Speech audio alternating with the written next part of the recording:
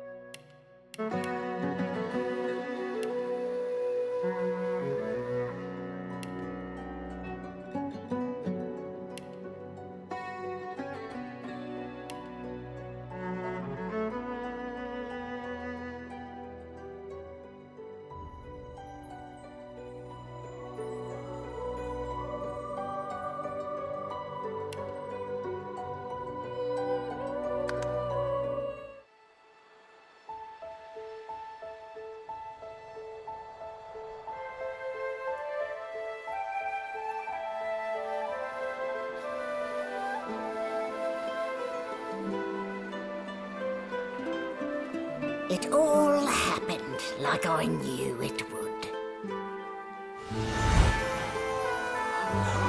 A single drop of source magic. And, like flies to honey. The monsters swarmed. The rabble panicked. The carnage began. And the Magisters pointed their fingers at me. Just as I'd planned. I was shackled and collared and sent to Fort Joy.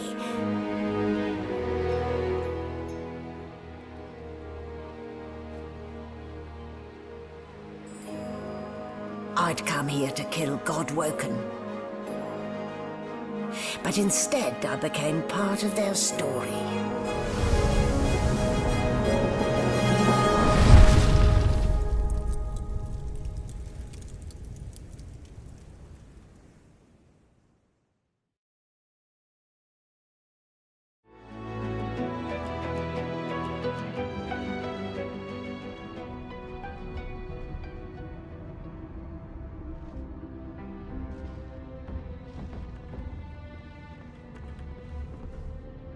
So, still a bit groggy, are we?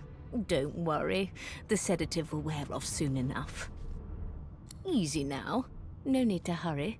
Get your bearings and report to me upstairs.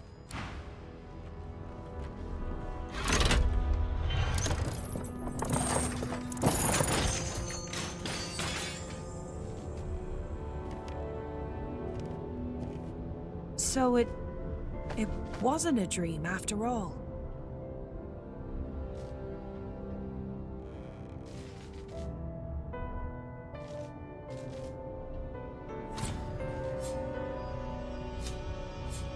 I don't even remember them strapping me down. Not a very chatty fellow, are you?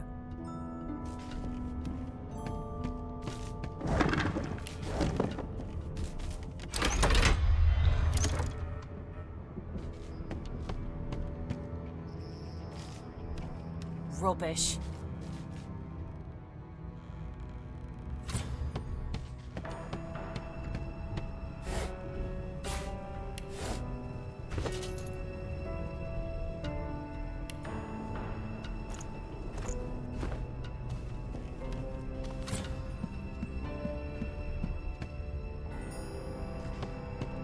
Boring.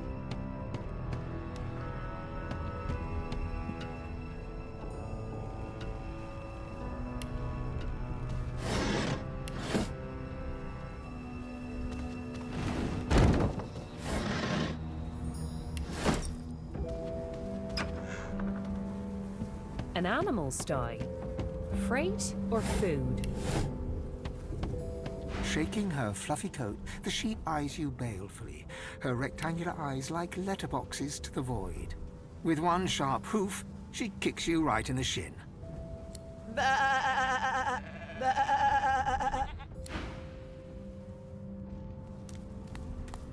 Did you expect a needle?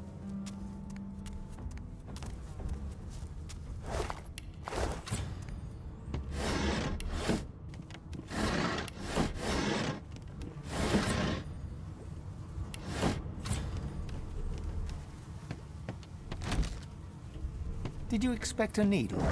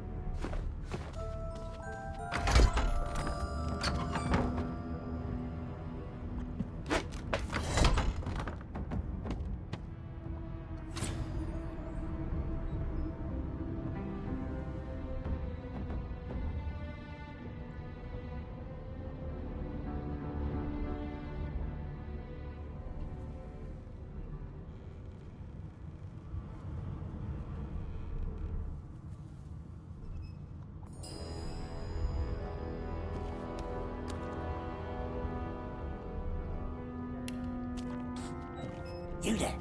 Come here. Hey. Hey! Get me out of this cage and I'll make it worth your while. You in? Set me free, and I'll set you free. A fair trade, I should think. Your guess is as good as mine. Someone screamed loud as a banshee. After that, pure pandemonium. They never even told me what I was accused of, just dragged me down here.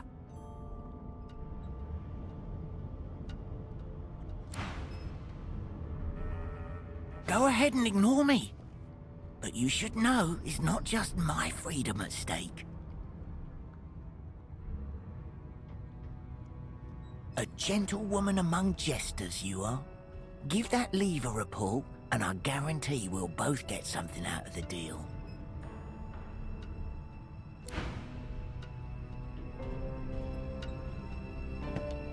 Junk.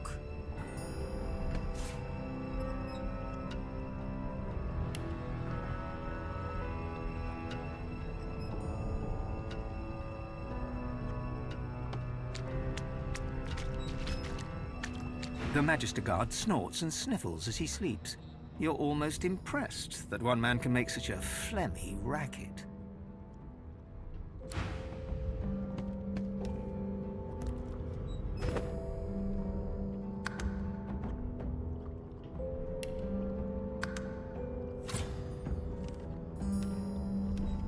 Before you can even touch the lever, you hear a sniff and snort behind you as the snoring Magister mumbles himself awake. One bloodshot eye opens, and then another. Is my shift over? Are you here to relieve me? Wait, you're no Magister. You're a sorcerer. What are you doing here, filthy scrounger? Choose your words carefully. My fists ache to meet a new face. Clever story. I almost fell for it. Almost.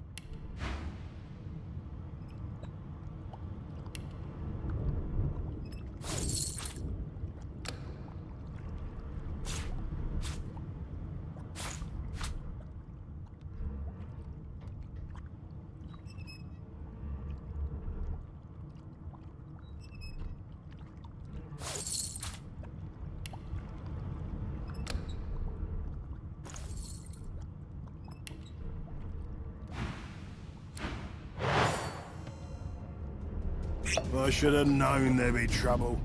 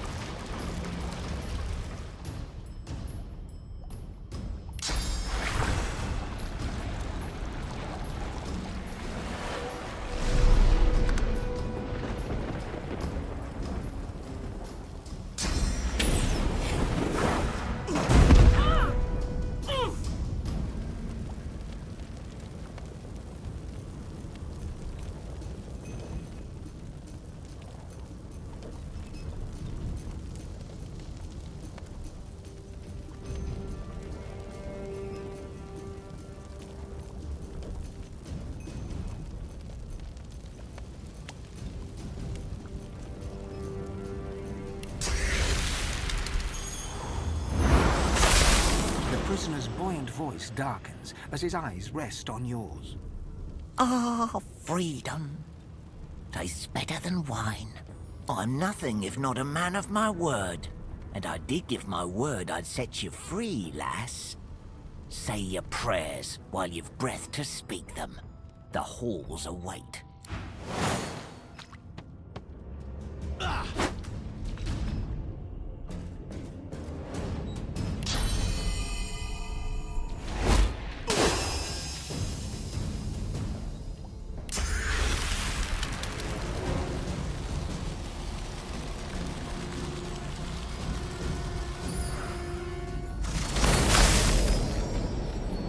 What would he have to gain by killing me?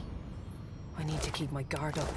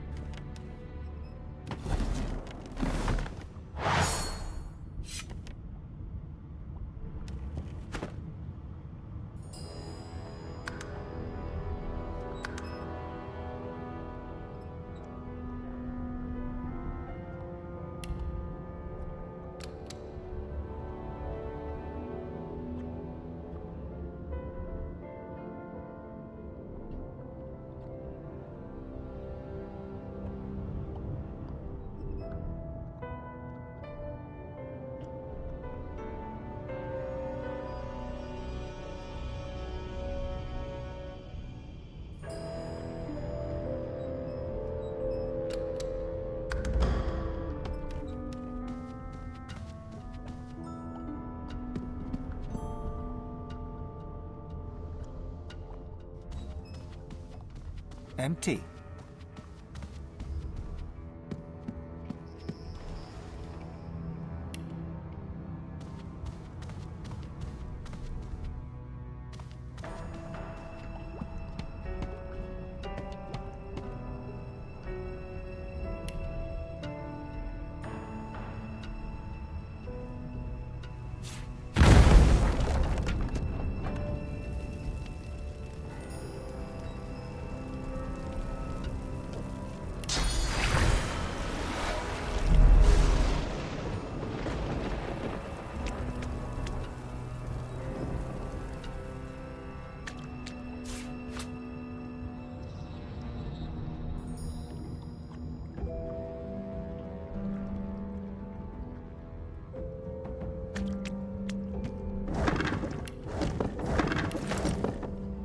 Not the most elegant solution, was it?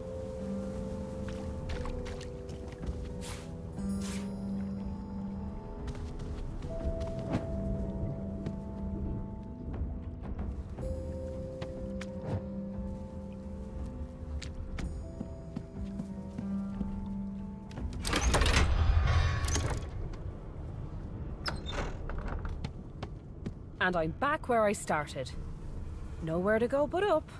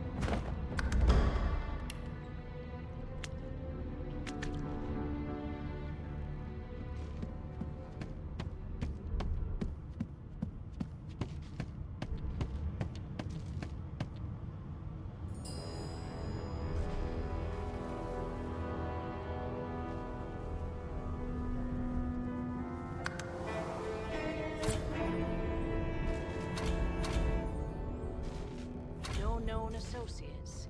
In fact, he seemed quite averse to spending time with the others.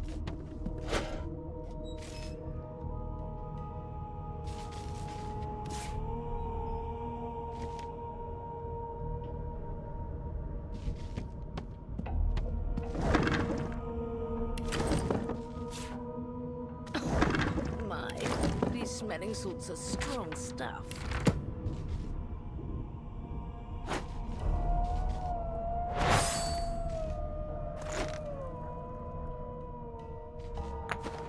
Did the murderer take him into this room?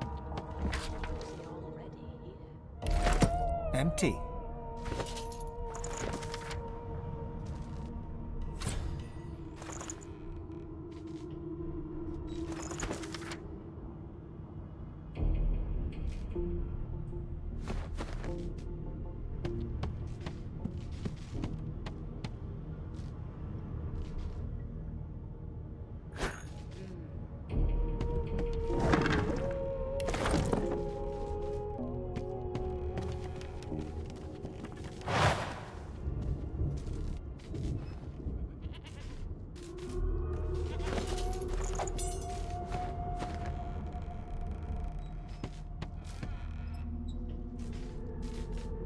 Why, you're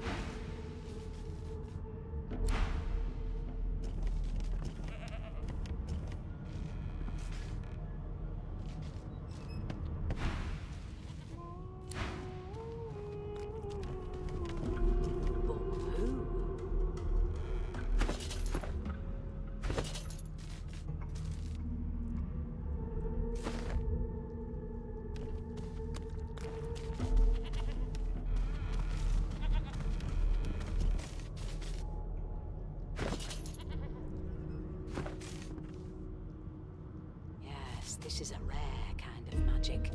I'll need to write to headquarters right away.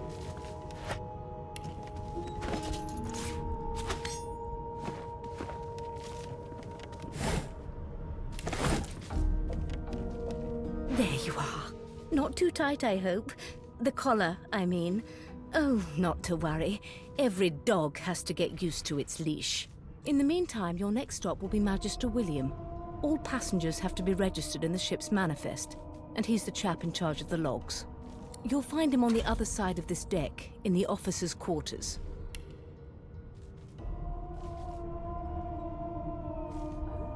Why? Because we're at sea, of course, and have been for several days. Index fingers pressed to her lips, she pauses a moment to give you a scrutinizing gander. My word, you do seem a bit befuddled, don't you? Perhaps I was a bit too generous with that sedative.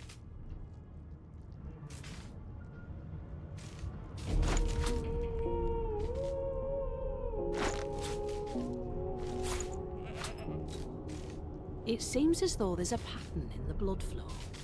That can't be natural.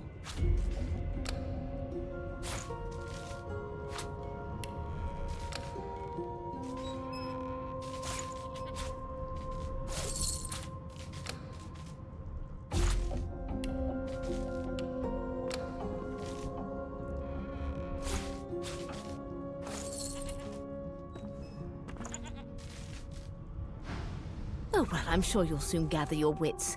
Most likely. Eventually. In the meantime, all you need to know is that we're en route to Fort Joy. A new life awaits, and if you're a particularly good girl, perhaps a cure as well. An end to Source. For good.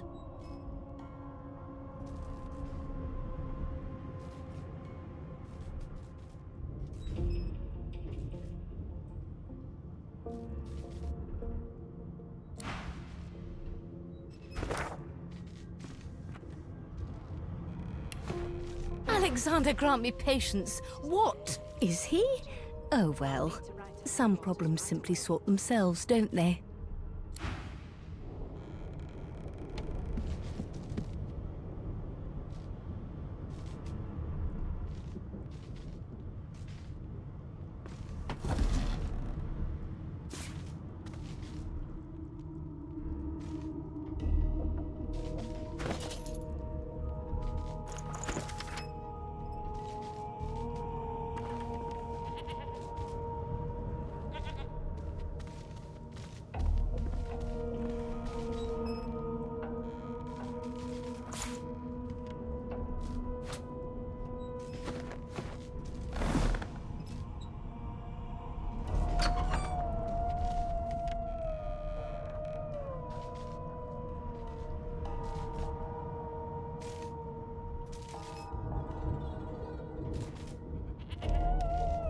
A young magister stands pale and silent.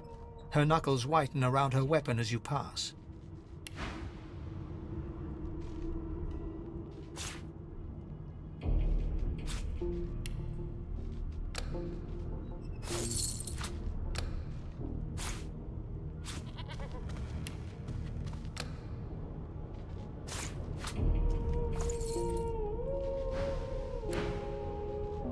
Behind the Magister, a bloodied mass lies in a heap. Gore and limbs lie at odd angles. You can't make out a face amid the mess. Easy now. You're paling me arse. Why don't you move along?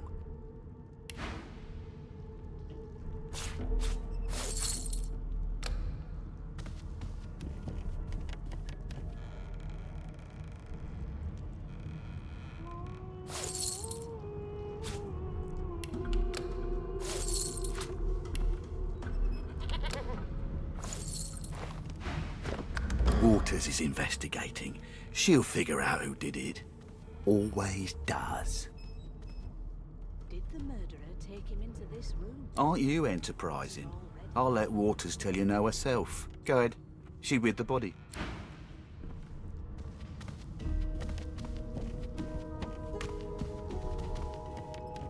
Ugly sight, isn't it? Burns me up this happened under our protection. We're extremely lucky no Voidwalker followed the source that did this.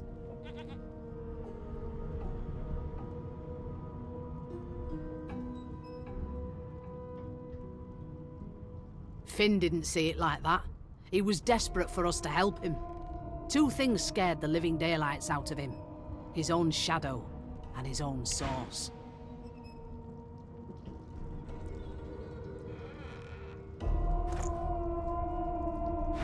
We'll find out who did this.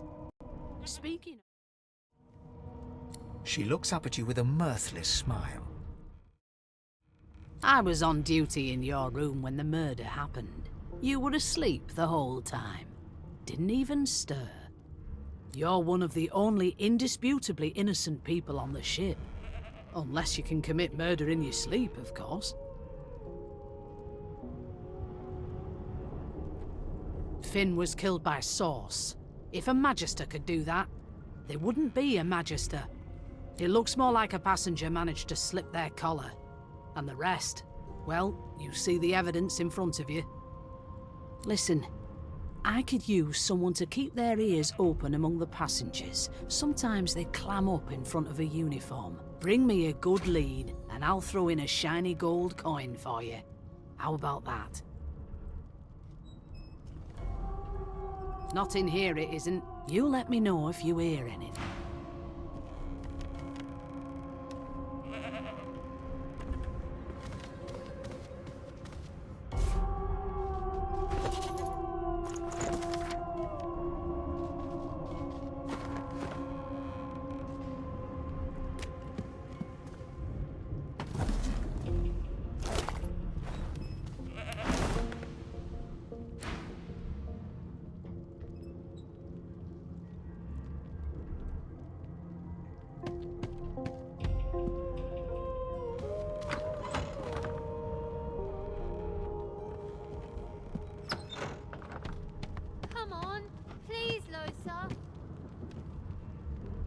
no doesn't become a yes over time, you know.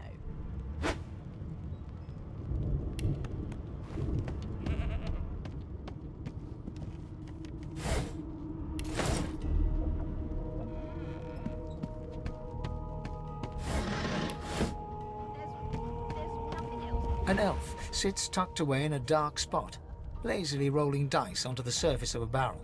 They sound... Snake eyes. She chuckles. I bet that's just what they'll look like. She shakes her head. Game for one, I'm afraid. Rolling dice. Deciding fates. She eyes you quite seriously. Not the future, no. But I can read the past in flesh. One of the perks of being an elf, you see. I'm quite good at it, too. I could lick your arm and tell you how you spent the night before last. Shall I? She gives your arm a vigorous stroke of the tongue, efficient like a cat grooming. You were in a cellar with other sorcerers. As everyone lay sleeping, you lay awake thinking of someone back home. A very special someone. You were reminiscing about the things you used to do together. She pats you on the shoulder consolingly. There, don't you worry, darling. Your secret's safe with me. I don't lick and tell. I'll give you that knuckle if you keep carrying on. One of us. Don't worry, honey. It isn't your... She looks you up and down with the merest hint of a coy smile on her lips. Never say never, though. I reassure you, shut up. You think me mad? I'm busy watching for clues, sorcerer. Go take... Insufferable, surely. What are you trying to hear anyway? A scruffy man lounges against the wall with scarred arms folded. A sly smile playing on his face, he stares across at the Magister guarding him. Noticing you, he straightens and beckons for you to come close. Watch your back, new fish. There's a murderer on board, and I'd bet 3 months' pay it's this tramp Ifan. Rolling his eyes at the Magister's warning, the man named Ifan beckons again.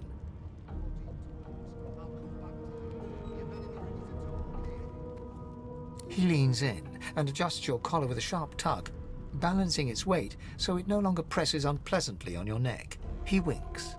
Pinches less that way, right? Hocking a phlegmy gobbet in your general direction, the sullen Magister settles back to his task of glowering at Ifan. And now, you. We used to know each other, more's the pity. I was his commander many, many, many moons ago. Isn't that right, Vic? Standing far back from Ifan, the tight-faced Magister draws one finger across his throat in an elaborate fashion, but says nothing. Ifan grins, flashing pointed white teeth. Same as he was at 14 years old. Only difference is somebody gave him a bigger sword, and now he's Johnny Big Pants.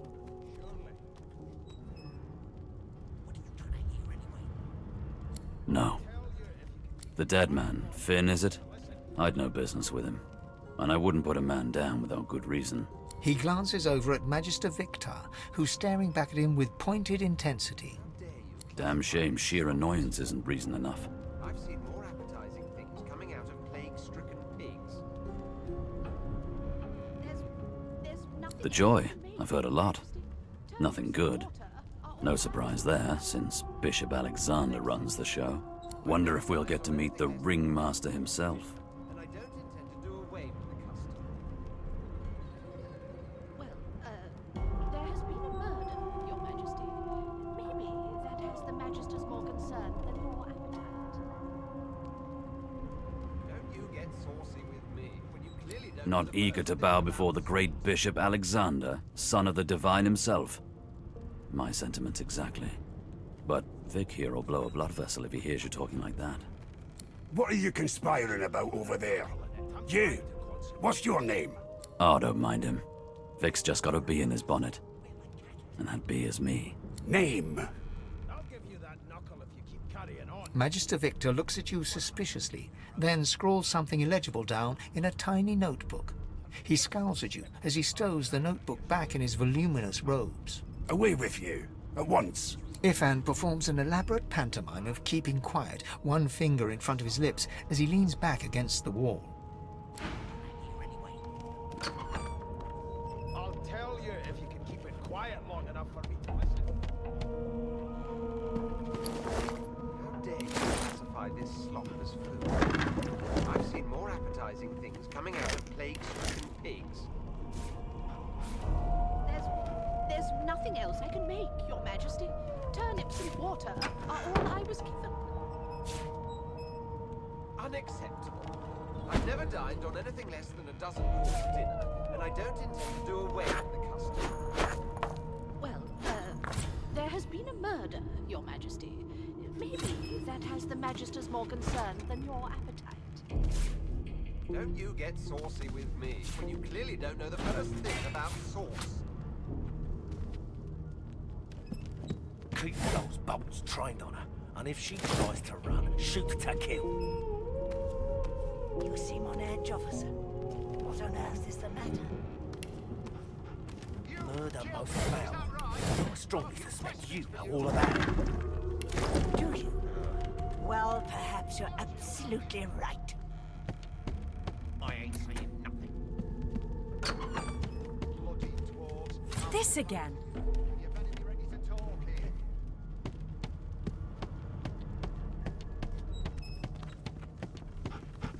A broad dwarf sits totally upright on the bench, eyes closed, palms face up on... He raises an eyebrow as you approach, but doesn't open it. Listen up, kiddo. You hear that? I always knew you'd turn up rotten Ben Mist. Your kind always hung closest to our The ship, of course. A wave of sound washes over you. The unintelligible chatter of your shipmates, the groaning of wood from floor to ceiling. Crash and crackle of waves around you, complaints from the sea itself. And? This slop as food. I've seen more appetizing things coming out of plague-stricken pigs. The fellow cocks his ear, listening. That isn't anger, it's... He cocks his ear to the other side, then smiles. Anticipation. She senses something. I'd hold on to my breeches if I were you, mate. That's all you hear, though. Listen close. There now, just like that. Squeak! Aha! His eyes snap open as his countenance breaks into an expression of joy.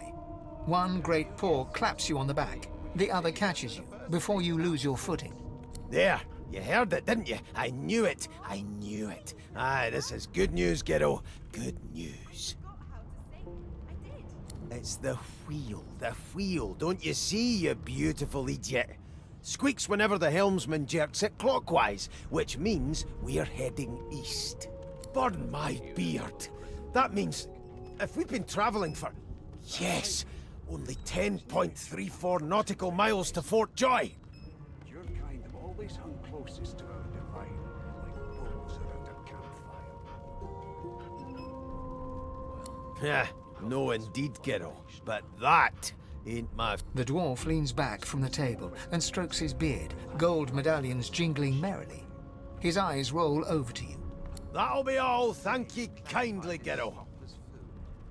I've seen more appetizing things coming out of plague... He continues stroking his beard, a beatific smile on his lips, and doesn't acknowledge you anymore. Lips and water are all I was given. Unacceptable. I've never dined on anything less than a dozen course dinner. You one of them? A Divine Order loyal? They killed a sorcerer, you know. They'll hide the evidence well enough, but make no mistake. Your Majesty. Maybe that has the Magisters more concerned than your appetite. Don't you get saucy with me when you clearly don't know the first thing about sauce. Never thought you'd end up a prison That right?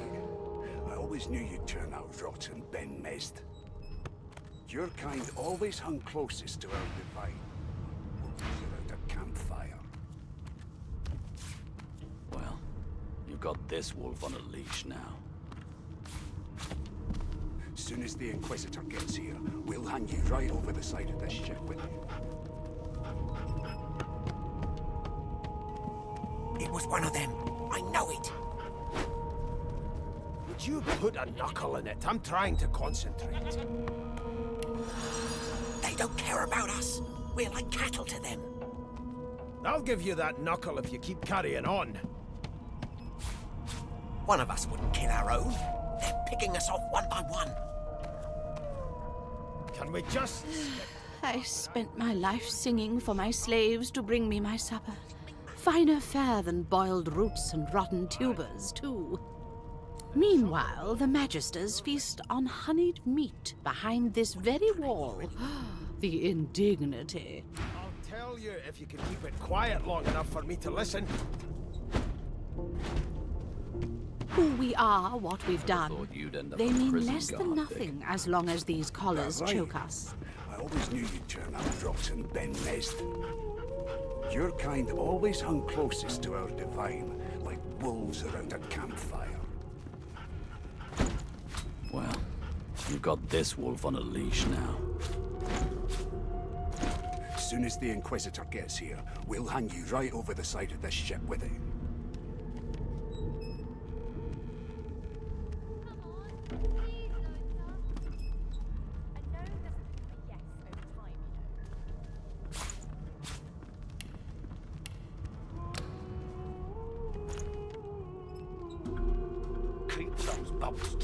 Never thought you'd end up a prison guard, Vic.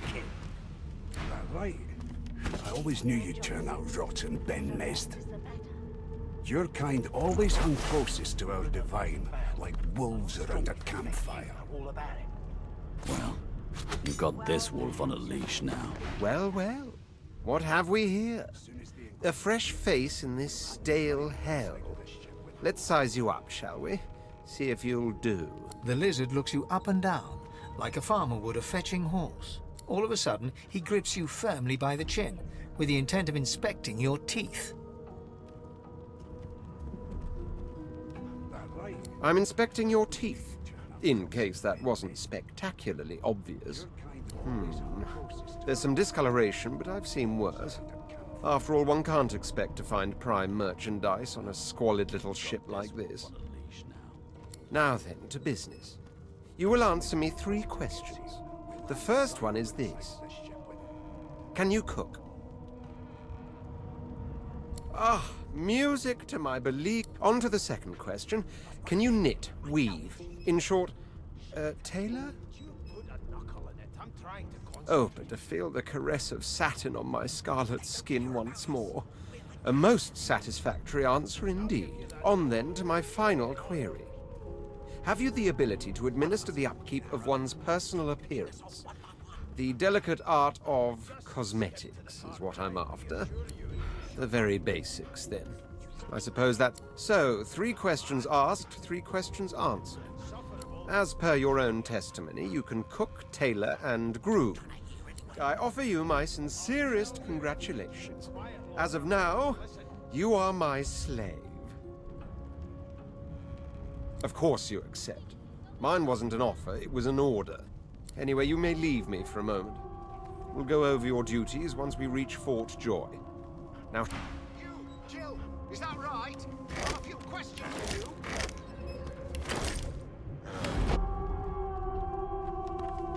When I want you to attend me, I'll... I ain't saying nothing.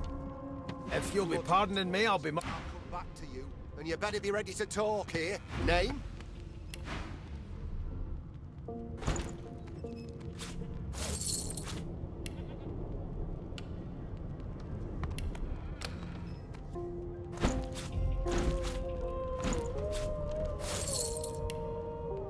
I'll give you that knuckle if you keep carrying on.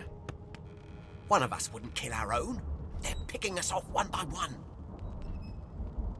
Can we just skip to the part where I reassure you and you shut up?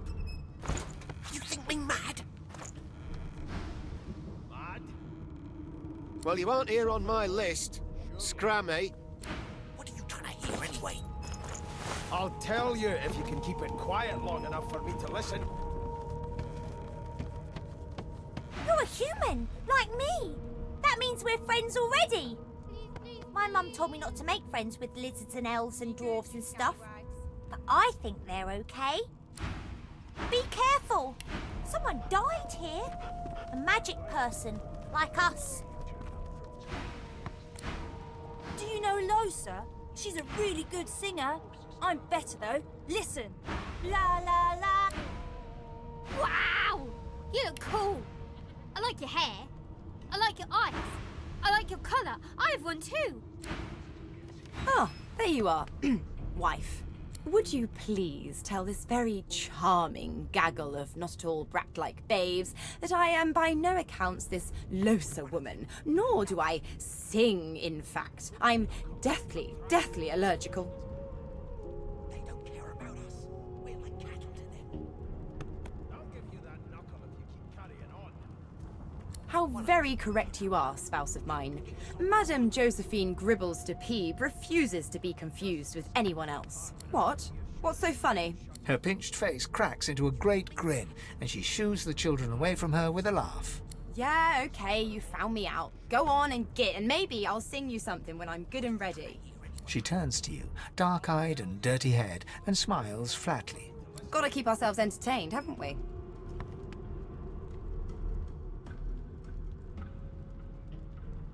You presume right.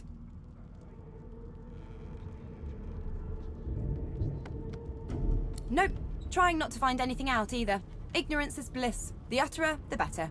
Thanks. ranks, but I already belong to an elite and exclusive ship gang. We play ball every day after lunch. You're too soft for it. You take care, though. Suddenly, her eyes cloud to an unnatural black.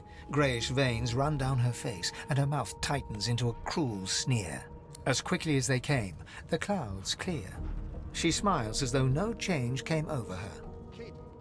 Good luck, Chief. Like I said, you aren't on the list.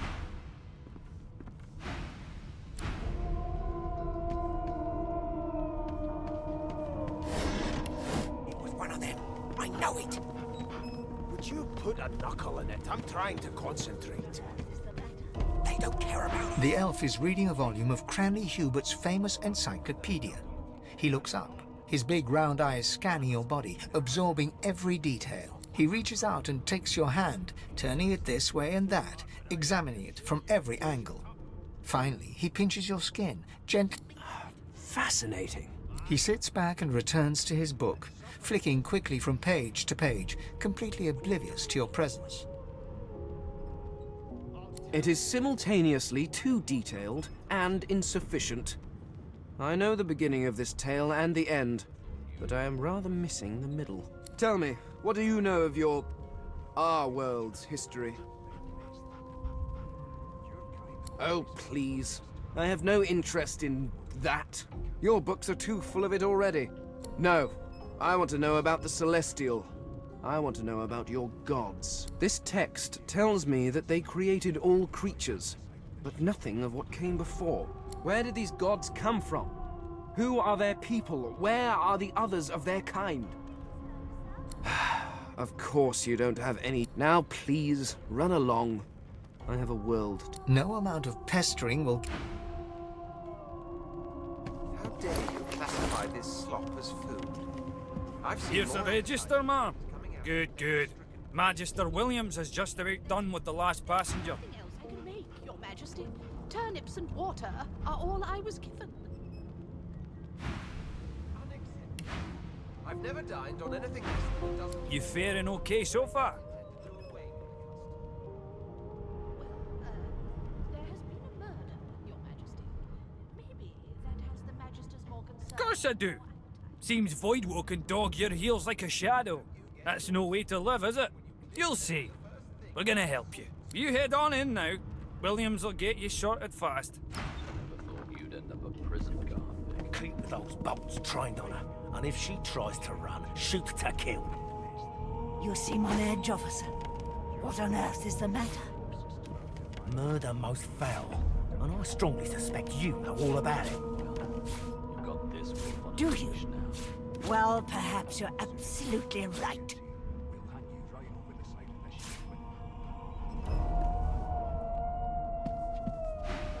Standing at the center of the room, you spot a sorcerer haughtily eyeing a pair of nervous-looking magisters. They keep their crossbow trained upon her as she's being interrogated by an officer. So you admit it then? You murdered that poor fella? Yes, I did. But of course, that was only the beginning. She turns her head and looks you straight in the eye. There are others whose lives must end. Good God, the woman's mad. You there, sorcerer, go and fetch Magister Siwan. We need to do more than collar this maniac. We need to shackle her, hands and feet.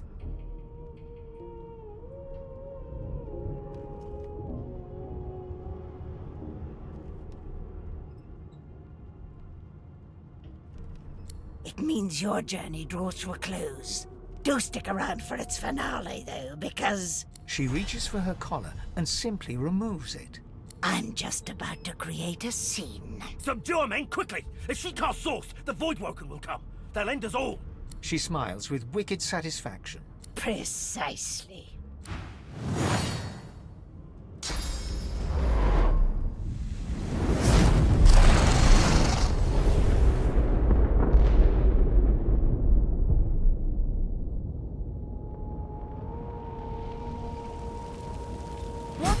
What's happened?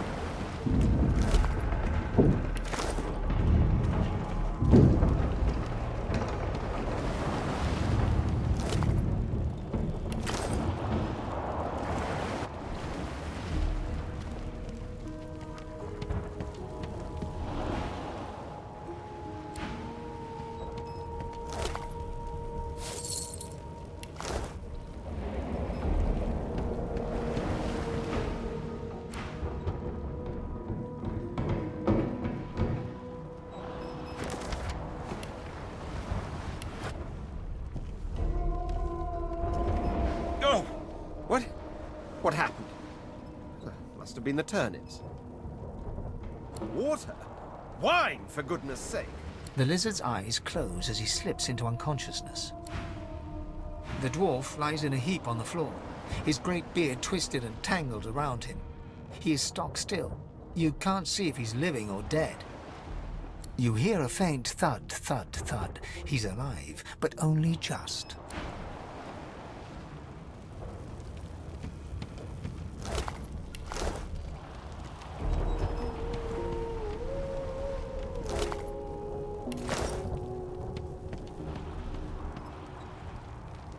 Ifan lies motionless, curled on the ground like an animal. Under his shaggy hair, you can see green eyes. His eyes flicker open, but he doesn't register. Lucien. Lucien. Ifan cries out. Then his eyes fall closed again. No matter how much you shake him now, he cannot be roused.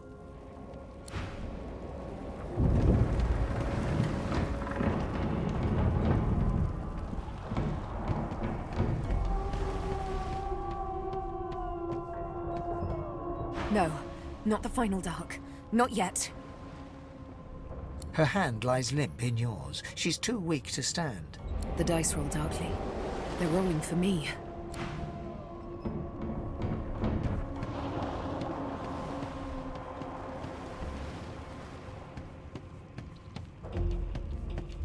The young woman lies in a heap on the floor. She's breathing normally, but her eyes are wide open, like those of a corpse. Dark, greyish-black clouds swirl.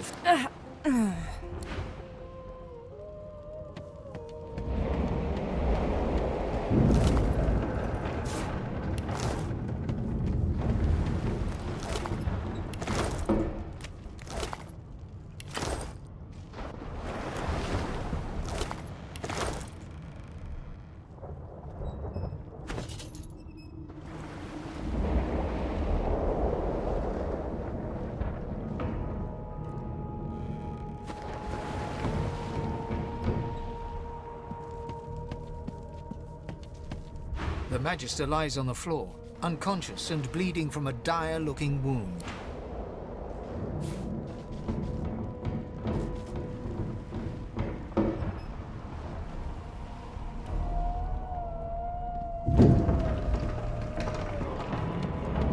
The hatch is blocked. I'll need to find another way.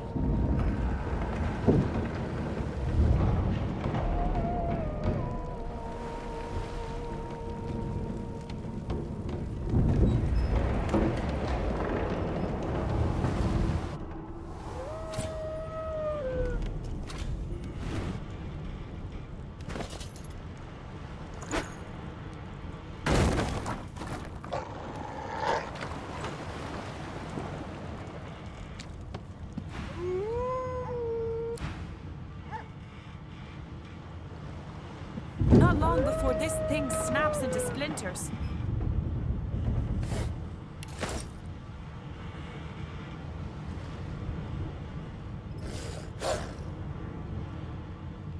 Damn! That doesn't bode well. Onwards and upwards.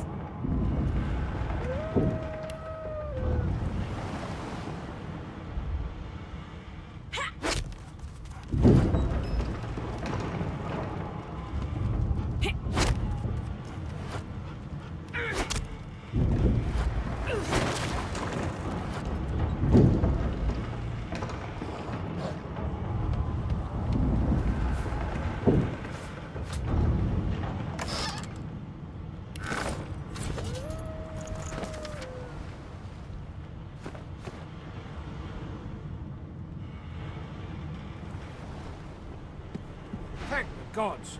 By divine grace, who was that howling? He eyes the collar circling your neck and reaches a hand towards his blade. Another sorcerer!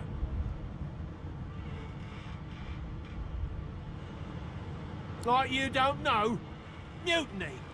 Did that witch fix your collar too? Go on then. Find a place to hide and stay there.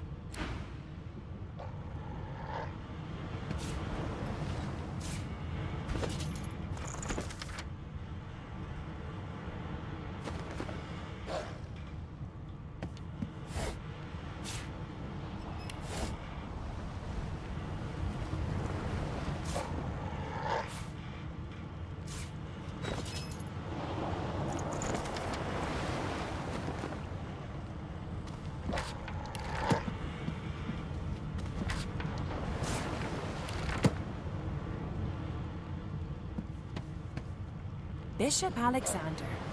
If Lucian were alive, what would he think of his son's divine order?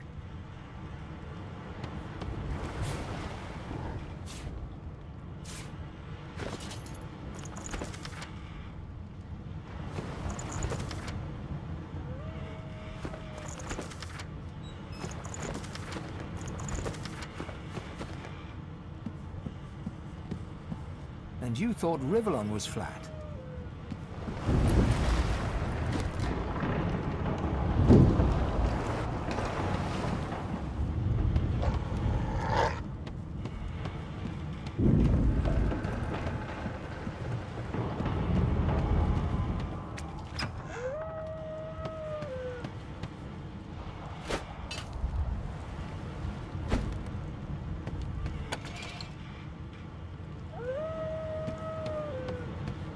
Gods damn it!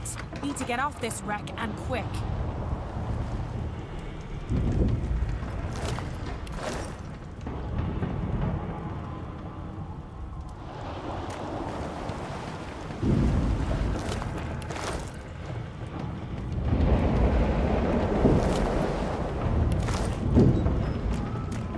Great gods! Something's pounding on the hull!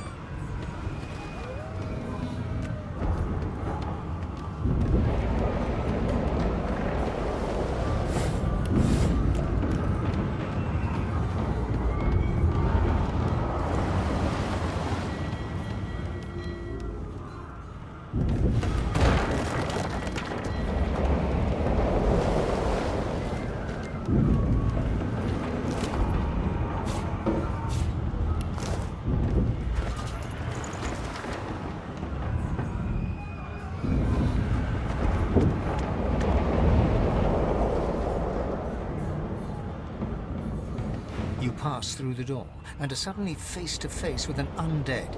His skull is bizarrely angular, and a glorious jewel sits in the middle of his forehead. The skeleton is quickly leafing through a volume of Cranley Hubert's famous encyclopedia, muttering to himself. No, no, no! What damn fools record knowledge on a pulped tree? It catches fire, it turns into must when wet, it cannot even resist acid! No wonder they're so bloody ignorant. The skeleton looks up and notices you for the first time. Oh, it's you. Shouldn't you be running and screaming or some such? The skeleton groans and looks back to his book, frantically flipping from page to page. Yes, indeed. It's the look of someone that wants to read the bloody book he's holding. Now, if you're really quite finished, I believe you have lifeboats to flee to.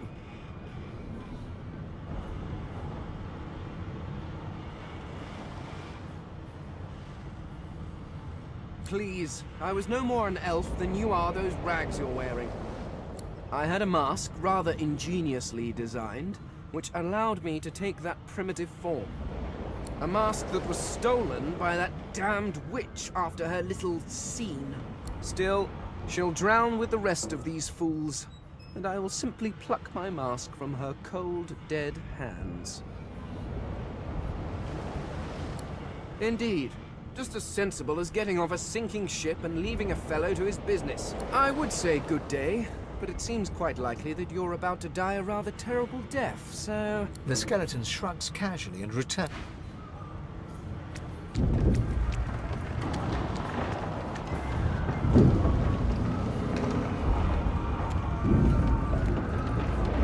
The marking on the door was painted recently, judging from its pungent scent.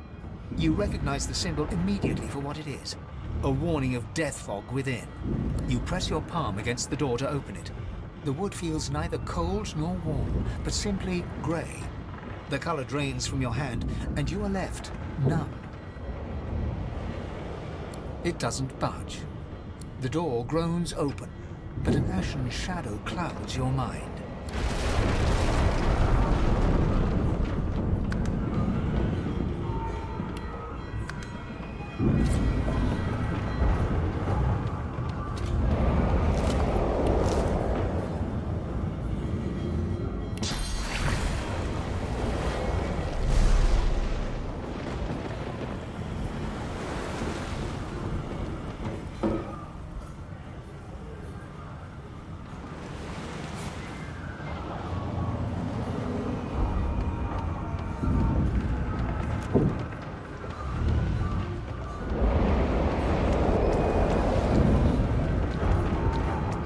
Please, my time...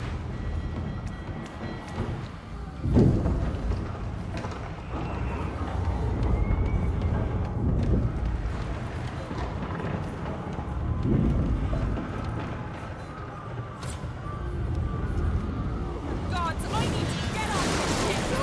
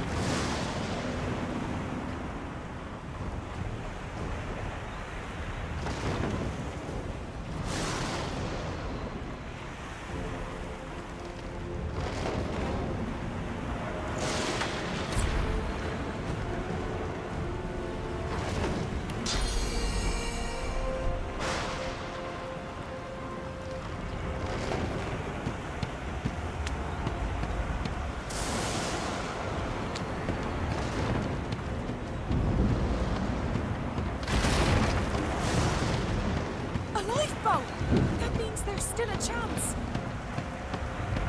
Go on, kid. Come up there and dig in the rope. You do it. Shut your trap, kid. Children and dwarfs first, just like the old stories say. The dwarf yanks at one of the nearby ropes to no avail. But there are other people down there. We need to help them. You see those tentacles, kid? It's time to get the hell out of here.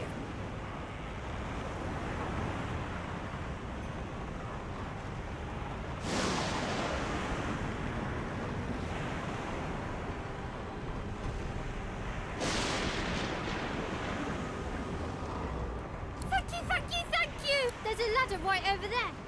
You can go straight down. You're gonna be the death of us, you hear?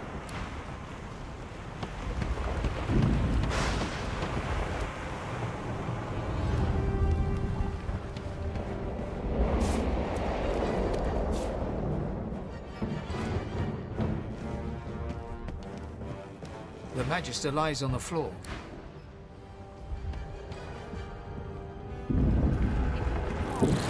On the ladder. There's a Wait! Void Woken!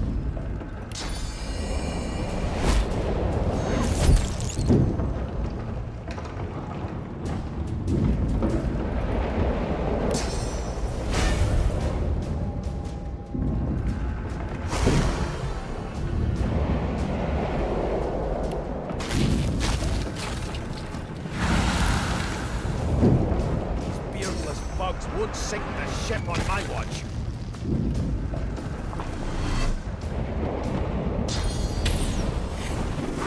Worms take you. I thought Void Woken was supposed to be scary.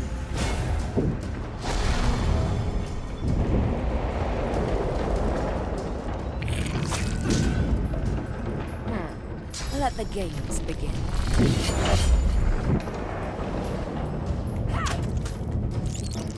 They who are about to triumph.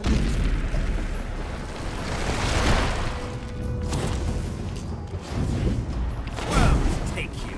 I've faced worse.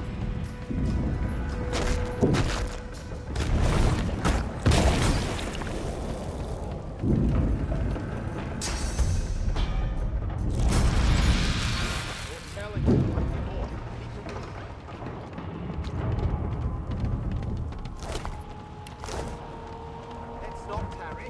This old tub is about to burst.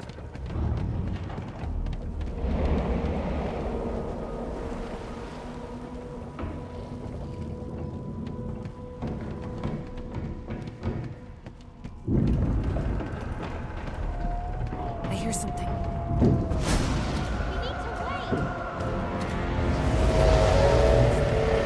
There's no time.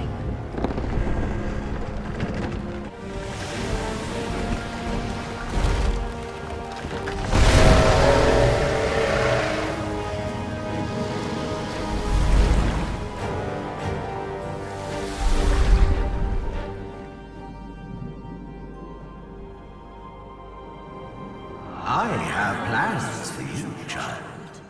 Rise.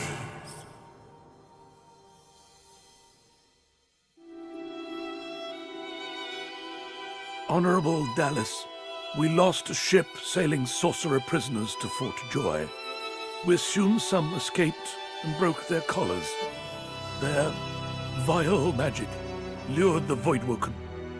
All who were aboard are presumed dead.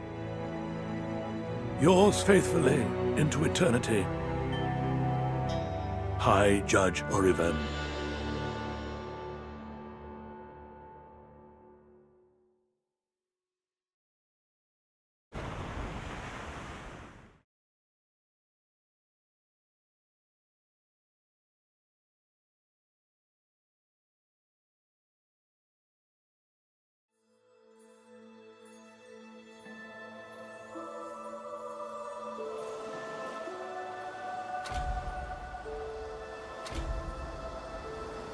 Those Voidwoken made short, bloody work of the ship.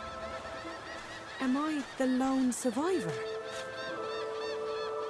It seems someone, something, wanted me alive.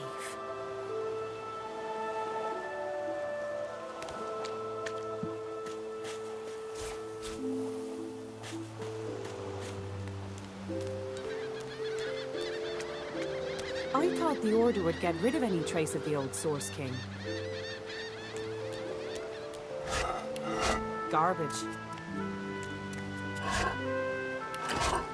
This statue must be 1,000 years old. Wonder how much longer it'll last. The child has a small mirror in his hands. He holds it up at angles, inspecting his eyes, his chin, the crown of his head. He spots you, and his arms snap to his sides.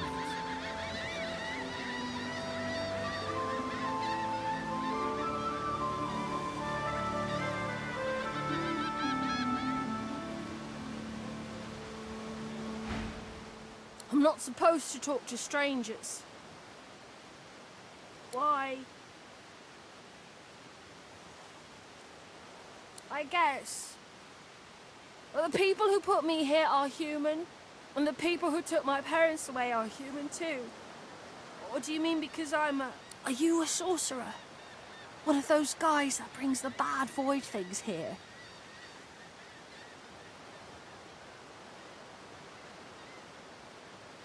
The child looks at you straight on, unafraid, searching your face. He lifts his mirror to his nose, closes one eye, and looks at himself again. I don't see any source on you or me. I guess they're wrong. Or crazy. Maybe you're right. At least they don't mind where anyone goes. They know we can't leave the island, and it's a lot nicer out here than outside. But you didn't die.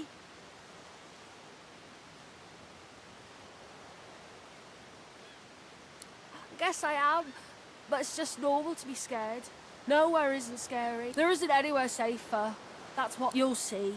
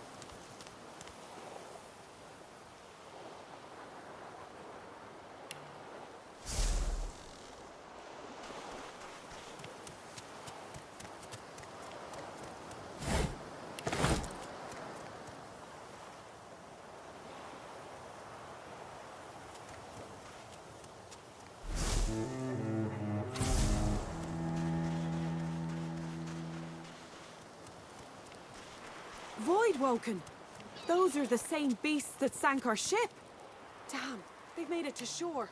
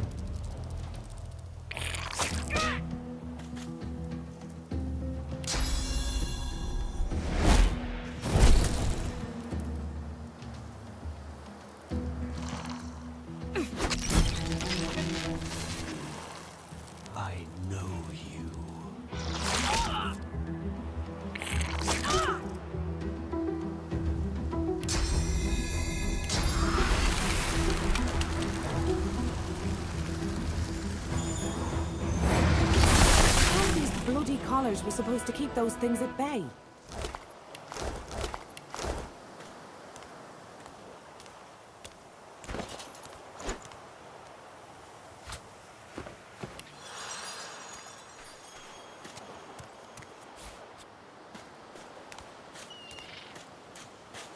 Drowned and eaten by a void woken. I'm wondering which order.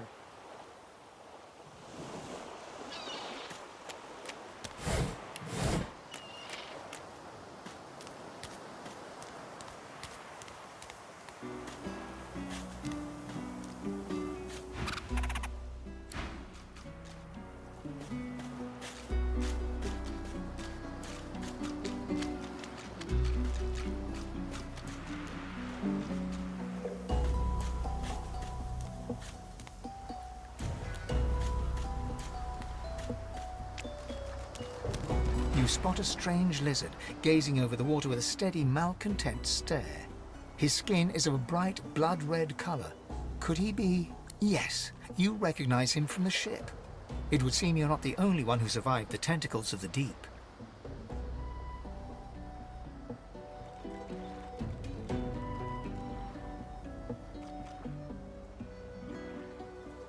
The lizard turns about with the graceful ease of a dancer, or a duelist. You lock eyes with his, two smouldering embers that sizzle your very soul. I did survive, yes. And chances are I wouldn't have, had you not returned to the aid of your fellow passengers down in that dreadful hold. You have my gratitude. Hand over heart, he salutes you with a bob of the head. More than a nod, though less than a bow. Yes, I'm sure you've all the makings of a hero and all that, but let's not get... Nevertheless, one good turn does deserve another, so as far as the whole slave business is concerned, let's just forget about it. You may as well have your freedom. Now then, if there's nothing further... If you really must know, I haven't quite decided yet. I've a frightful amount of things on my mind, hence my standing here contemplating the waves. He sighs dramatically. Tell me, what do you see when you cast your glance over this ocean? Memories. Quite so. He looks out over the water once more, and so do you. A few tranquil moments pass as the waves lap against your thoughts. As for myself, when I consider this vast expanse before us, I see an empire. I see continents dotted with mighty cities. And shimmering along the soft curve of the sea's horizon, I picture the palaces that formed my paradise. Lost. Of course, it's rather specific. Quite obviously, I'm musing over the very actual empire that I lost. Suddenly, having all the air of being deeply offended, he stares at you with utter incredulity. Well, don't just stand there gawking like an ape at an abacus. Or do you really mean to tell me you don't know who I am? The very same. I am the Red Prince, the All-Conqueror, the World-Tamer, the Spouse of the Sun. Of course you know me. There's a brief moment's pause, during which his grandiloquent pose deflates ever so slightly. That said, I suppose I must own up to the fact that I find myself rather in between all-conquering and world-taming opportunities at the moment. The grandeur that is my fate has hit a bit of a snag. But never you worry.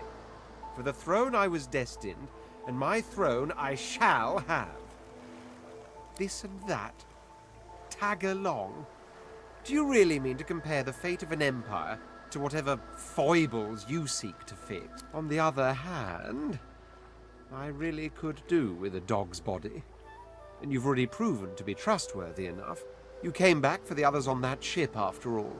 Fine, I accept, on one condition.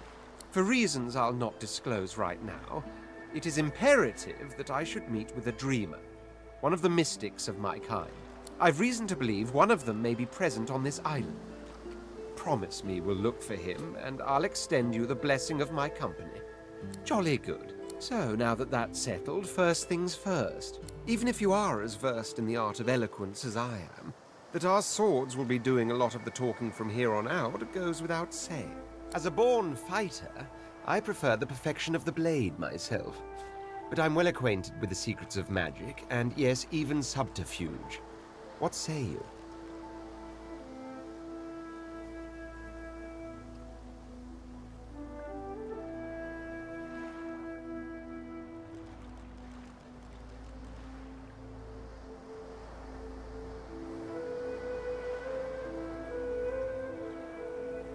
Very well. Onwards then to victory or death. The Red Prince nods and gives...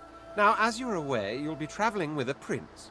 Proper forms of address include Your Majesty, Your Royal Highness, or if you're feeling particularly frivolous, Milord. As your luck would have it, I seem to be fresh out of luggage, so you won't be required to carry my belongings. Of course, there are other forms of protocol to bear in mind, but I'll see to it you'll pick up the rest as we go.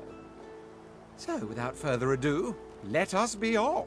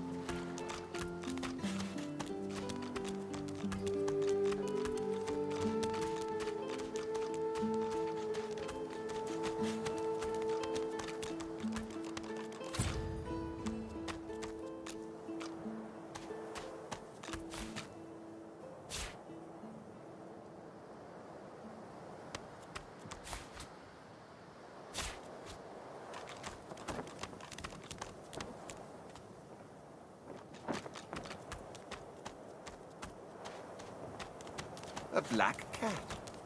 A herald of wisdom in my homeland. How for... The cat's eyes are clouded and grey, but it stares at you with acute intensity. Its eyes clear, and it shakes its head, confused. The cat's eyes are its eyes...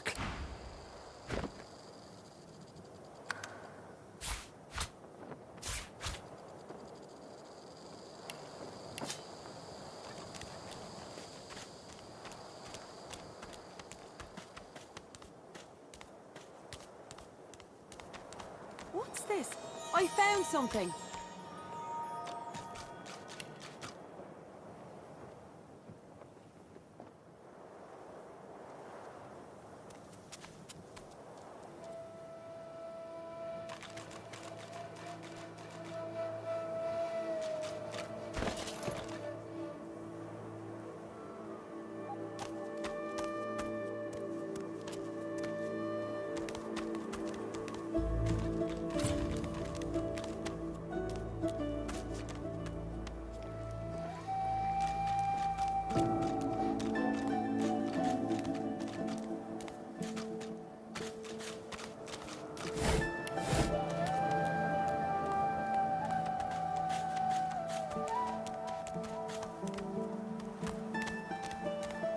never want to set foot on a stuffy old boat ever again. Never.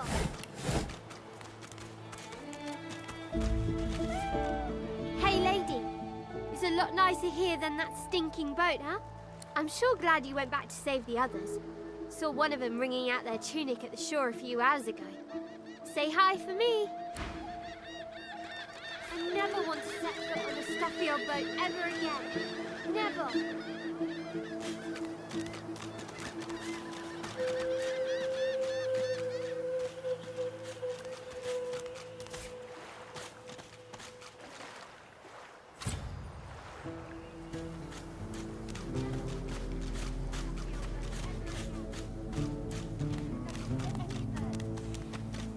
We already know the truth, Magister. Now speak. I am a proud loyal to the Order. I would not dream of subverting our cause. Please. Your Godwoken has asked you a question. Answer him. Need I repeat myself? Stay back, sorcerer, and stay silent. Our Godwoken speaks. We know you've been helping sorcerers escape, Atusa. We have proof. I'd sooner cut my tongue out than lie to you, Alexander. I know nothing of any escapees. If you can tell the Godwoken no more, your tongue is of no use. Cut it out. This can't be serious, Alexander. Come! You should know by now to obey your superior, Magister, whatever she may ask.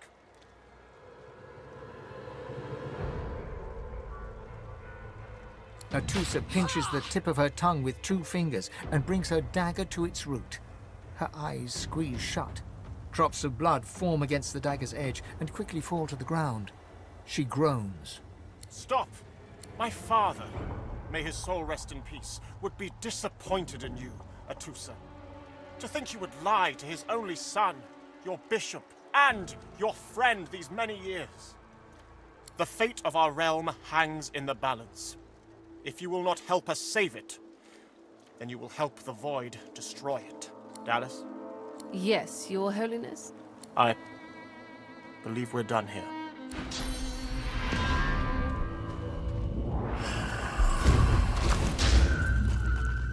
What a waste. Come, we'll be needed elsewhere.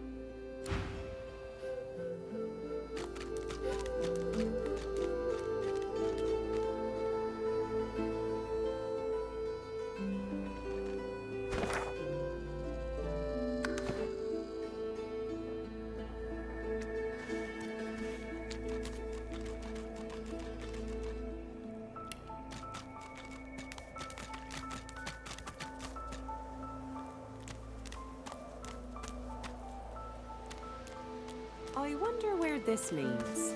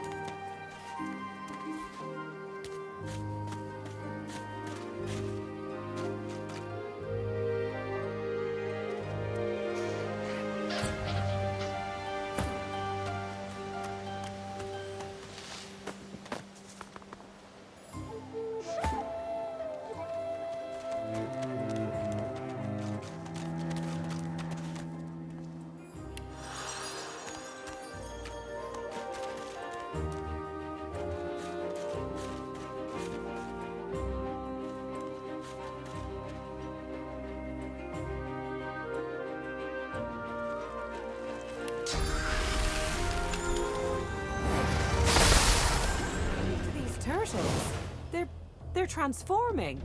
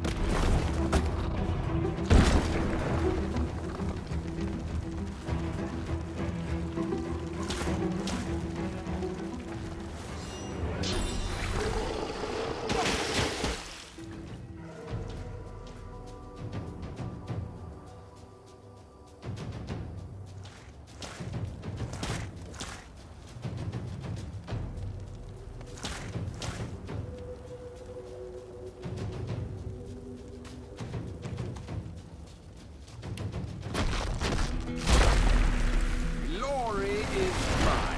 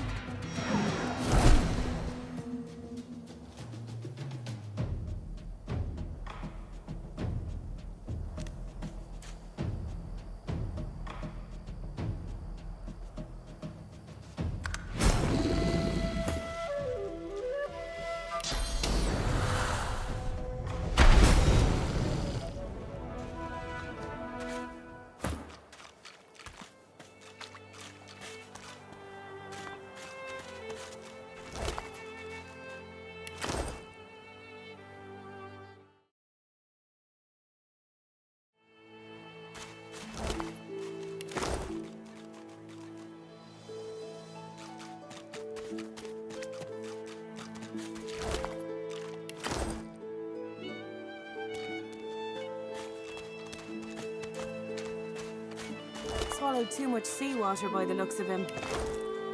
Foolish to attempt an escape by sea in these waters.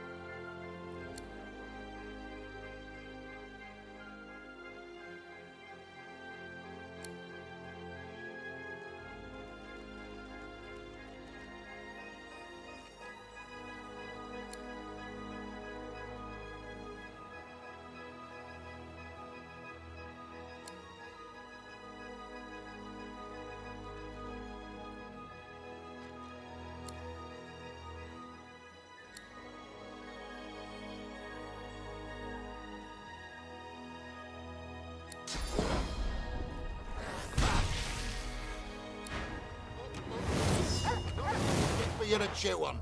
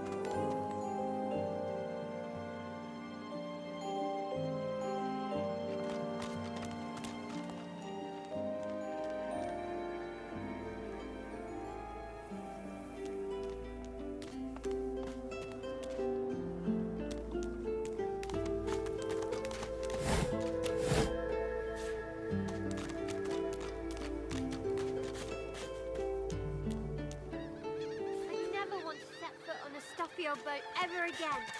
Never.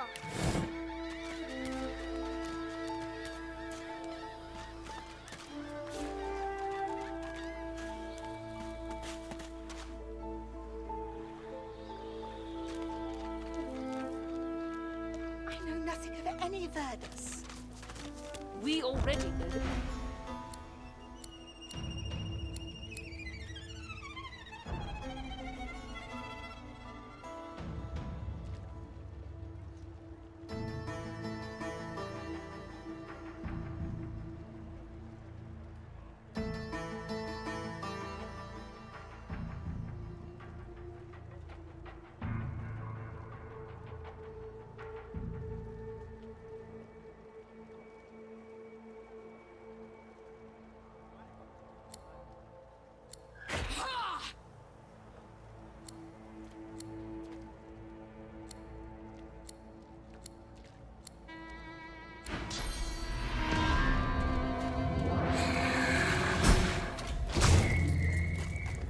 What a waste. Come, we'll be needed elsewhere.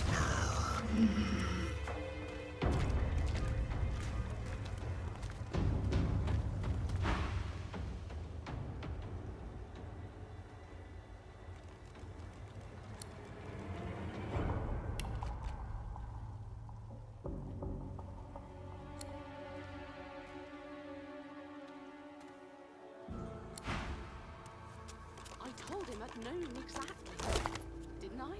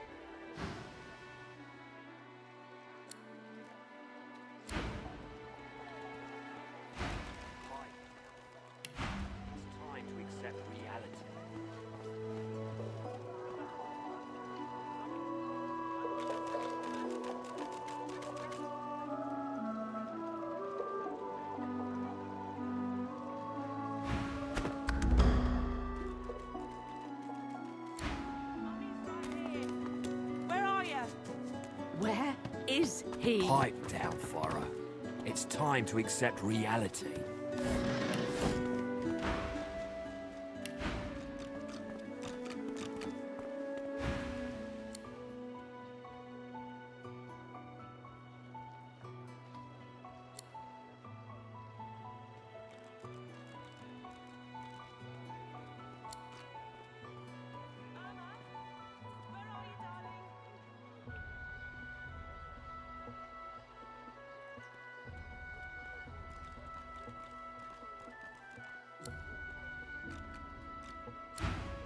Where is he?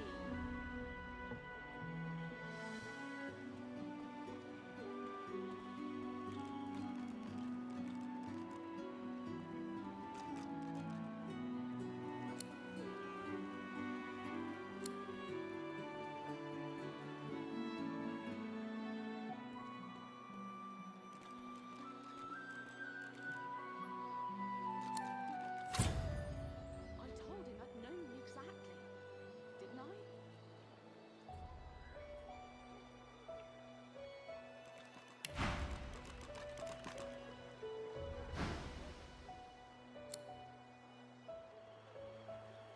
I told him I'd known exactly, didn't I?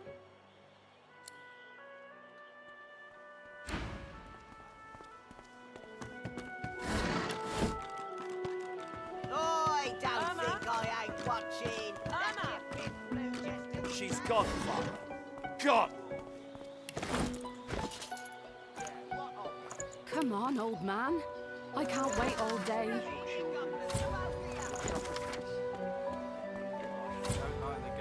Farah! She ain't coming back.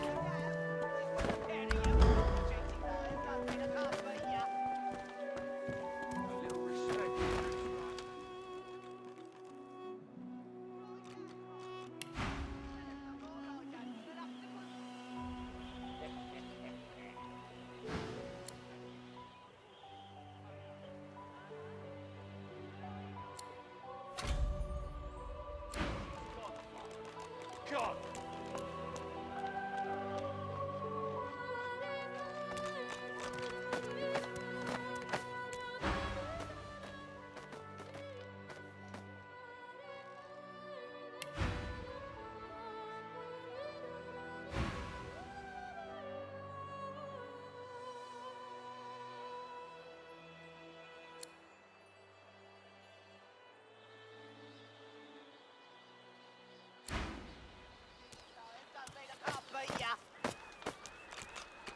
A little respect for Griff's right hand. It's too tight.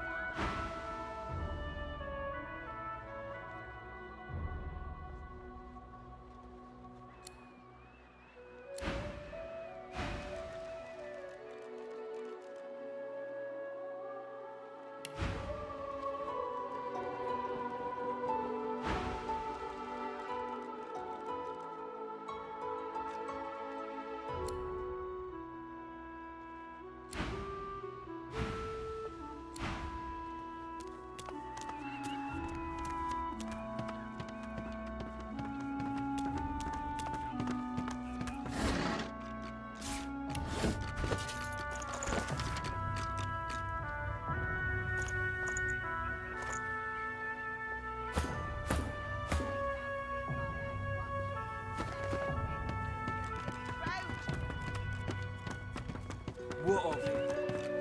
Yeah, what of? Grab it in your gobblers, the both of you!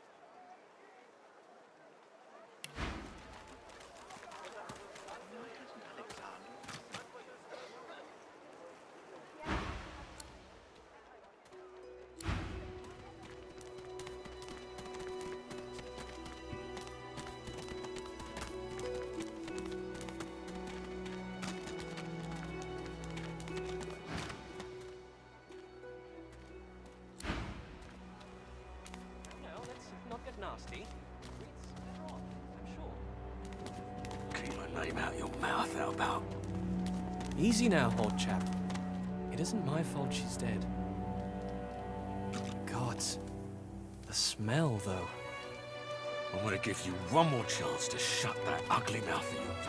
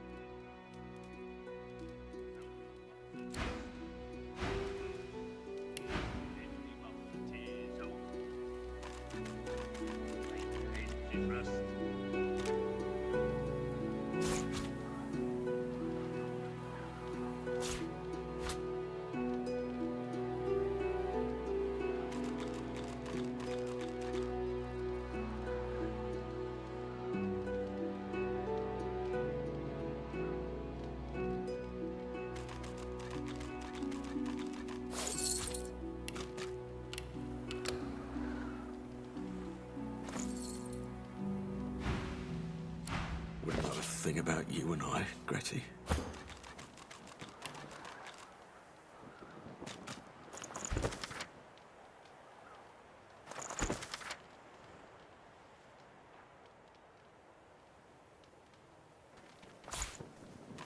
Oh, 10 bottles of mead, 1,000 bottles of dust, 50 bottles of tears, oh, make the hinges rust. Bastard.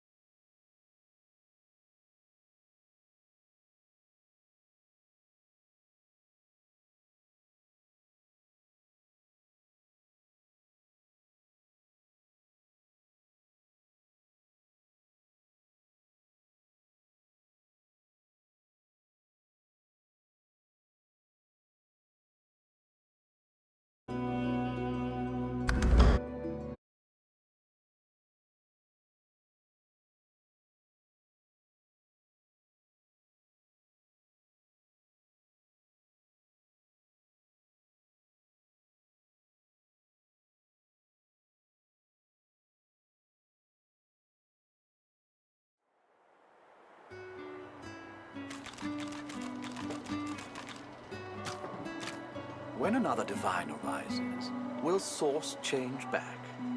What if there are no sorcerers left? And why hasn't Alexander risen yet?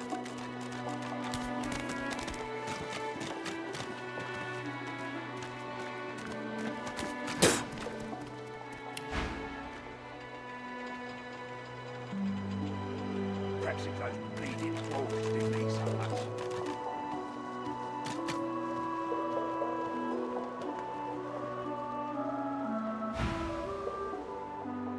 Watch yourself, girl.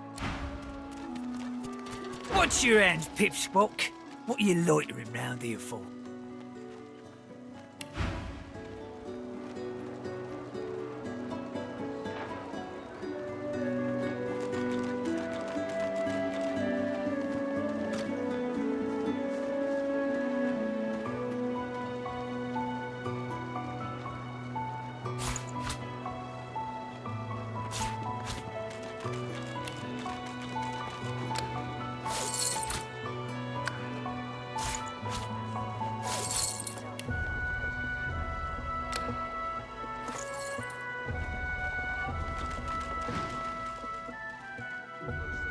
I got my good eye on you, bub. Make it quick. Hell if I know. Don't rightly know if it can be done. Sure, Pelham I made it as far as the Hollow Marshes even. They dragged his corpse back the next day. Head pulled clean off by a ghost. I saw it myself. I never seen one myself, but me cousin up in Gore said one appeared from the clear sky. They ate up every child under the age of 12. I don't know where they come from, but without the divine, there ain't much we can do to stop them. Mind your manners round. So this is for...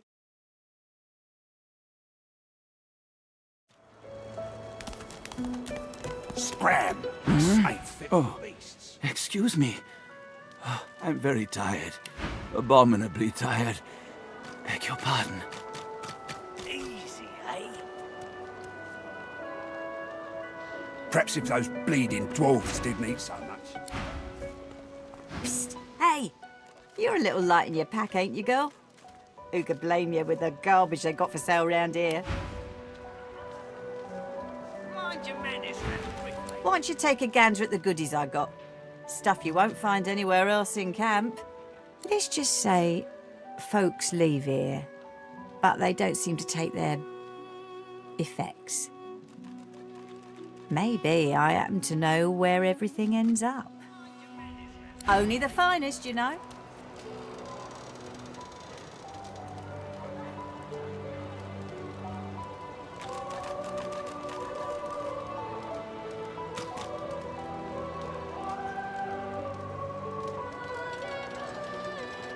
Watch yourself. Ain't fit for beasts.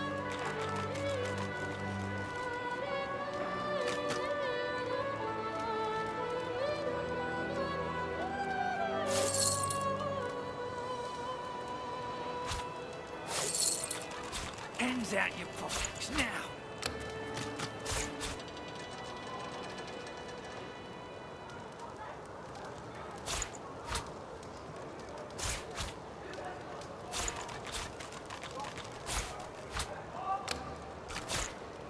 Worse than war rations, these. Mind your manners round quickly.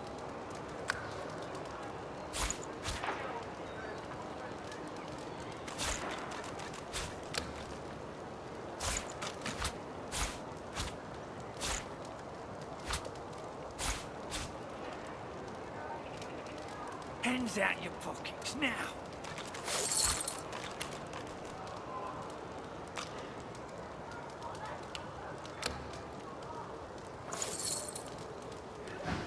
Perhaps if those bleeding dwarves didn't eat so much.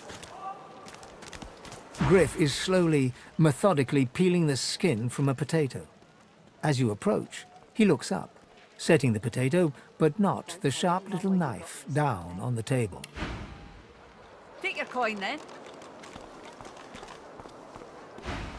What?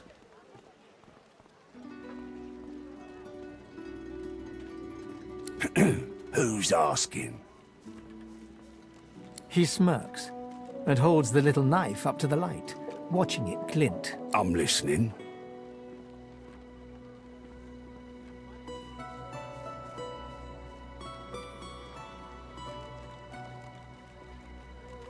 Can't help you there.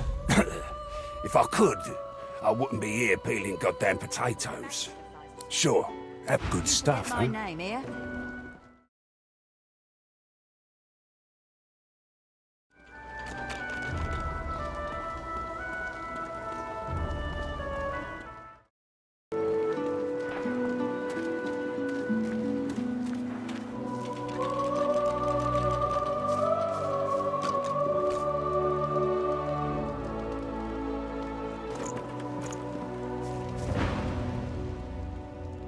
He points the tip of his blade at the grisly sight of the elf hunched over, clutching his knees in the cage.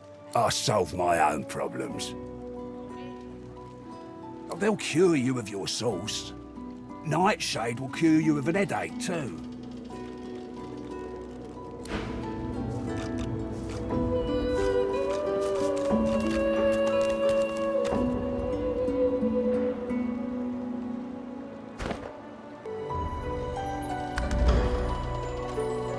Leave him be. Don't listen. I can help you if you just... Shut up, elf.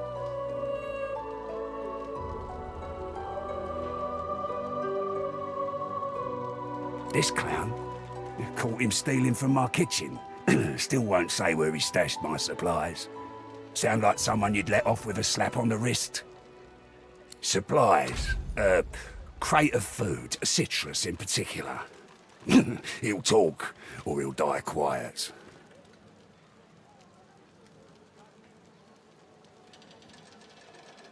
Alls I want is my supplies.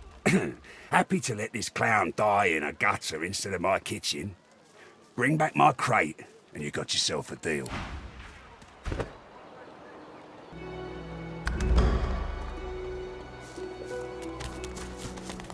I know that look well enough. You're about to pop, ain't ya?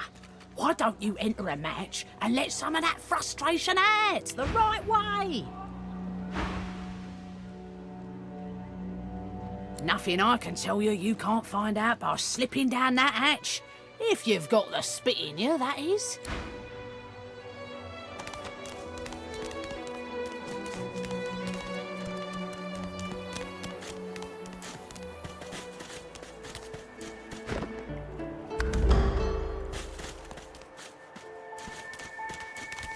Amid the squalor of Fort Joy, you suddenly spot an elf with diamond features. Regal and radiant, she was the one who sat rolling dice in the ship that went under, deciding fates with every roll. Her eyes are focused on a lizard some distance away, and you get the distinct feeling he's an unfortunate man indeed to be trapped in her tiger-like gaze. No sooner have these words left your mouth than she turns about and grabs you in a stranglehold.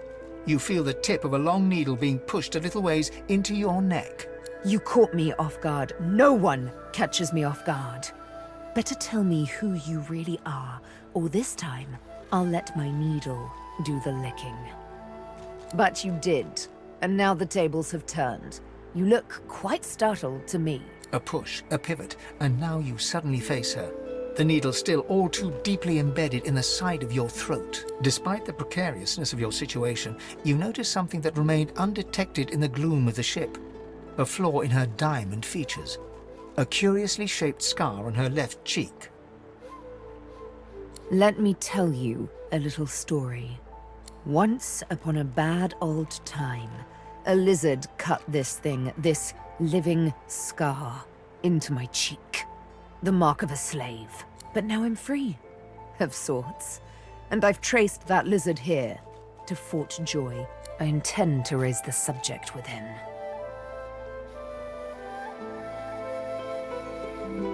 She drives the needle in deeper. In truth, it does not matter in the least who you really are. You saw me. That makes you a liability. That makes you needle feed.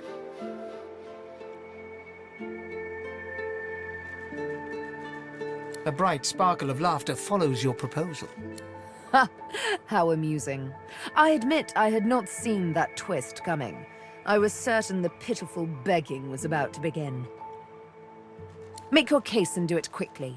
Why should I join you? Escape?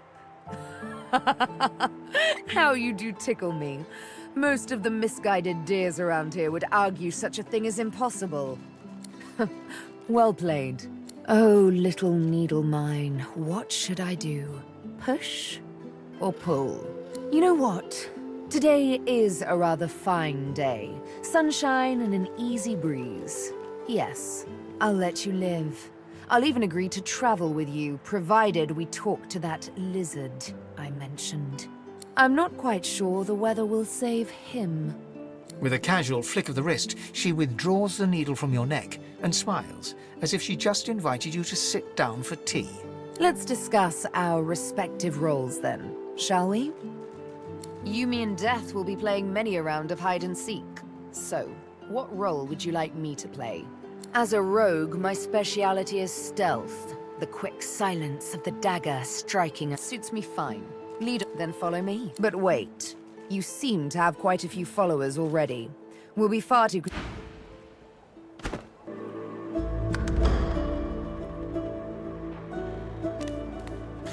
Is it not enough that you travel with me? Go on then, bark away. Let's see if we can find any method in it. Are you certain you want to dismiss your companion? Yes, I can imagine it might be somewhat difficult for you. Go on then. What took you so long? You're not quite certain you'll ever sleep soundly with Sabine in any sort of proximity, but at least she's on your side. For the moment.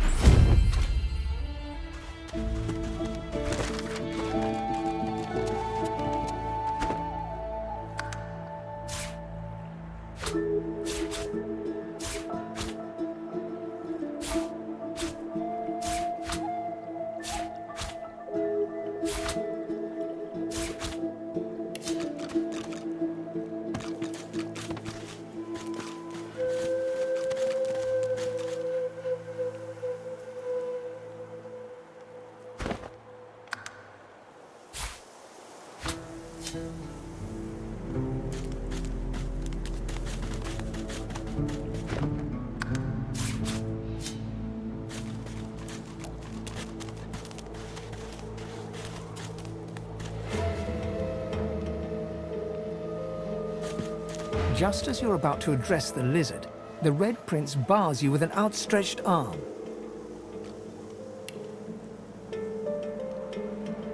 This man is a dreamer.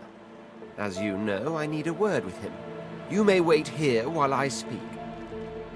Permission indeed. He bids the dreamer stand up and pay attention, which he does in a groveling and awkward manner. The dreamer then chews and swallows a handful of Druidine leaves before slipping into a trance-like state. He falls asleep. To your surprise, the Red Prince lies down and follows suit. After about half an hour, they wake up and begin to discuss what they saw in their dreams. The Red Prince pinches the bridge of his nose in apparent irritation before turning his back on the jabbering dreamer.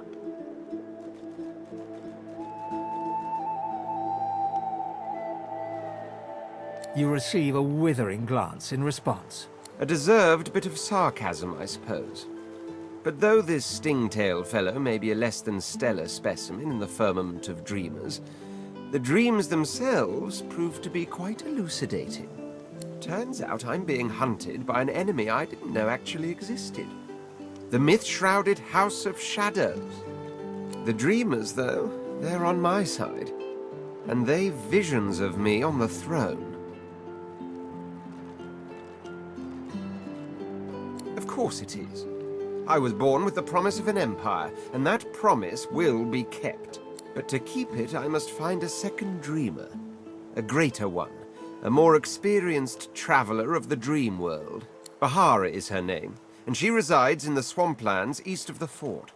So, let us make our escape and venture... You know, I could tell you all about swamp dreamers too if I chewed that much Druidine. Oh, do hold your prickly tongue.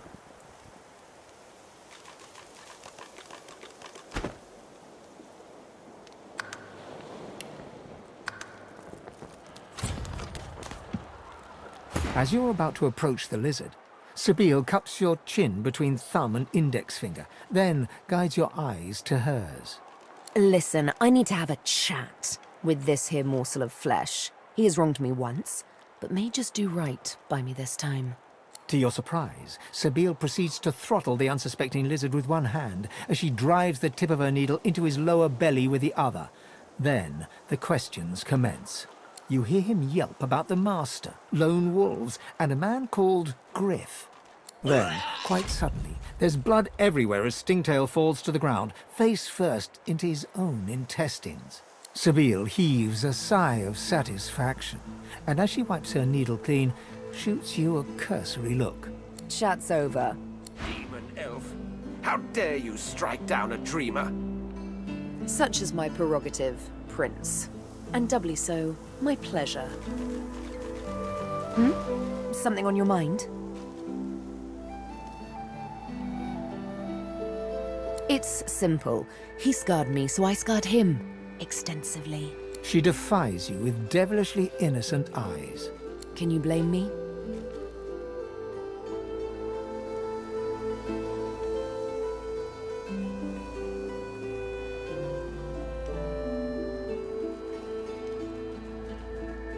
There it is. I was wondering when your spying would make an appearance. Anyway, what's dead is done, so let's move on, shall we? Despite my high hopes, this scar disfigures me still. The search for the master continues, of course. Hungry work, the hunt.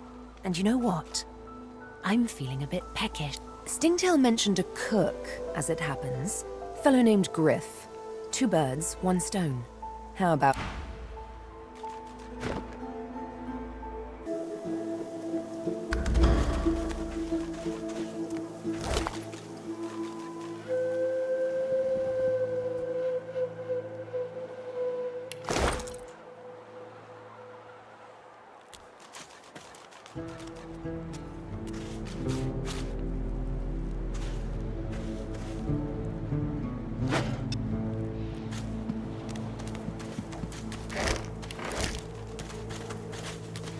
I think this was the crate I was after.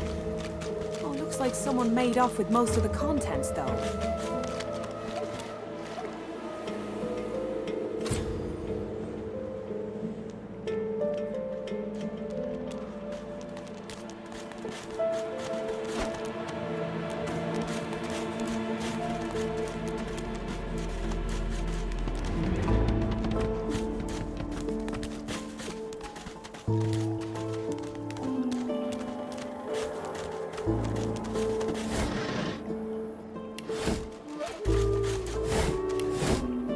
The old dog whimpers sadly, sniffing your hand.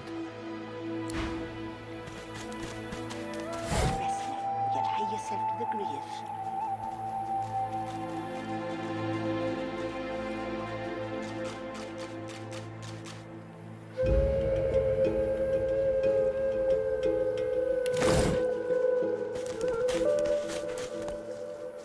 The sun shines bright upon this island, but its hidden heart is dark. In a final heartbeat.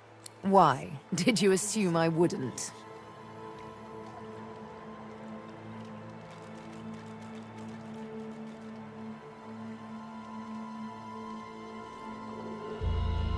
Ha! As it happens, that invitation is why I let you live. Your flesh is weak. All flesh is weak. But your spirit remained strong as your flesh was being pierced. That I admire. Huh, hardly. I walked up to the quay, asked for the ship to Fort Joy, and declared myself a sorcerer. I'm here to hunt, remember? Here to play a game of tic-tac-terminate with a special certain someone.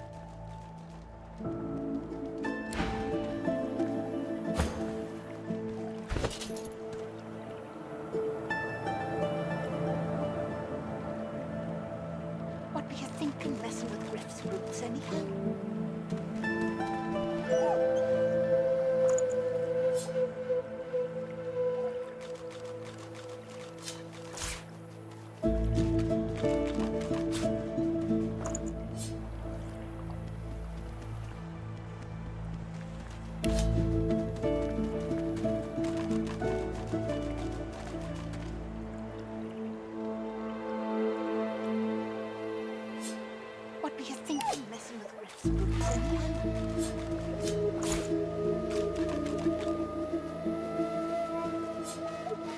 You curse as the knife lances into your thumb, deflected neatly off one of the rough-skinned spores you and Thews took from the prisoner.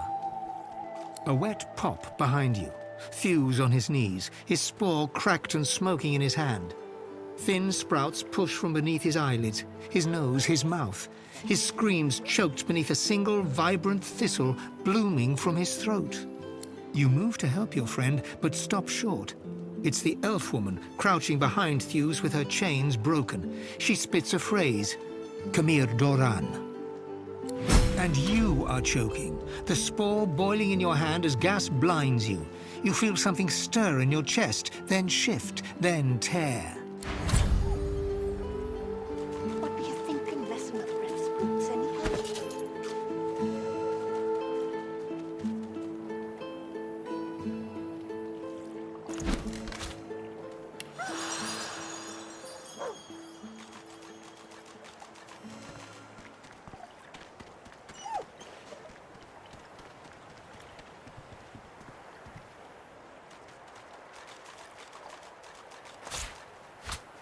Rest now, or you'll hie yourself to the grave.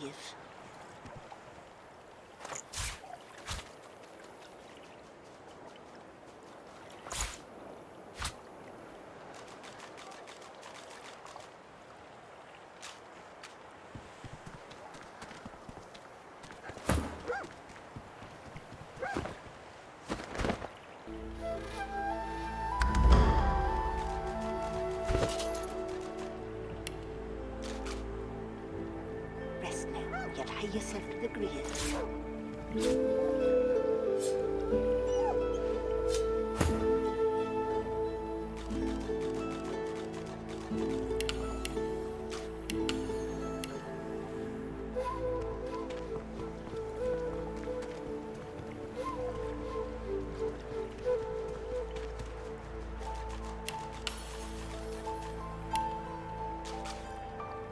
Save your spirit to fight the Reaper.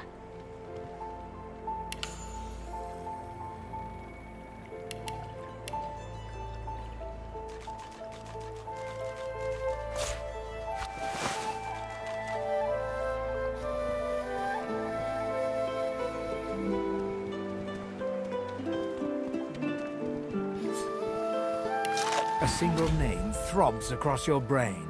Verdas, Verdas, Verdas! He must escape. He cannot die here. He cannot!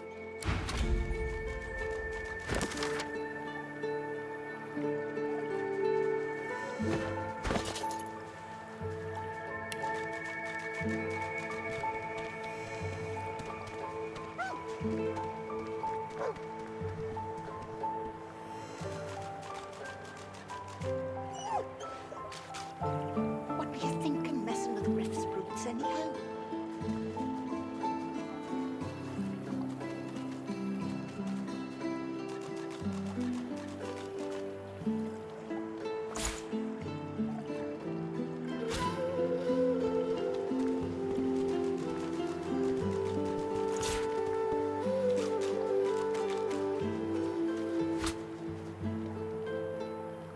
Rest now, or you'll hie yourself to the grave.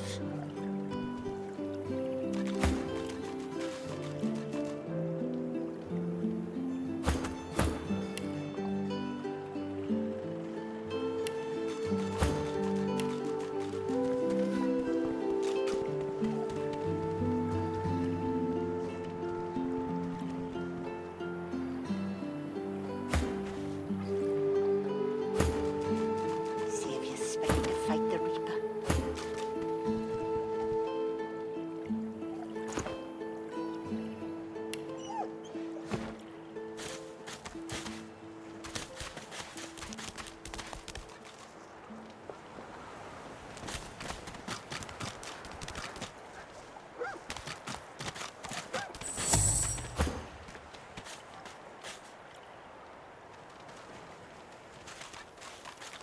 Rest now, or you'll hie yourself to the grave.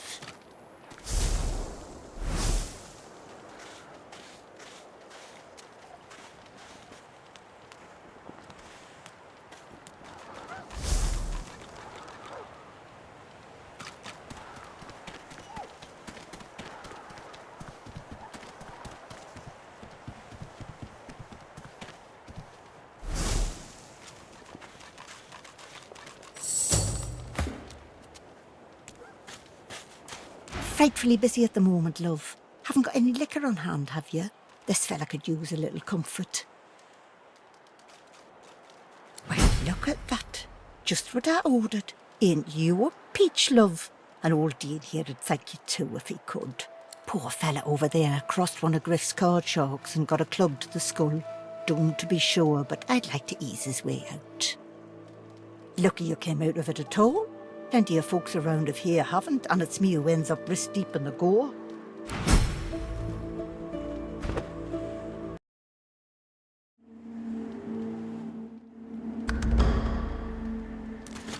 The man sleeps so deeply. Rest now, or you'll hie yourself to the grave.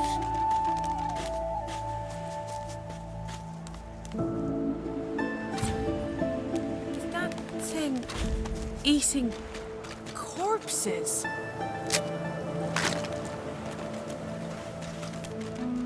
The creature heaves through lips gummed with human gore. It turns to you with great effort, pain apparent in every movement, and madness screams from its wide, bloodshot eyes. You. Quite lost. Quite lost. Careful, or they'll cross your wires. Now, a little query. Where grows the yarrow? Quickly now, for I haven't much time. The creature gingerly takes the plant into his bloodied hands. He runs his fingertips over the white flowers. His panting breath slows. Darling, dear, darling child. Hello, yarrow girl. Can it really be you? The creature clenches the plant tightly. His breath quickens. He seems liable to lunge at you at the drop of a pin. You wouldn't understand. A father's pride, a father's love. The creature begins to weep. Fast, silent tears spill from his eyes as he clutches the little cluster of flowers to his heart. For you, my ring, heart of me, name of Migo. Thank you.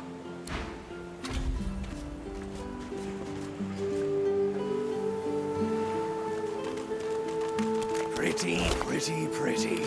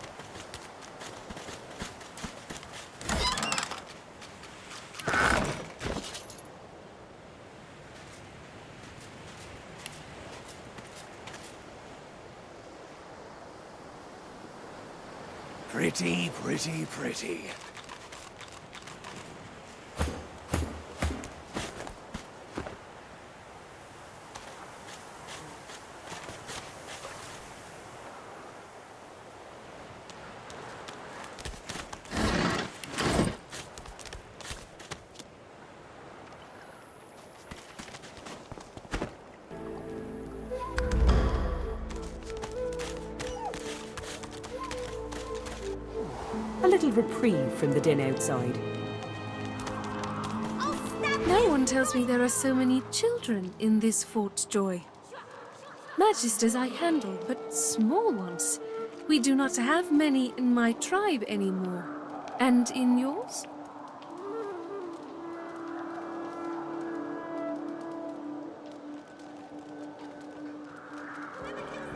I never know how lucky we are.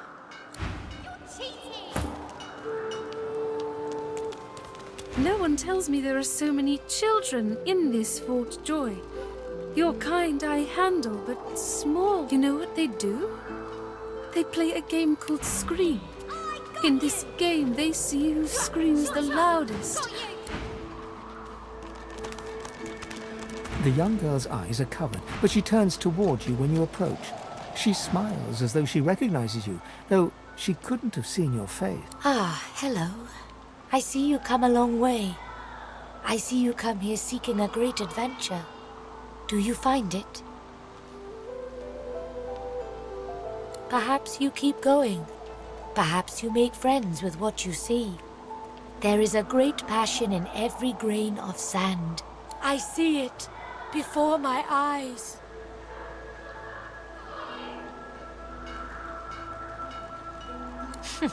It is not so bad. I know which days have bread and which days have none. I know more bread comes someday. It helps.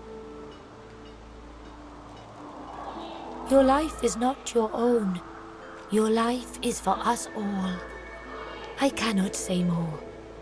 You see someday. Ah, you help him. Your open heart surprises even me. You bless me. You...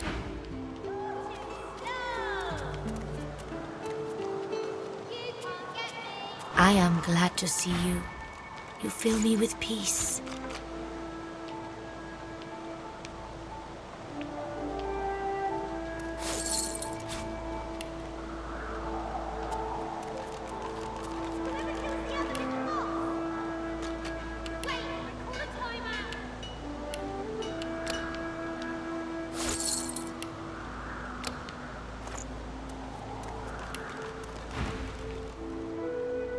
Her eyebrows shook. There can be a way. Amiro knows. But he is gone. Do you see him? She nods quietly. He is caught by those who hurt him. I wish so much for his return. And he tells you what you seek. You bring me great peace. I see something that helps. I see a lizard. He is a lizard of many dreams, of far feeling. You do not free Amiro without him. Ah, you help him. Your open heart. You bless me. I feel him, but I do not see him. You're too slow! I magicked you, you're dead!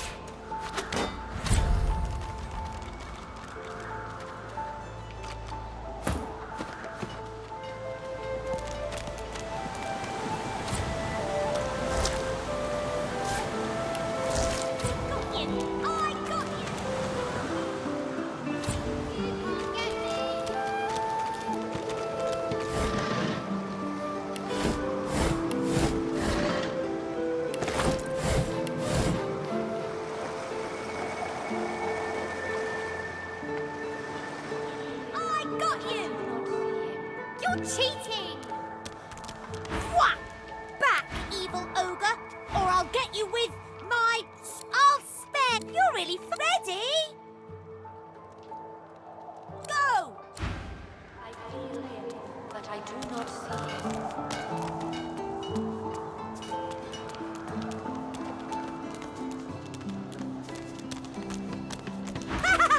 You found me! Go!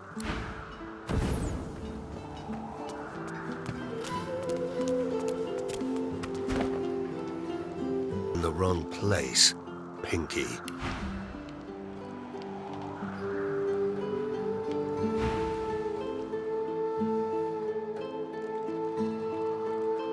Do stop gaping. Anything can be procured inside these walls. That's for you to decide.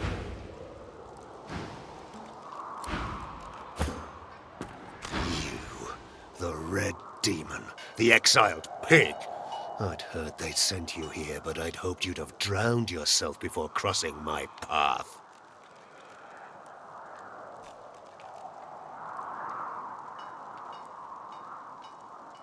The soldier looks at you hard.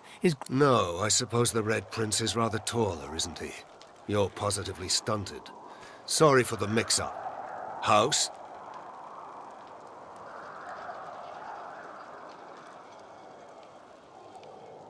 You should know we are nothing without our people, now more than ever. So, hallowed are its halls. You are in the wrong place, Pinky. Fear? Pity, perhaps. A blind wolf may lead the pack, but sooner or later they will all... If you shared in a heritage so fine as ours, a culture... But never mind that. You need to... The soldier tightens his grip on his spear and looks past you.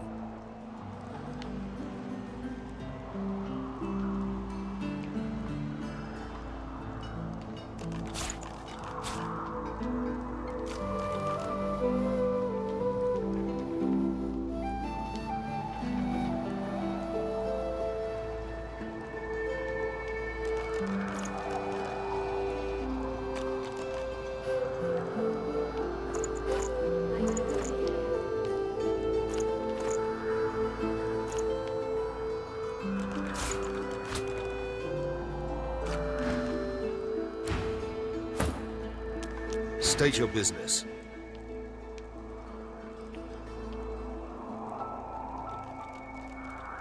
Certainly. You may not be a lizard, but if it's trade you're looking for, I've made a habit of that's for you to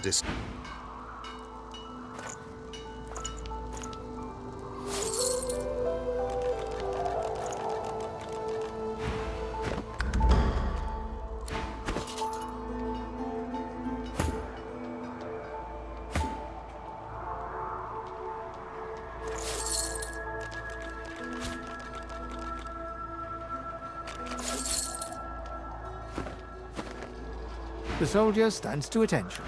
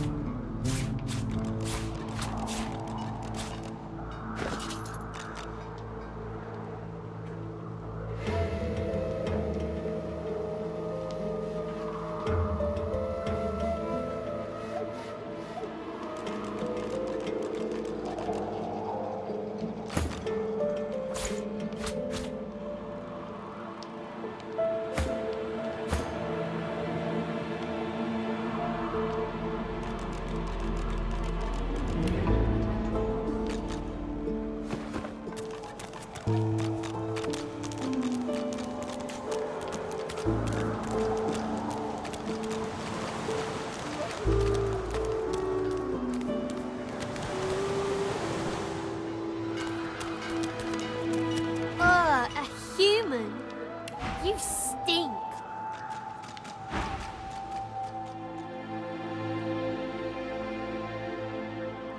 No. I'm a lizard. I just guess you were. Oh! Wow! You're really smart. I know how to spell introduce.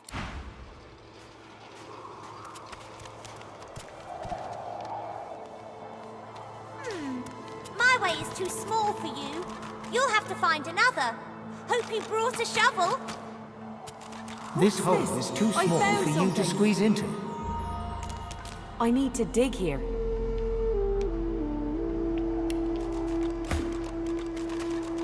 One must put in due effort if one is to reap the proper reward.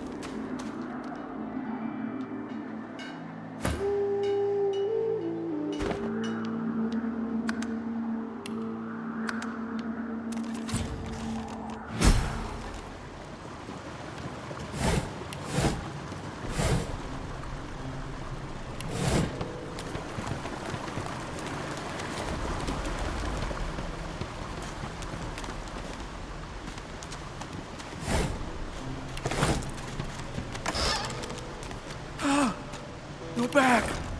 And you brought... But who's this? Wither, this is my new friend. She's really smart. You'll like her a lot.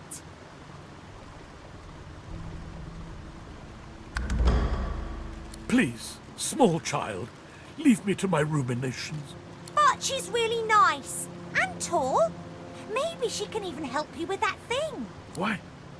A grown friend? You brought an adult here. Good. Good gods. Can it be? You! Tell me true. Stand you with the Source Hunters, or do you serve the tyrant Brachus Rex?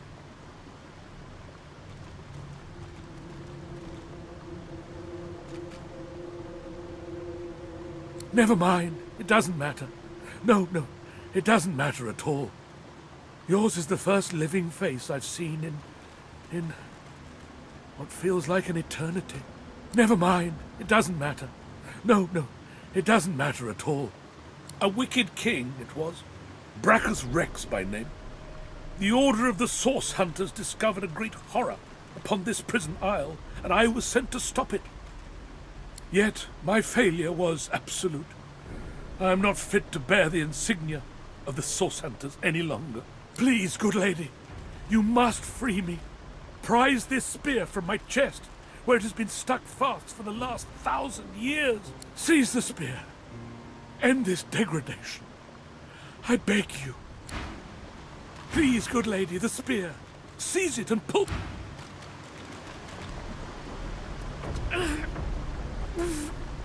It's stuck fast. Please, good lady, the spear. It's stuck fast. Can it be a lizard? I never thought I'd see the day. Do you understand me, sir? Oh, no, I dare say I ought to enunciate. Can you help me? 700 years. Can it have been so long already? God, I haven't seen a living soul in all that time. What a strange notion.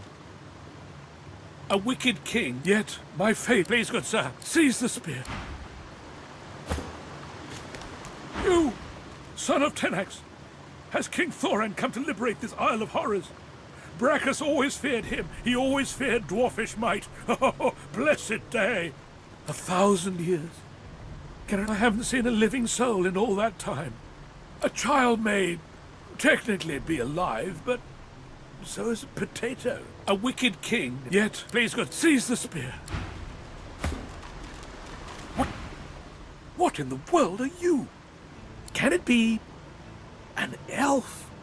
Oh, I have been abominably rude. Please forgive me. In my day, your kind were most mysterious. I'd heard only rumors. I'd never met an elf myself. Oh, I've been a cad. It is so a wicked king. Yet, please, good lady, you must free me. Prise this spear from my chest, where it has been stuck fast for the last 1,000 years. Oh, I will not harm you, never. So if you can truly imagine my... Seize the spear. It's stuck fast. I got... Good sir. You have set my body free. Free to crumble to dust at last. But my spirit... Blast! I remain trapped in this mouldering skeleton yet. I have heard of such magic, but have never known anyone so foul as to employ it. Brachus Rex. May maggots lace his entrails. After he interred me in this cell, he must have drawn my very soul away from me and stored it elsewhere in the fort. Thus he has bound me entirely to the mundane realm. But I know this place well. I could lead you to its likely location. In turn, you would find a path straight out of this fort. My freedom for yours. Marvelous, my friend. Marvelous. You'll first have to get inside the fort itself. There's a secret switch on a statue of the Seven in the courtyard. Surely you know it. The switch will open a hatch, and you'll be led into the prison's main floor. I suspect that within Brachus's phylactery room, you will find the container which ensnares my soul. He has likely disguised it well, but search there for another hidden switch. Brachus would have made me a supplicant, a slave to these walls. With your help, I'll die. At last, I was fully briefed about this awful place before I came. My goal was to destroy the fiend who had been marshalling the world's most unwholesome weapons and magic into an army he intended to use against the realm. I never thought I would become one of his victims. And yet, Fort Joy is a dangerous place, my friend. Dangerous indeed. Brachus used this place to build an arsenal of terrible weaponry as yet unseen. Here, he and his researchers crafted punishments and snares contrary to human dignity. Objects that could contain souls, wands that could purge the very essence from sorcerers. My order would never have used such barbaric magic against our enemies.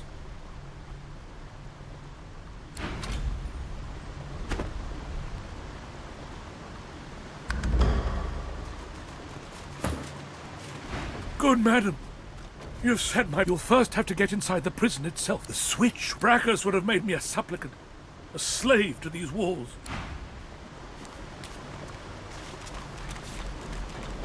Wither is free! Now we can be happy! Now we can get out!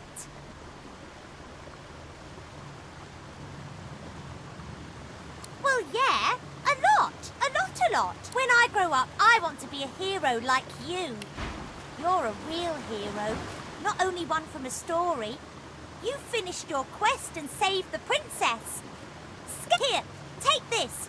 It'll show you how to find my secret fort and my treasure chest. If you can find a way up, you can have my treasure.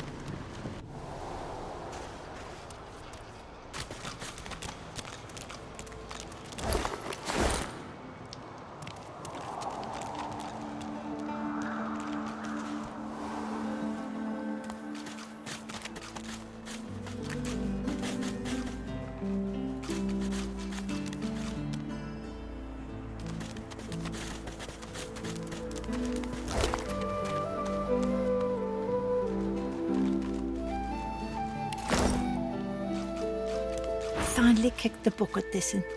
Didn't think I'd miss his grumbling and boasting, but spirit like that leaves a big hole when it's snuffed out. Rest his soul.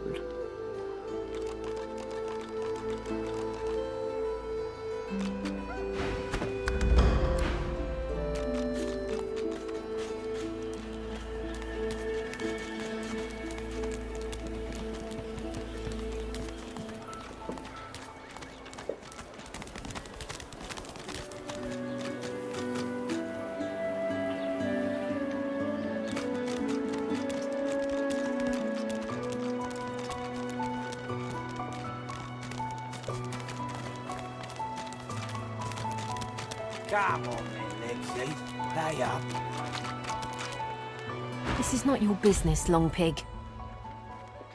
Don't let this moss muncher talk to you like that. Especially a cheapskate like this one. Griff already knows she don't like to pay her. An intense-looking man steps between the thug and the elf and rolls up his sleeves, revealing well-muscled and heavily scarred arms. You recognize him. It's Ifan, who you met aboard the ship on the way here.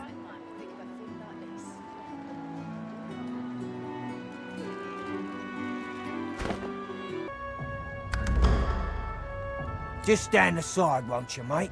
This is... Lone wolves decide their own business. The thug freezes in fear for a moment before shuffling back to the protection of his crony. Pay up, elf. No one shorts Griff, especially not one of you.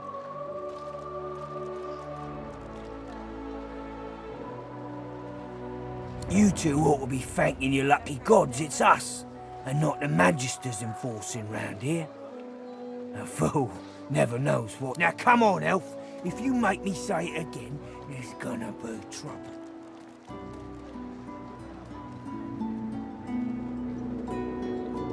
And neither will I. We got a system.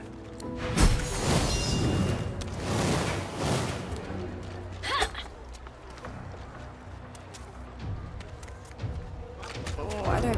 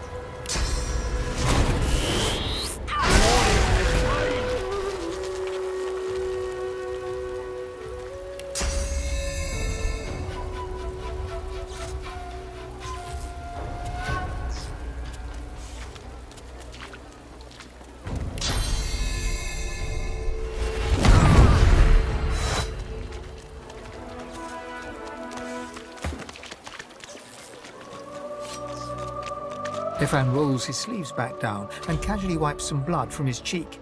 He nods at you, the shadow of a smile on his lips. Good work there. Good work. I can tell you've got chops. Say, you were on the ship here with me, weren't you? He stretches out one rough hand to shake yours. He grips your hand tight as a vice and shakes it. Hard. Say, you don't look all that busy now that we're safely on dry land. I could use someone to watch my back, and it looks like you could use some... I've just got a small errand to run. And then I'll be looking to get the hell out of here, while I've still got a neck to collar. How about we stick together? The usual way. Haphazard, terrifying, and drenched in blood. Haven't quite worked out the details yet, but I'll wager it'll be no worse than what'll happen if we stay put. 2 heads are better than 1, and when push... He grins, sharp. So, before we hit the road, it's best if we decide battle strategies up front. Should keep more of our blood in. Survival's my main priority. I'll use every trick in the book to keep us alive. But if a wayfarer's not what you're after, I've got other skills. Can do. Onward. He scans the horizon for threat. Looks like you've got quite a busy little crew already. My instincts tell me to travel with a smaller pack. But if you happen to lose one, you know where I am.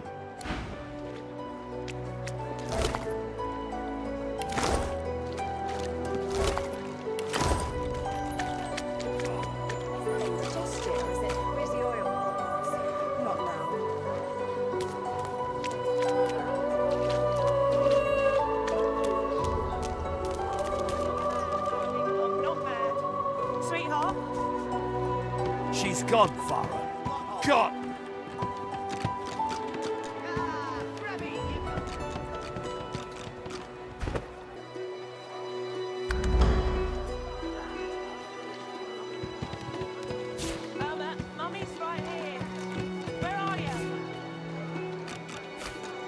Doubtfire.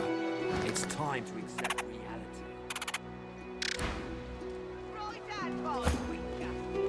The squirrel's nose twitches as you approach, but... The squirrel's nose twitches.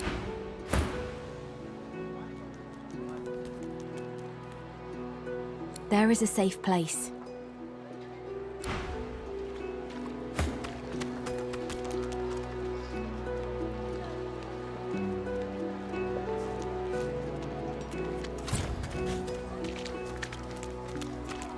Amidst a crowd of screws, bolts, and scraps of metal, the woman is manipulating a glove-like contraption fitted with 5 long metal skewers. She doesn't look up as you approach. And what you after? I ain't. Just seeing how it's made. She's clever, Dallas. Made these herself, for those bodyguards of hers. She looks up. You looking to buy something? Found it in the scrap heap not so long ago. We used to know each other back in the day, you know. Dallas and I. Never knew her to be much of a wrench head back in the day, but once she joined the Order, she started turning out all manner of oddities. She nods once. You looking to buy something? Or do you just want to waste my time with a whole lot of questions? For you? Hell no.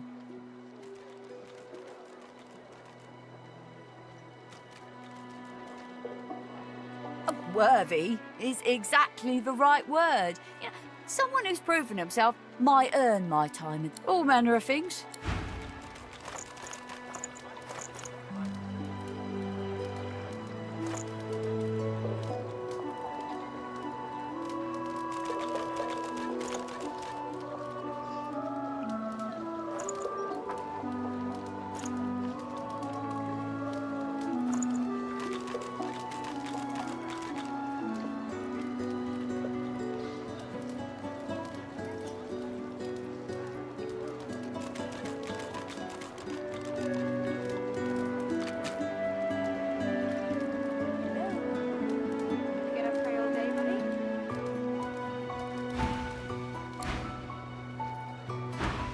The woman looks... What do you need? Ha! The hammer got you curious. Yeah, funny. She nods. Clever lasser. No wonder what Alexander sees in her. Question is, what she sees in him. Oh, I don't know. People do change, don't they? Oh, Dallas, you maniac.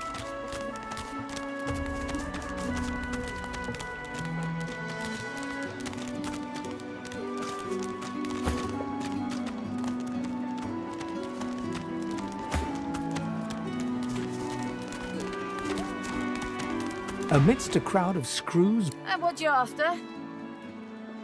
Oh, I? Looking to buy?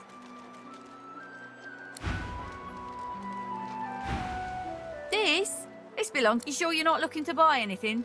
Yeah, I prefer banter when it's with... Found it in the script. Never knew her to be much of a wrench head back in... She nods. You looking to buy something? Or do you just want to waste my time? For you? Hell no. That's for me to know, and you to get out of my face. All manner of things.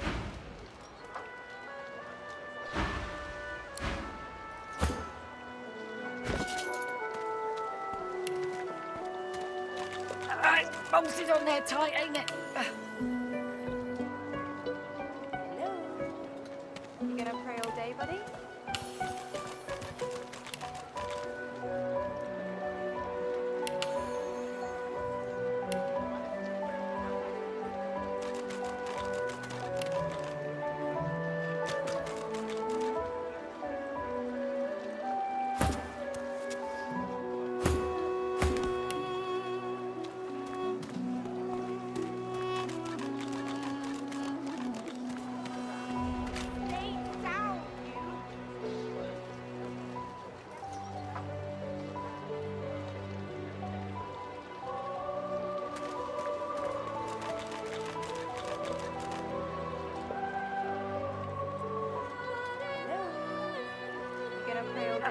Bolted on there tight, ain't it?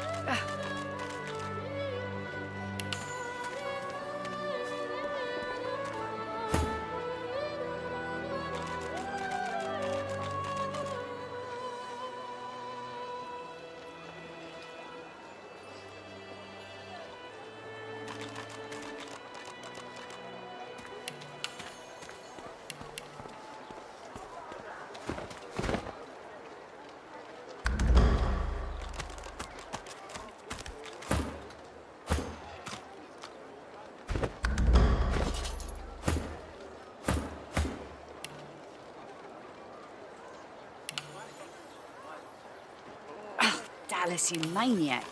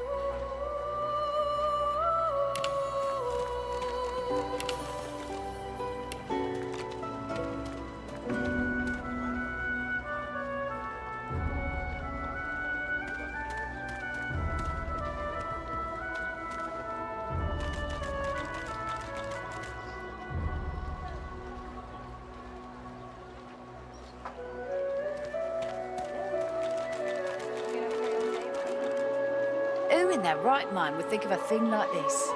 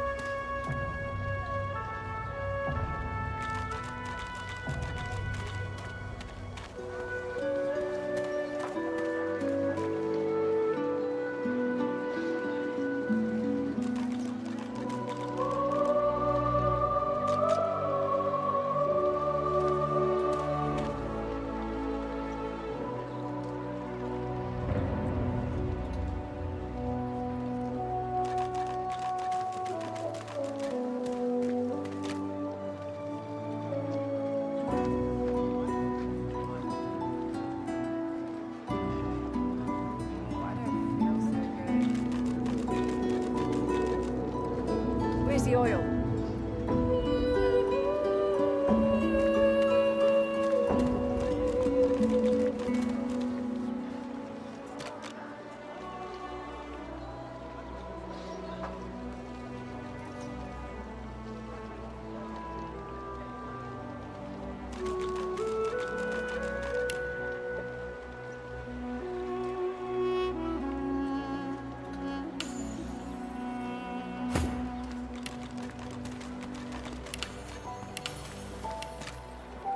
It's bolted on there tight, ain't it?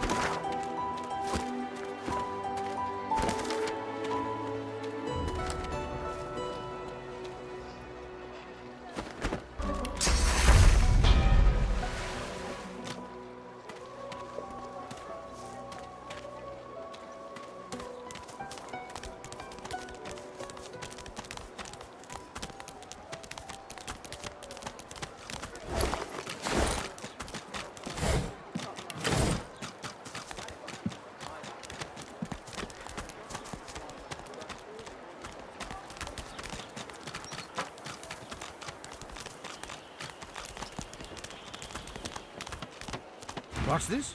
I think the giant can finally understand us, Quercus. It certainly took it long enough. Where to begin? I disagree, Quercus. It does not need to know about the coming of the great acorn spelling doom for us all. Similarly, what happened with the Knights of Dre is our own business. those acorn-worshipping acolytes. No, it is enough for the creature to know that we are allowing it to accompany us so that it may act as our shield against the monsters. The great acorn has many servants. We shall need all the help we can get. Dear me! It has questions, Quirk. Why, yes, I suppose answering them is the polite thing to do. Speak! Shield! What are your queries? A giant body, but no giant brain, eh, Quercus? Surely even the tall folk know that Rivellon was bare before the great acorn fell from above and seeded the Irwood, covering this land in beautiful, beautiful and perfect until the giant races, no offense, realized they could use it to build their houses and fuel their fires. They carved the Irwood up, and the forests shrank and shrank. None of the original wood remains. But someday, the great acorn will fall again. The forests will be reborn, and the giant races will be wiped from this world. At least that's what I hear. Oh, Quercus, it wants answers. As if it is the first creature to ponder the big questions of the universe. What tree did the great acorn fall from? Where did that tree come from, if not a greater acorn? Could you build a nest great enough to store the great acorn for the winter?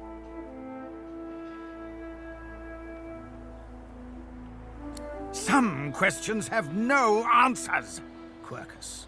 Why is that so difficult to understand? The great acorn will come. It will destroy the world, and squirrels will reign supreme forever. I fail to see what's so difficult to grasp.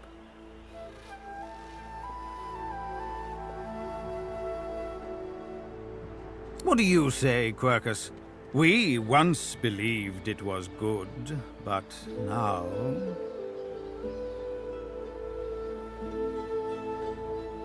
No, quite right. As terrible as the giants have been to us, we do not want to see them wiped out. Rather, we must find a way to live together in peace, giant and squirrel.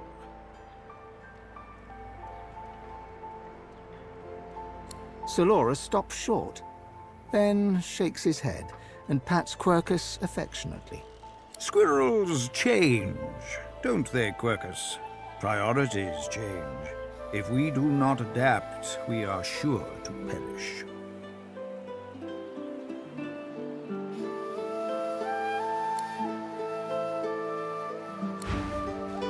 Aye, the giant takes notice of its charges. Ask away, Shield. Indeed.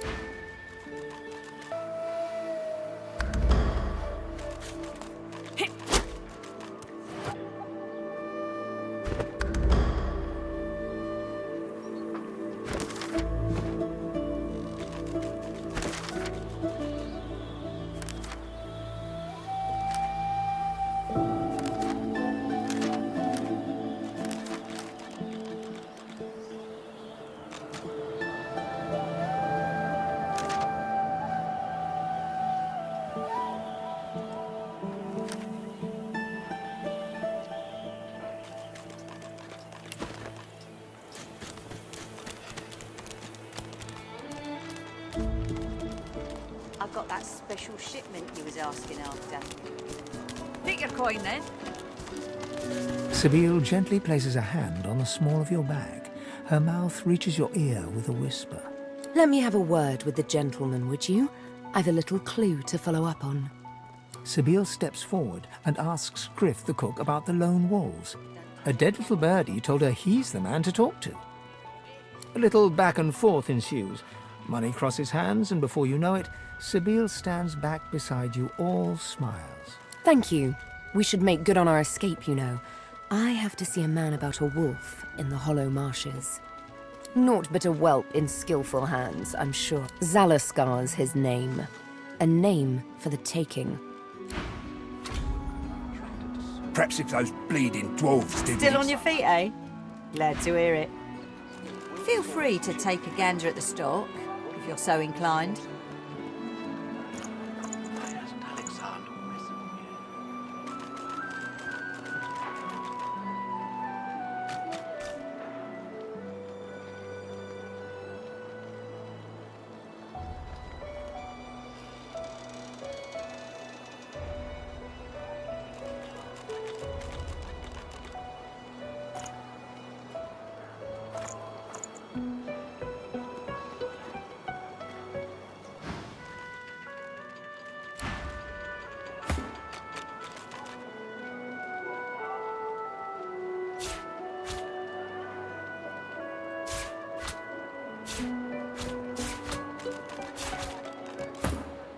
Still on your feet, eh? Glad to hear it. Feel free to take a gander at the stock, if you're so inclined. Only the finest, you know.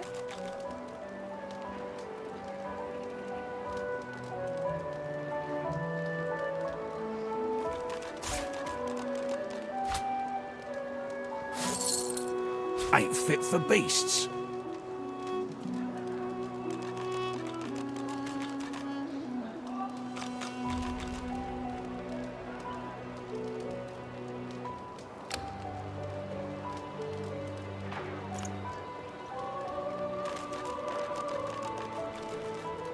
Worse than war rations, these.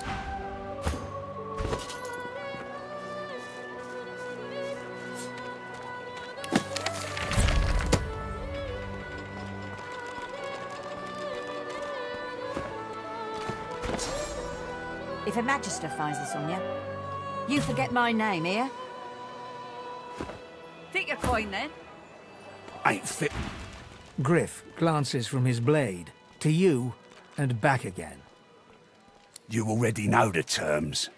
Griff tears into one of the oranges with both hands. Juice. Looks like everything's accounted for.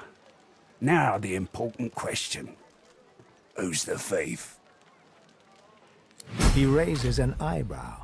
Looks like someone did my job for me. Your guy's free to go. He should be fine. Eventually.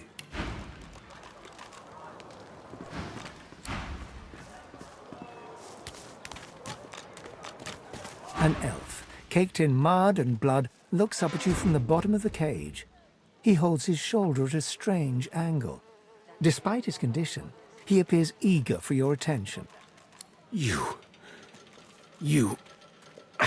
believe what he says? That I am a thief?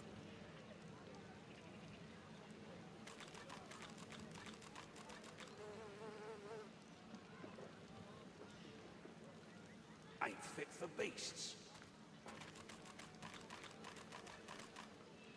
He perks up, and what? Sahela, you speak to her? She is all right then. Good.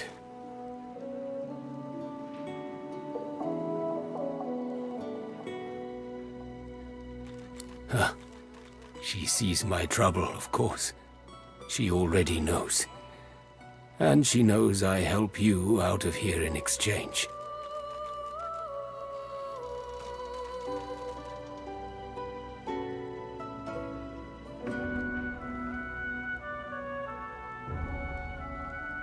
It is all prepared. It is ready. I am too weak to go. But I must care for Sahela. You release me, and I show you the way out.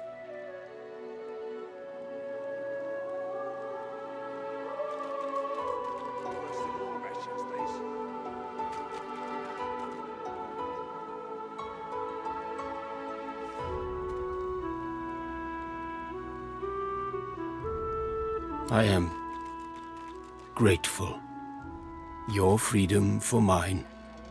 A good deed. Griff is a powerful man. Power is mysterious. In case you haven't, I intend no harm. I want only some provisions. A bit of bread, a potato or two. Nothing Griff should be loath to give. I need to escape, and I have people to consider.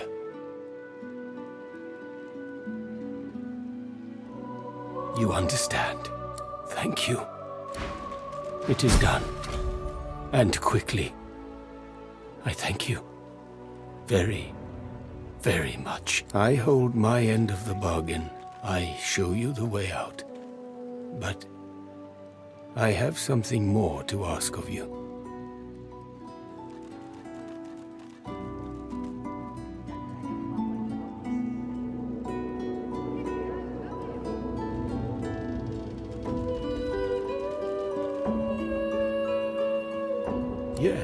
Yes, I become fine. And so much more when you agree to finish what I start. Sahela, she is everything. A ruler, a seer, a knower, a child. She cannot be lost here.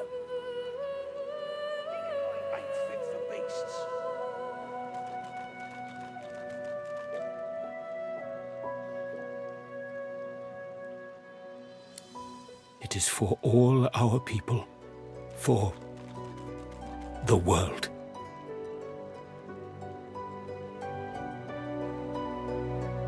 Give me your map. I show you the way out.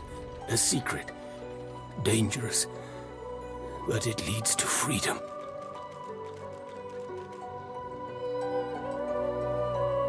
I give you this amulet. You must pass it to the elves who still remain. Tell them Sahela is here. They will send help. Please, she is important. I go to her. I wish you good luck, and I thank you for us all. Ain't fit for beasts.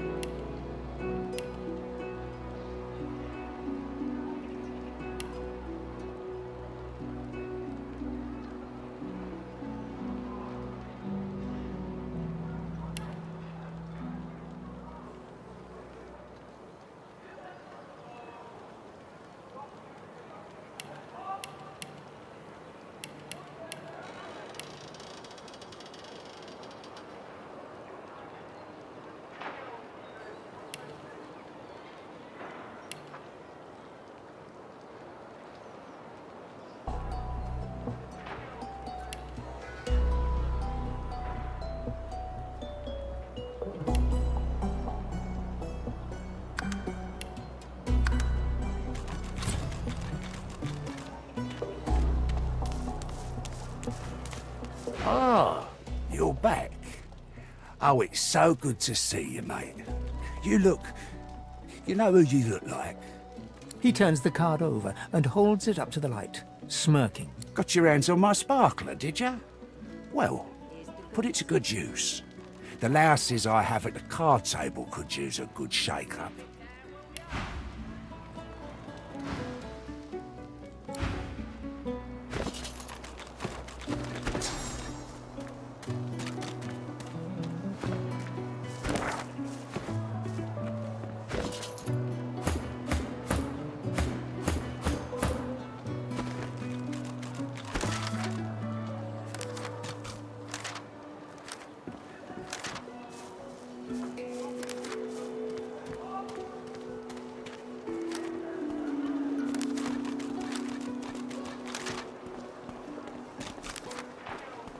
I got that special shipment you was asking after.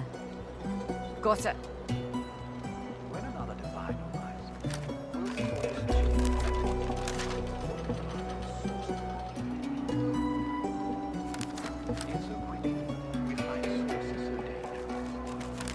Everything there? Good.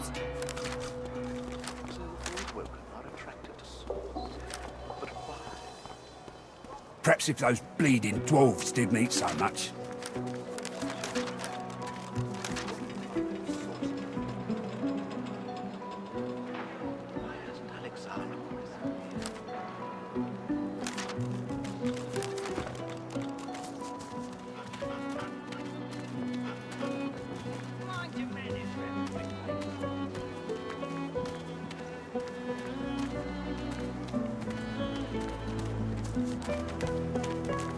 So, what's the news? Well, I certainly got lucky with you, didn't I? Give me your map.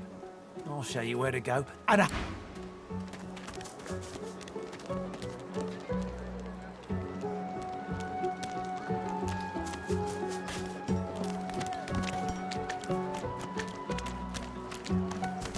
The woman looks up as you approach, wiping... What do you need?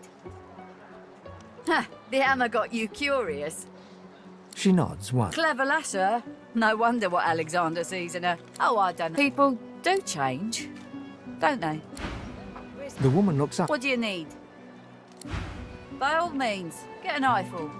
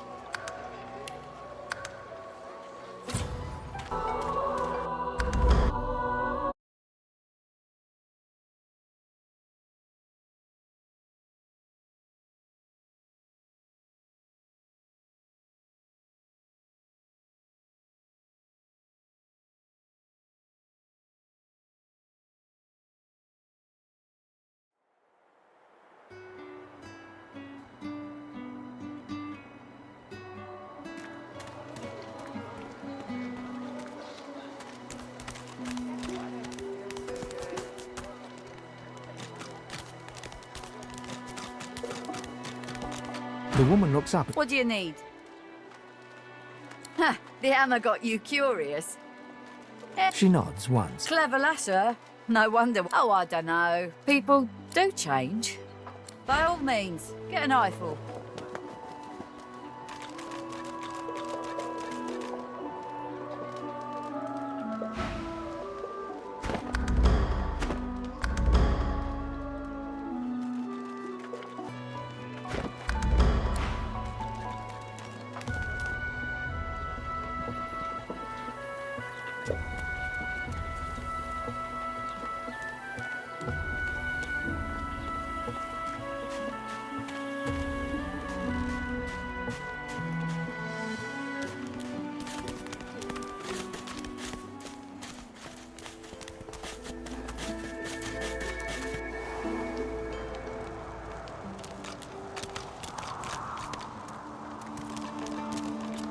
Sahela, you are all right. I am fine, Amiro. I am fine. I know they help us. Yes, they do. It is as you say.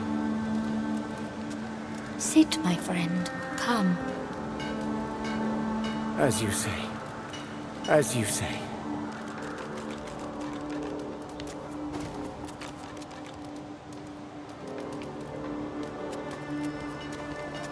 She breaks into a huge, childlike grin as you approach. One friend brings another home. Thank you. He gets better, little by little. We are together. We always get better if we are together.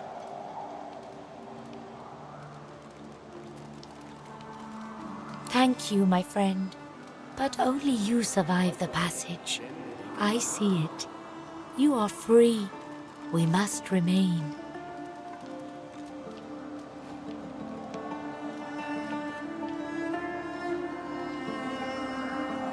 I see your heart. You want only to help. But if you want to help me, you must go alone. She squeezes your hand. I do not forget you. Remember me too.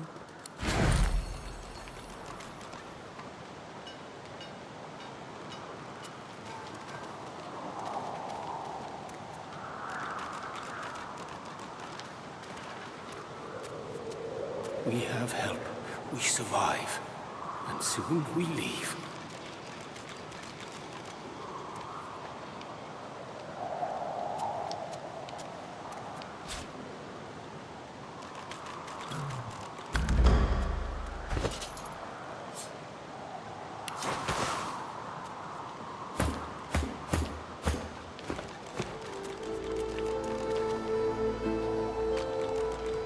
Soon I am quite well again. This is very good.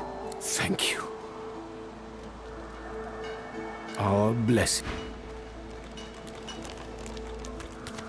Thank you for your help with that, thug. Rare is the human who goes against their own for an elf.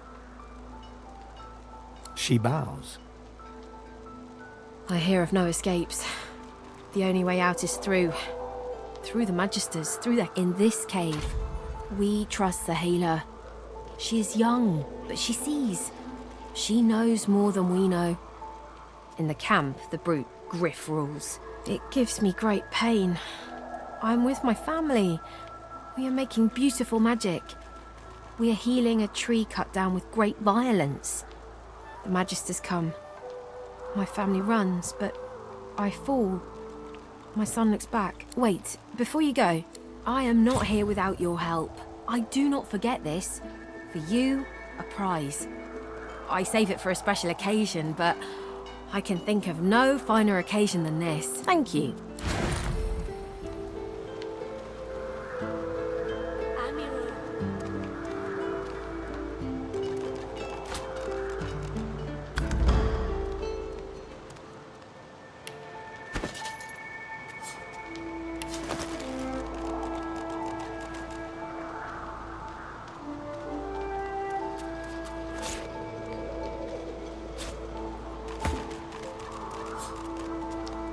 You cover your face with your hands.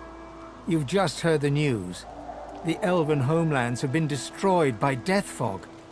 It was your order who did it. How can this be?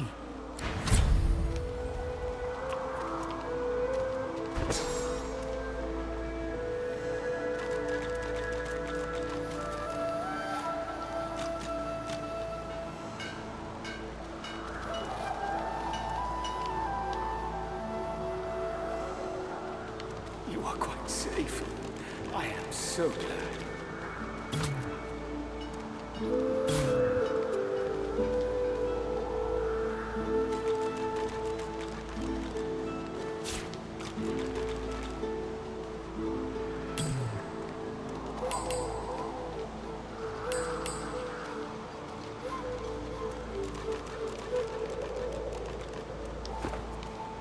It is good. I see it.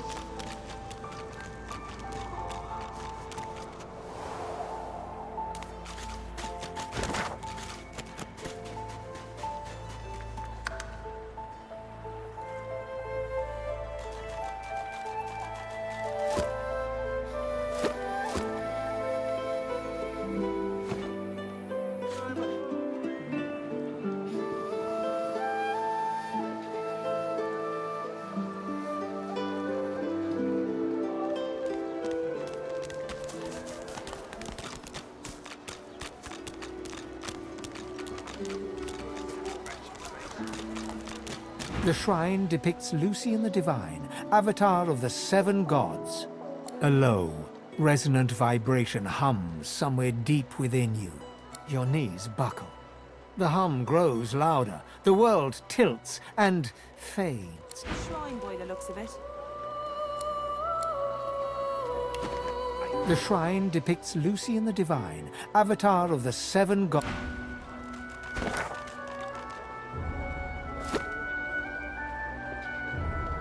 Here's the goods. Oh, I don't feel so good. Like you wanted. Got it.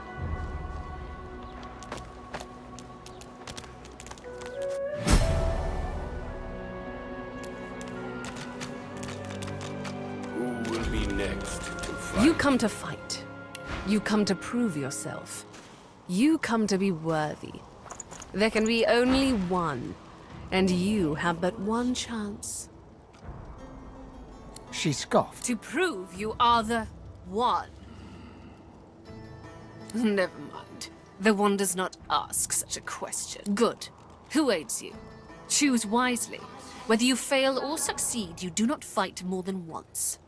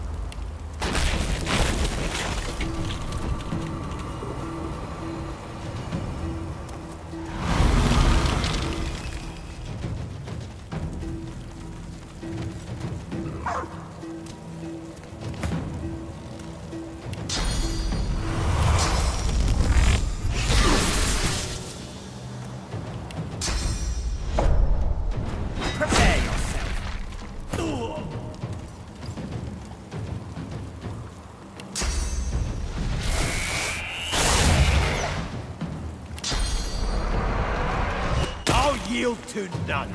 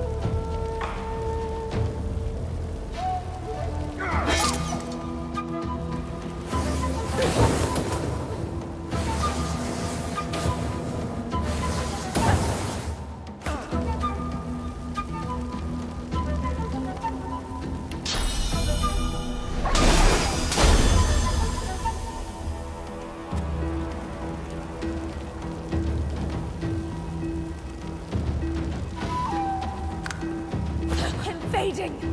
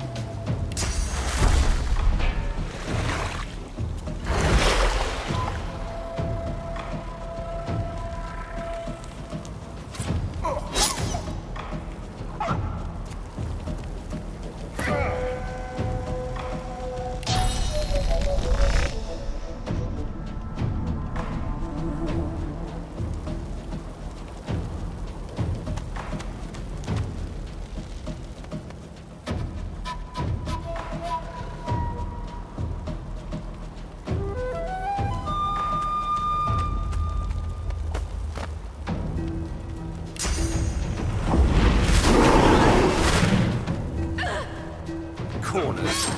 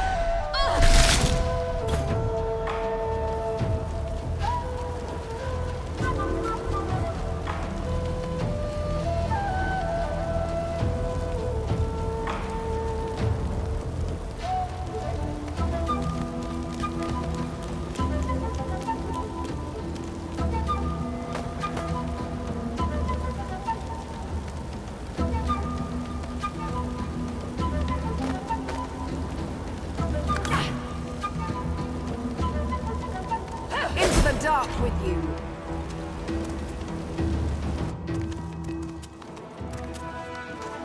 Congratulations to our champion. You may yet be the one. You prove yourself again and again. A warrior traveling the path of the wand should not be collared like a pet. I suggest you see the Tinkerer. You are capable... My fight is strong. No way I'll be best. Each day brings us one step closer.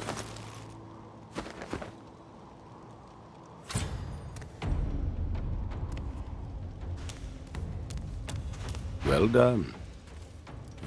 Tell me, what is your strategy in battle? You do not fight like others I have seen. The strategist. And yet you are not too circumspect to land the killing blow. A dangerous combination. I will keep my eye on you. The good one. I see your potential has begun to shine through.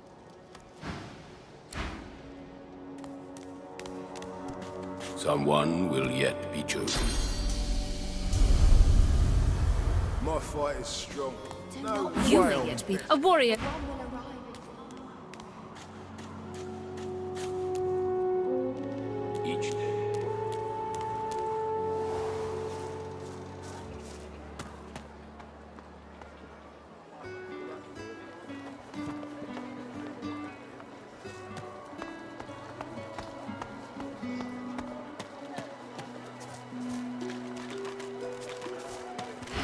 Hey, I know you. Losa, the dark-eyed jokester you met aboard the ship, waves enthusiastically and dips in... Back then, I was Madame Josephine Gribbles de Pube.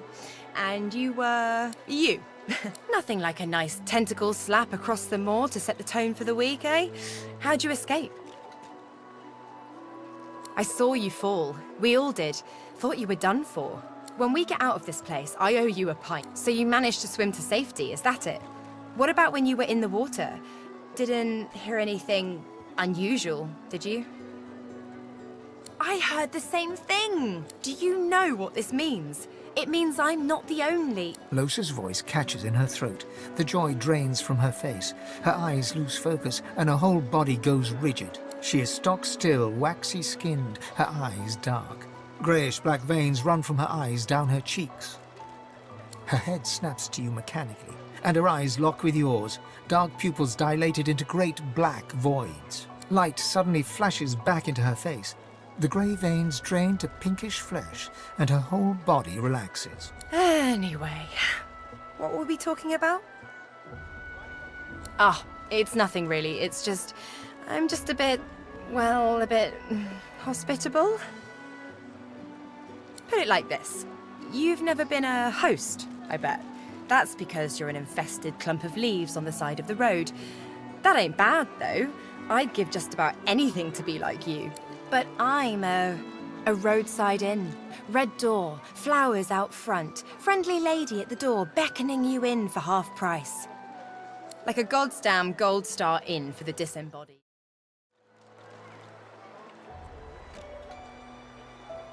Feels like just one, strangely enough. Big one, though.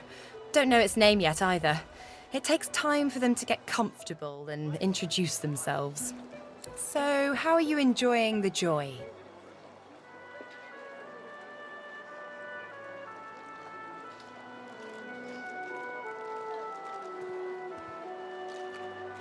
Yeah, same story here. Reckon in my case, they might actually be right, though. So, you want to check this place out together? Strengthen it does, right? Before we head out, I've got more than a few tricks up my sleeve, so you'll have to pick which one I'll pull out if... when push comes to shove. Lately I've been into the enchanting arts, but I can shoot, slash, summon, steal, whatever your little black heart desires. So, what'll it be?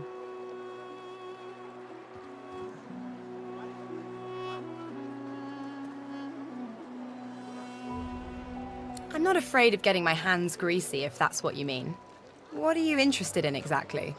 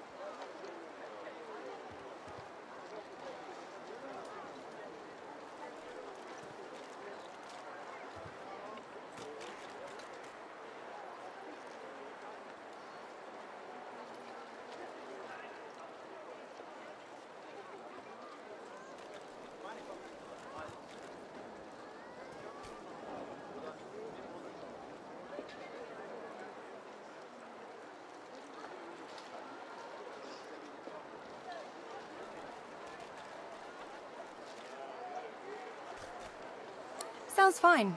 So we're good. Yeah? Hey, wait a sec. Till then. Hey there, old buddy, old acquaintance. Want to team up again? Hey, wait a sec. Till then.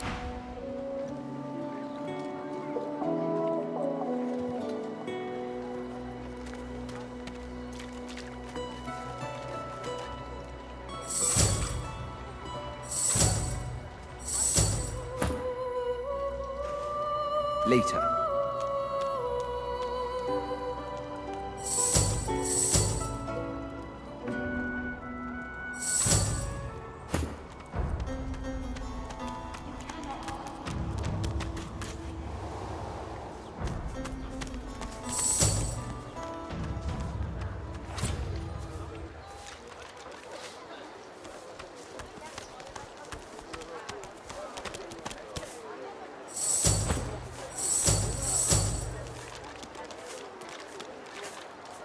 The ravaged among the ruins. That is all we are. Are you certain you want to dismiss your companion? If we have different paths to...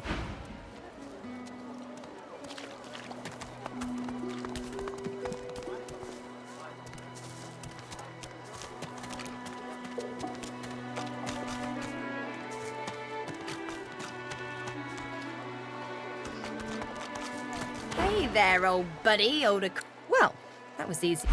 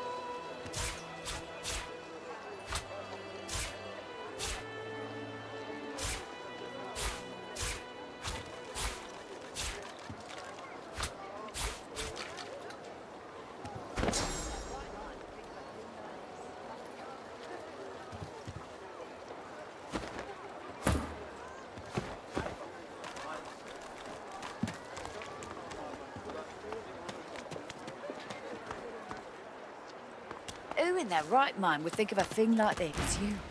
It's really you. You gave him hell, did you? She sits at full attention, utterly wrapped in your retelling. It may just be you, The one. You might be her. She looks around, checking for prying ears, and lowers her voice. It would mean everything. The one will prove herself above all others. The one will become divine. You may be the one to save us all.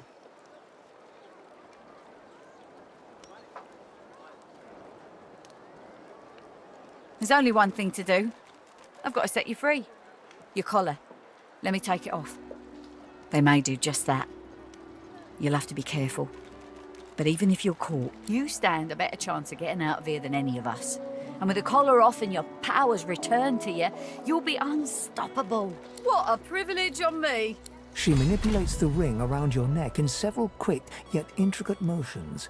Off pops your collar, and a sense of relief swirls from deep within you. You hear me now? You get out of this place. You keep fighting. You become the one. And you...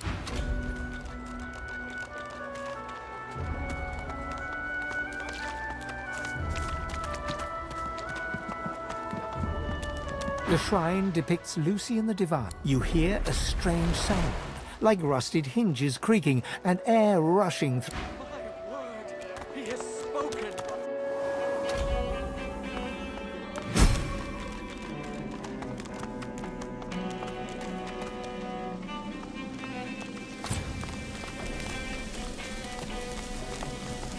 You peer at the statue and recognize the face as that of the goddess Amadia. You read something about her once long ago. The droplet burns both hot and cold, and yet you feel no pain. You step towards the flow, desiring more, wanting desperately for it to take you, and darkness envelops you.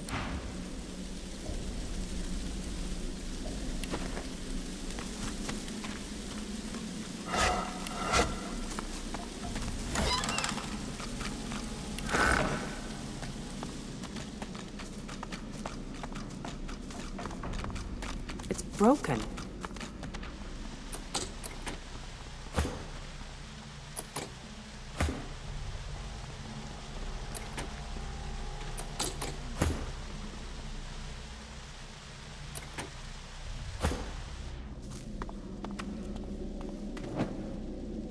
My, the giant takes notice of its charges.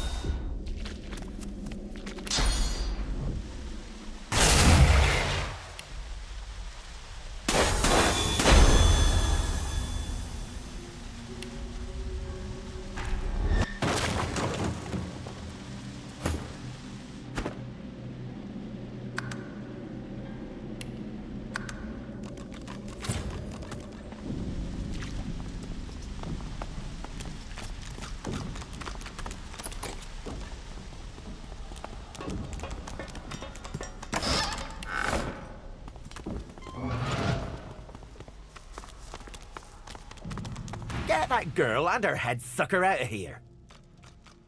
I guess he's talking about you? Let's just see about that. Hey, loudmouth. What gives? I'm trying to relax here, aren't I? Whatever's going on with you and your passenger, I don't really need it in my vicinity. You can see it. See? Nay. Sense? Good gods, yes. You're a mystic too. Mystic? Ha! Used to be a sort of demonologist, though. Was learning the arts, at least. Never did have much of a knack for it, to be honest. Studied under a real maestro, though. Learned this and that, too. Doubt it. Exorcism's a tier 3 skill. I was only halfway through tier 1 when I got thrown in here. Come on, make yourself useful. There's got to be something you can do. Well, I might be able to tell you exactly what's inside you. Might be any number of things. A ghost, a floater, a lucid dreamer who took a wrong turn somewheres. Let me try something. He places a thumb on each of Losa's temples and one foot gently on hers. Now, let's see. Holy, holy, holy. You ought to thank your lucky stars. That thing hasn't turned you into a meat puppet by now. Crick on a cracker. You need help. Serious help. Don't I know it? Do me a favour. Get out of here and hie to the north of Driftwood. My old master was hot on the heels of something there, and if anyone can help you, he can. Driftwood, Old Master, Hot Hills. Got it. I don't dare say it now. Not while our guest is listening. Don't you worry. With something like that inside you, Loser, he'll either come to you, or you'll be drawn to him soon enough. What's it now? I already bruised my arse trying to help, and got no reason to scramble out, me. It's hot and busy out there. It's cool and quiet in here. Or at least, out? You must be mad. Head out one way, you're back in the joy among the rabble. Head out another, you're knee-deep in the hollow marshes. I'll take a nice, quiet cell any day of the week, and twice on Lucian's Day. Someone else, that's what. Can't say for sure what, but I'd give that one a wide berth if I were you. See ya. Look at you, or...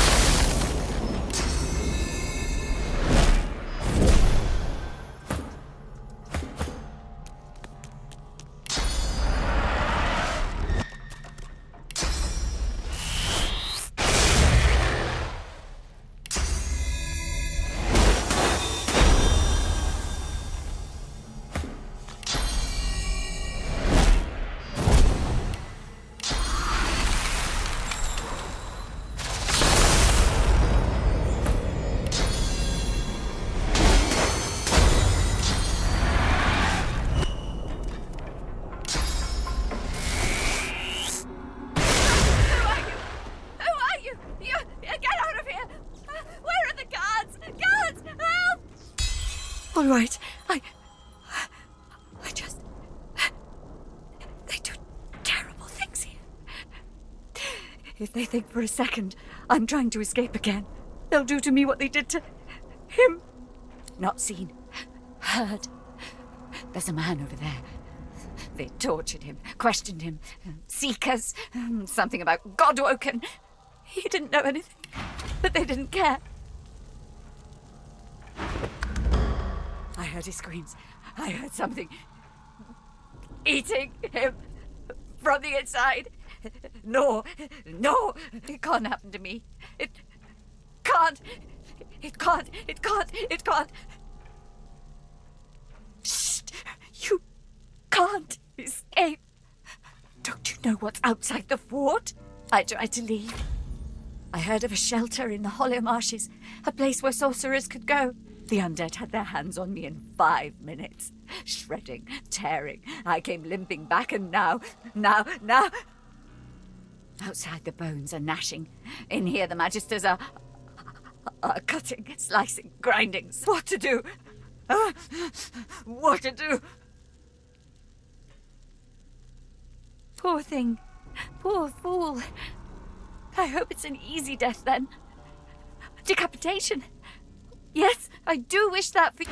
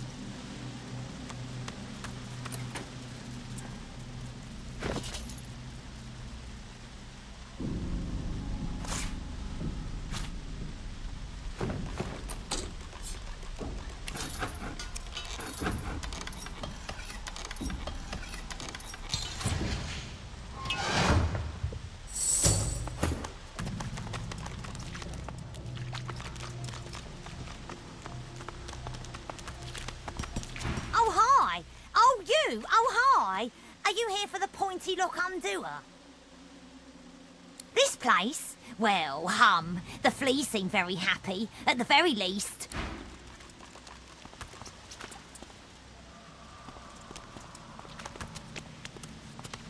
Oi! You're very much back. Oh, good. That's for you, then. Bye-bye, Flea Scratcher, my Bob.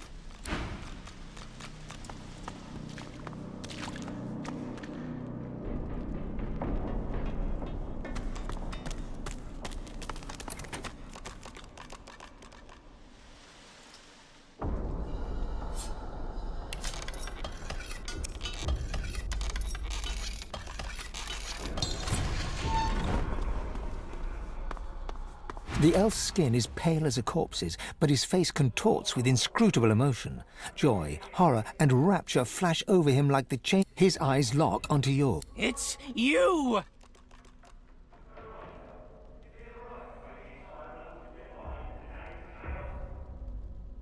Surprisingly, the elf musters a sober frown of indignation. The pain is great, but my senses aren't gone. Not yet. I'm not the last. The bishop doesn't count. No, he doesn't count. You'll know. They'll find you. They'll seek you out. That's their job. Get it? Yes, you need to go. Dallas, after she took me, she did something. My head. I feel like someone's rummaged their fingers through my skull. Get out while you can. Oh, love, I'm wrecked. Can't go. Couldn't move my feet. It's like... He giggles coquettishly. Then...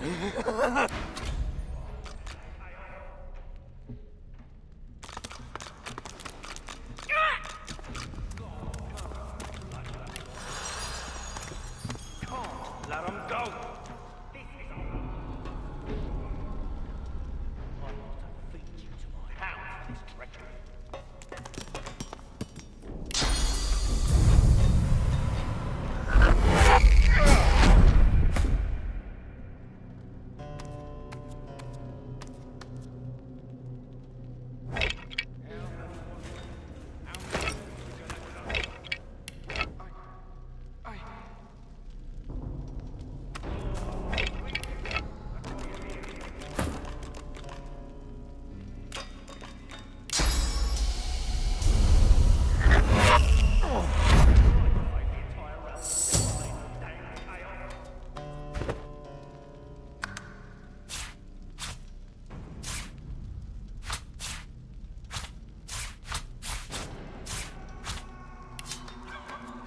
please. Gods know how much blood you have on your hands now. You can't let them go. This is our only hope against the Void Woken.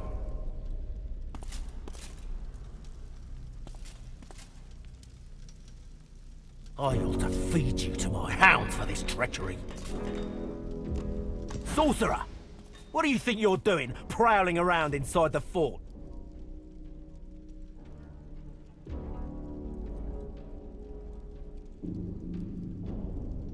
Ha! And what is it you think you saw? Ha! This cockroach is a traitor. He'd get worse than this if Dallas caught him. Speaking of roaches... He looks you up and down. Got a nice marble to you, haven't you? Good.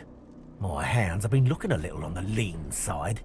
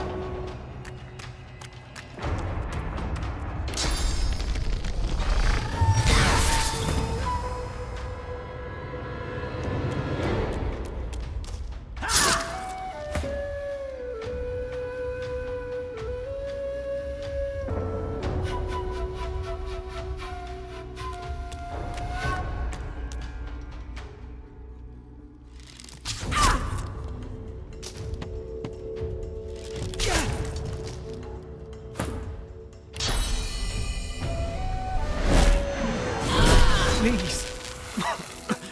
Please. Healing. I need healing. I am no magister. Not in spirit. Please, see reason.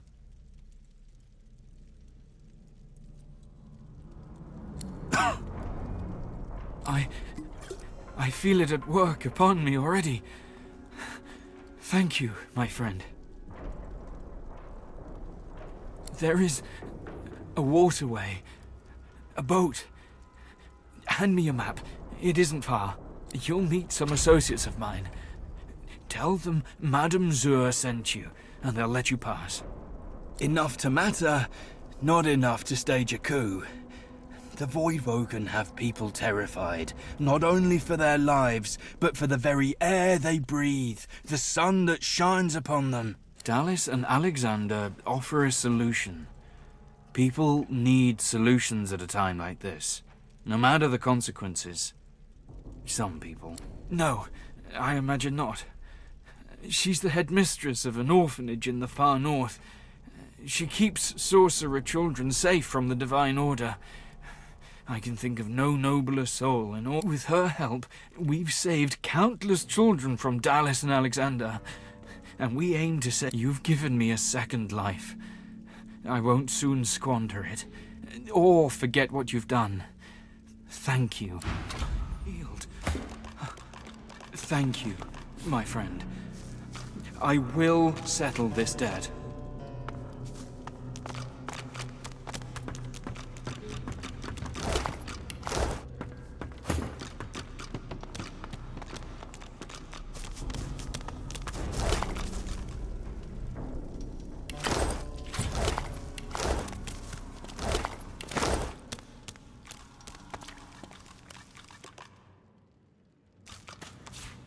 Junk.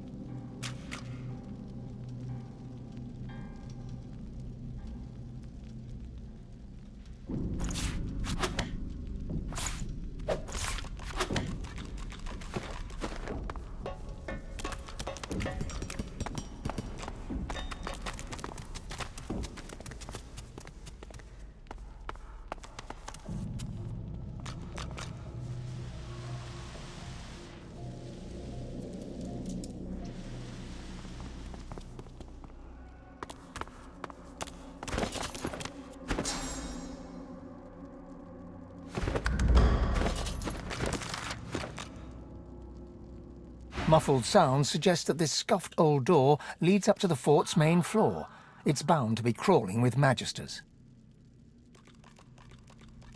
Whatever lies ahead, it has been a pleasure travelling together.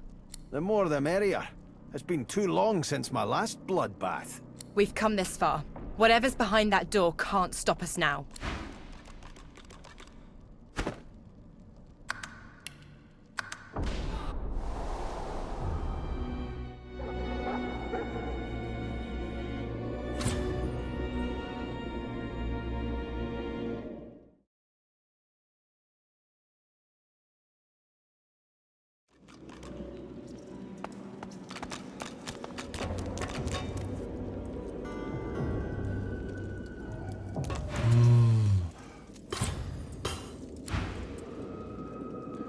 The creature before you stares with sightless eyes and leans from side to side, like a puppet without strings.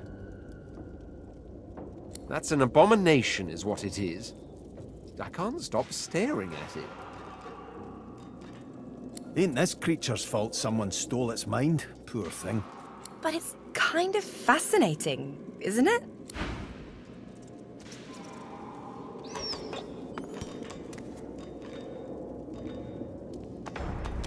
A tiny laceworm crawls from between the creature's stitched lips.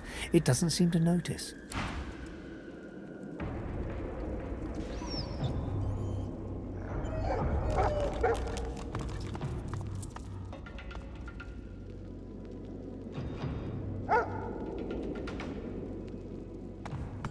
Holy hellhounds! Those dogs sound out for blood.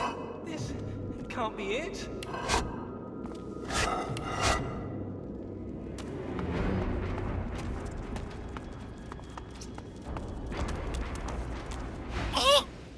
Do you hear that?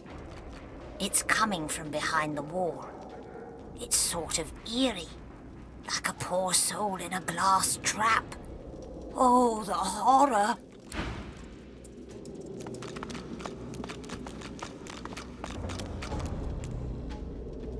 The creature has 2 fingers crammed into its mouth.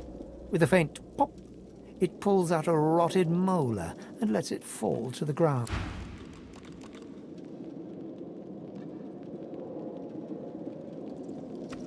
Oh, that smell! I think I'm going to be sick.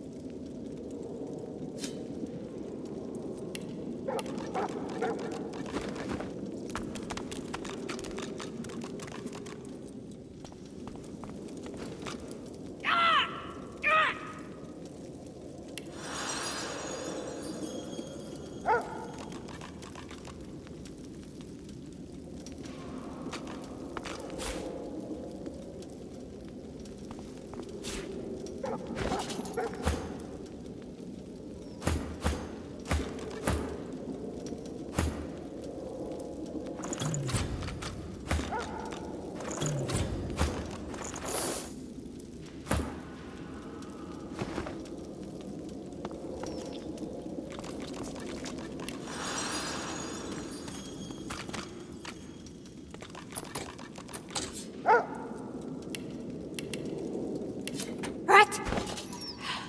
Just dust bunny.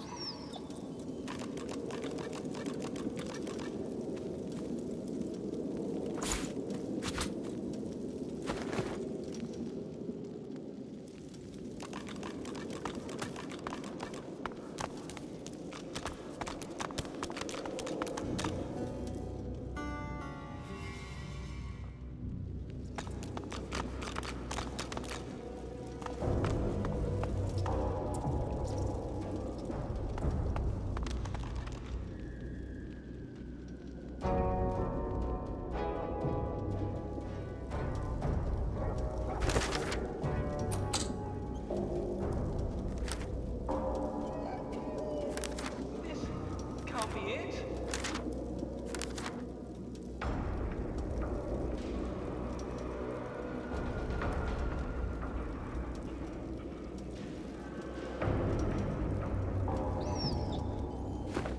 This can't be it.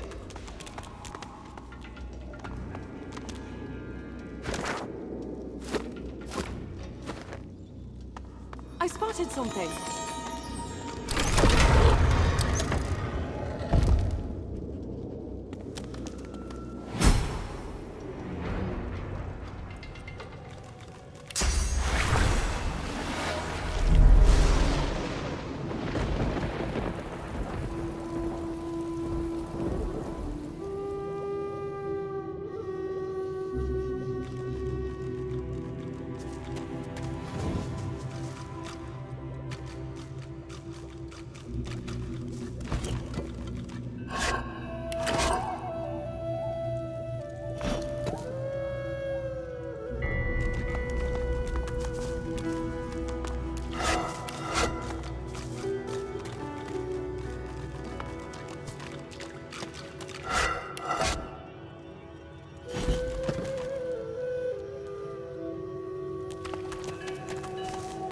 Looks like this place has been sealed up for a century or two.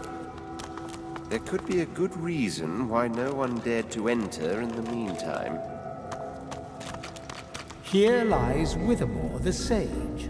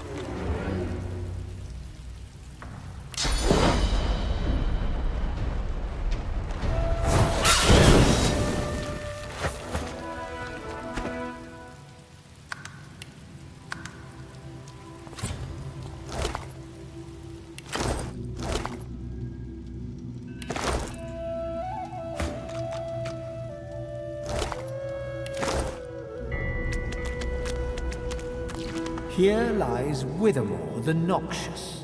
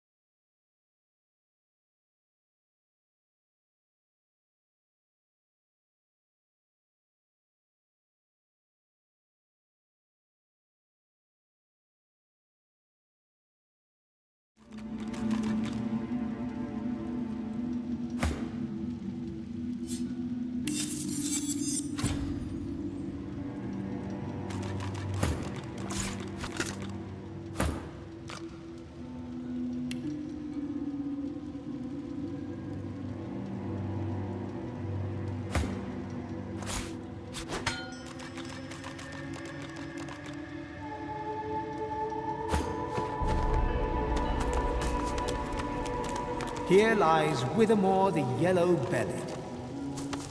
Here lies Withermore the Supplicant. You sense a great whirl of energy within the jar. From its depths, a faint voice howls. This must be the container that holds Lord Withermore's soul. Withermore held his end of the bargain. We should hold ours. It would be cruel to keep a man's soul when we could easily free it. Does our word mean nothing? Destroy the jar.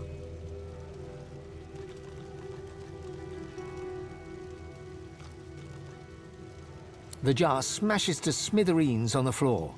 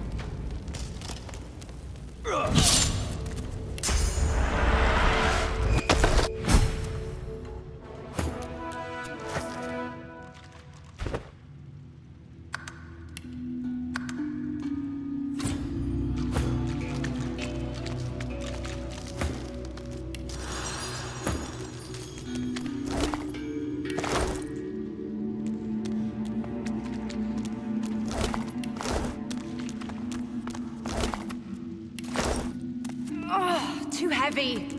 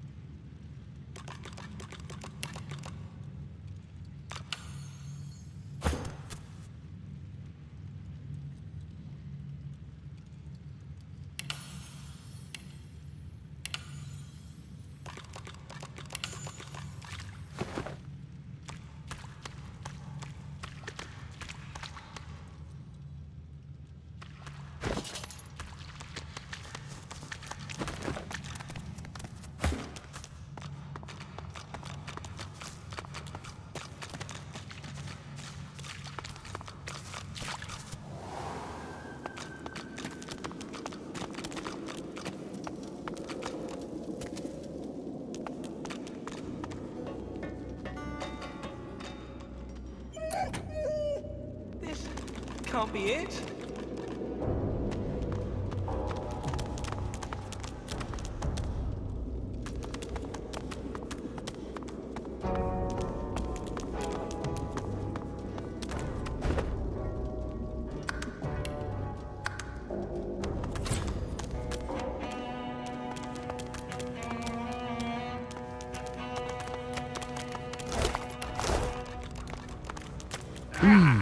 Who are you, you lovely little puppy? He reaches out and gently strokes your cheek. Aha! Easy. So soft, so sweet. Please, come in. Oh, do make yourself at home, won't you? Well, this is my playground. A little sanctuary away from the ugly world upstairs. And my games, well, you're not listening, darling. Perhaps we should start with making a little more space within those ears of yours. Come, darlings. Time to die for Papa.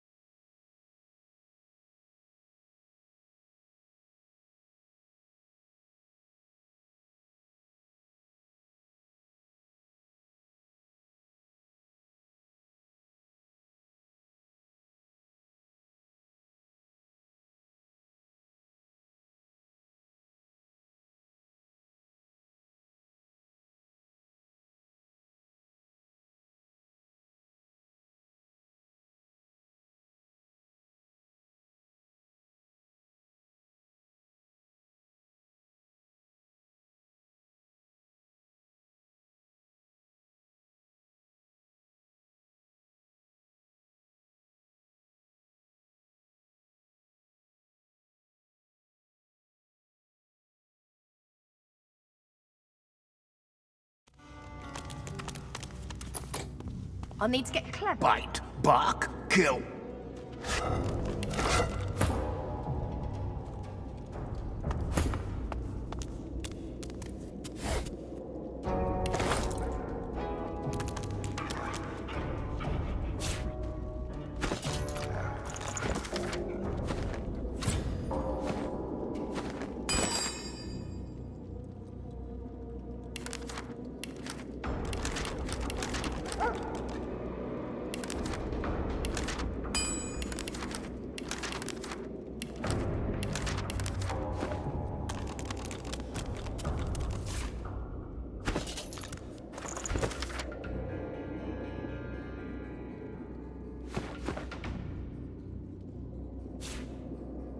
What is this? Some sort of magister weapon? And you thought Rivellon was flat.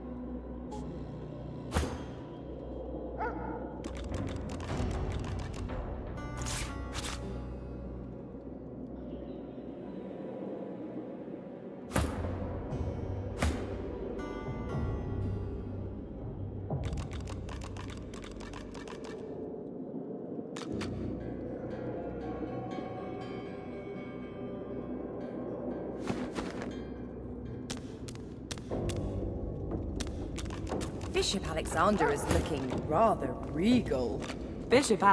Artistic license and good looking out, Bishop. Artistic lice, good indeed.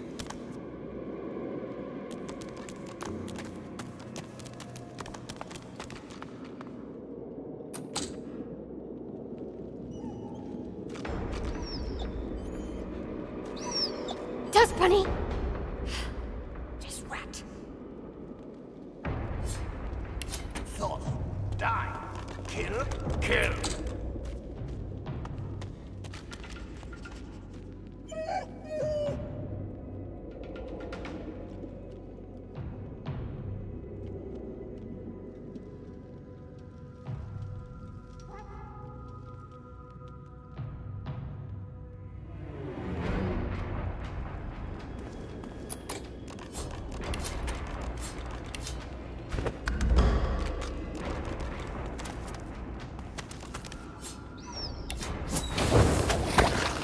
Can't be it.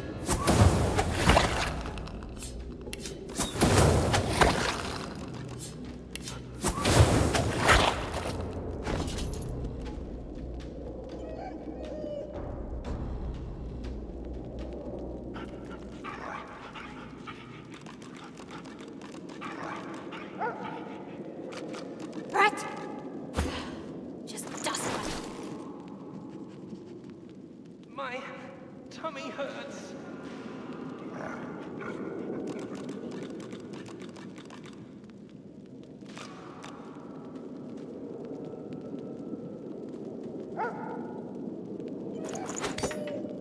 My tummy hurts. Rat! Just dust bunny.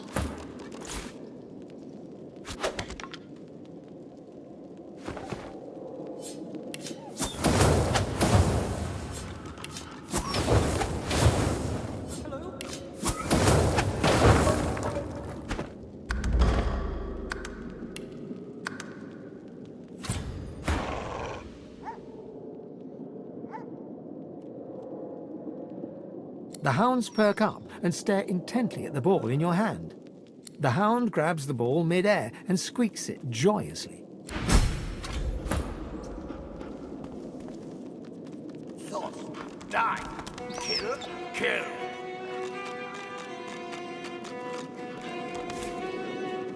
Ball? Ball? Ball?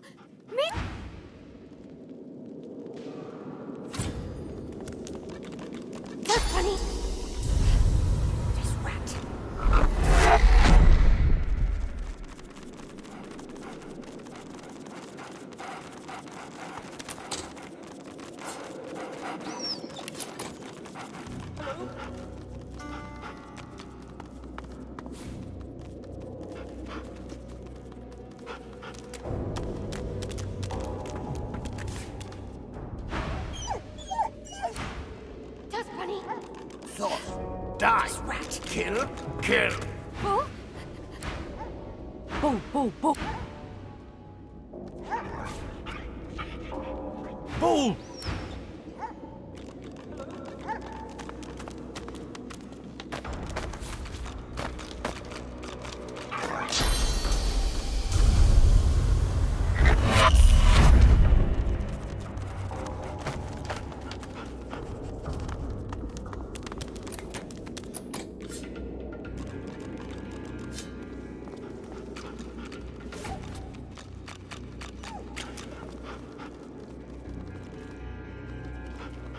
This can't be it.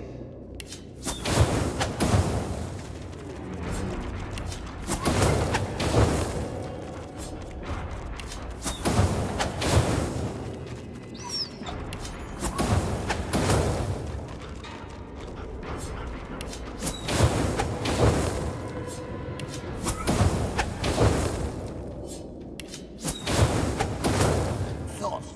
Die. Kill. Kill.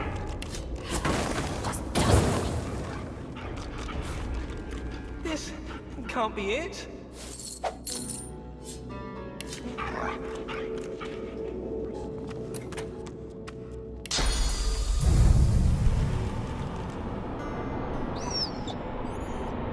My tummy hurts.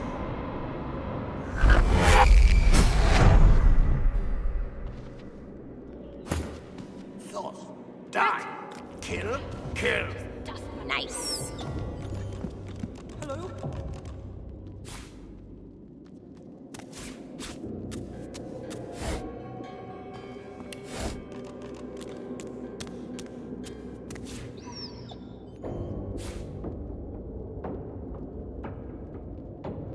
Thoughts. Die.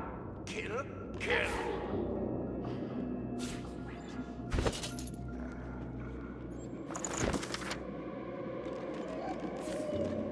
My tummy hurts.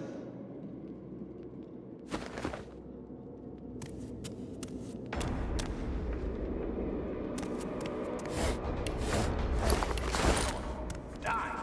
Kill. Kill. Good find.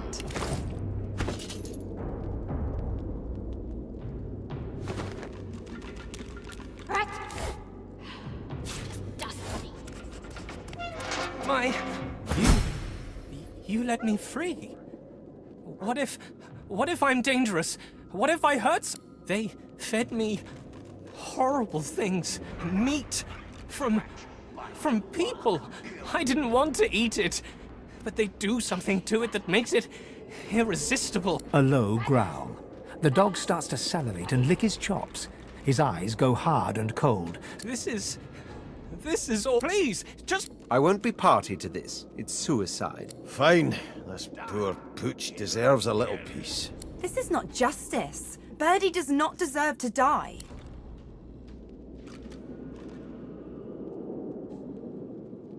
No, no, no! The dog calms and seems comforted. Kill. Kill.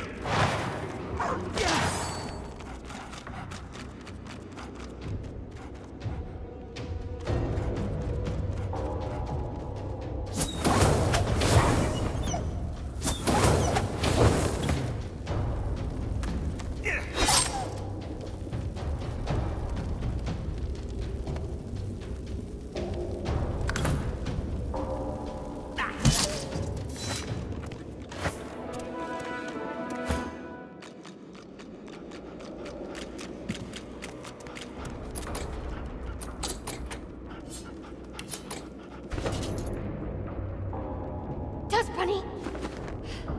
Just wait. Scratch, bite, bark, kill.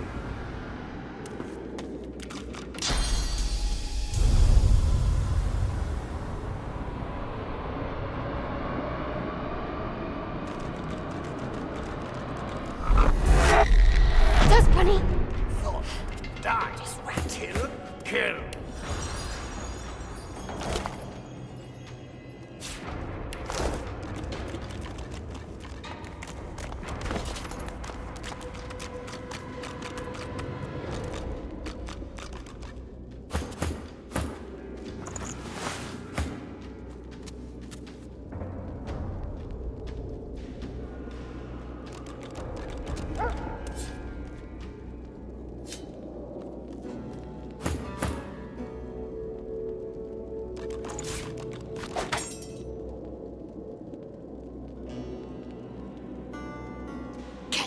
Buddies.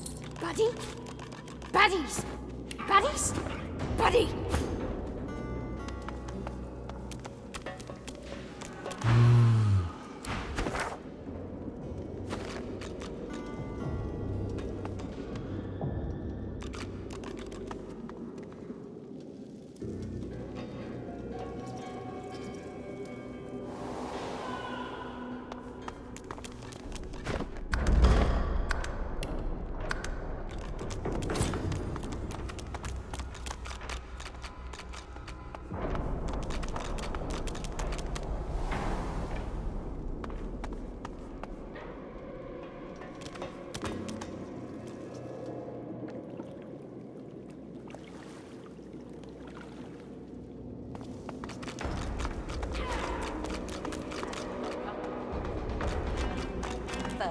What the flying hell?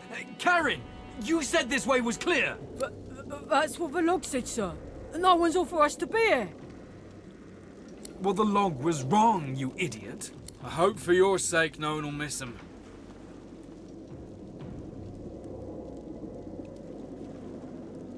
The Magister cocks his head, seemingly surprised at what he heard. That's so. Tell me, what do you know about Zur?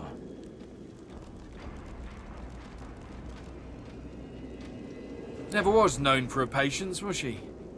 If you're taking this run, the kid'll have to go with you. Feisty one, too. Liable to jump into the canal if you don't watch him close. That right, Han? He'll be alright once he gets settled in. We won't delay you. Karen and I have guard duty coming up.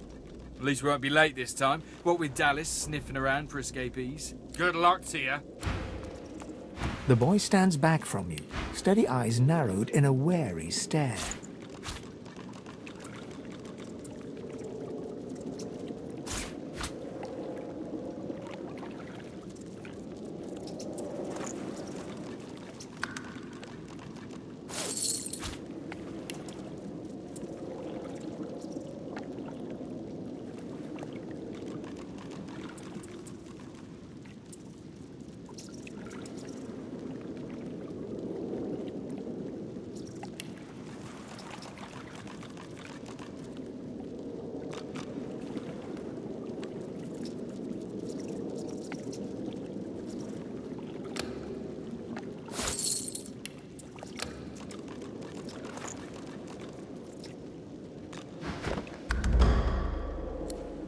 Who are you?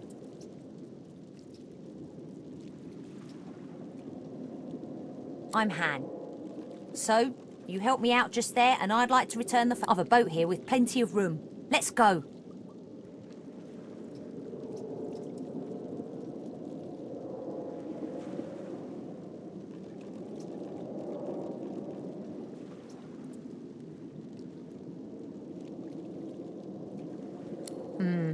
I owe you.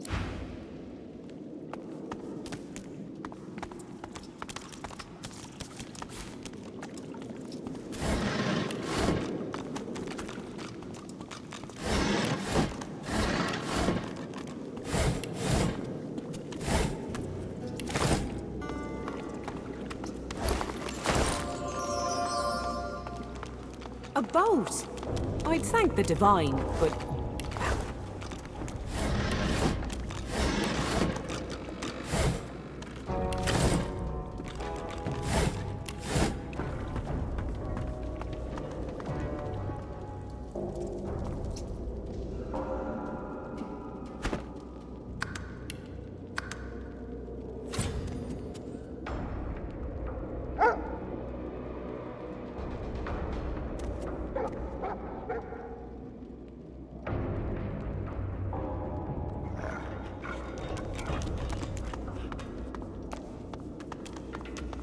Keep well out of sight of the Magisters. This is nothing to do with the Paladins. Go and tell your Grand Master that. It's everything to do with the Paladins. You sully the Divine's name with this place. The Divine would want the world free of Voidwoken. Sorcerers are like the Divine's children. If you're harming them in here, we'll... You'll do what? You're weak. Only we have the will to do what's necessary. Goodbye. I demand entry. You can't hide what you're doing forever. This is nothing to do with the Paladins. Go and tell your Grand Master that.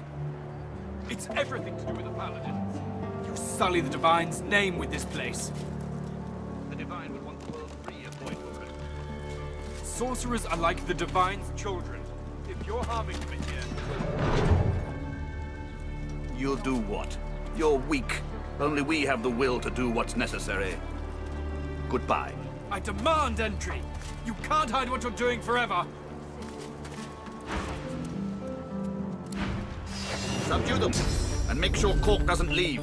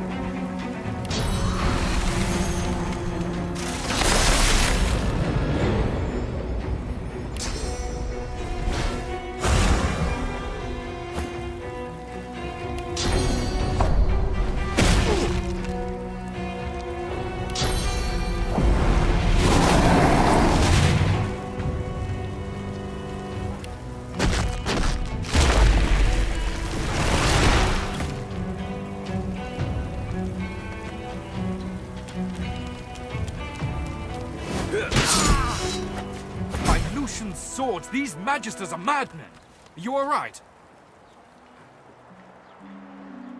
I'm glad to hear it. It was good to have you on my side. We showed those maniacs what's what, eh? He pauses a moment to wipe a thick mixture of sweat and blood from his brow before continuing. I still can't believe they had the gall to attack me. It's high treason to go after a paladin like that. We're Divine Order, gods damn it. Our superiors will be very interested to hear this. Our Grand Master, for one. Lord Ken would never stand for this kind of nonsense. The thing is, people on the mainland don't know what goes on here. Never would have believed it myself until I saw it with my own eyes. But we've stood about talking long enough. And this place is no roadside tavern. It's certain death if we keep lingering. First things first, I need to get the lay of the land inside Fort Joy. I was sent here to make an official report on what exactly goes on here. I don't intend to run away now. After that, though, and without the Magister's help, there's nowhere to go but the Hollow Marshes. They say they're haunted, but I don't believe in bogeymen. I was once told there's an old harbour on the far side of the island. And where there's a harbour, there may be a boat. I must be off, and so should you. Best of luck to you. You deserve better than this.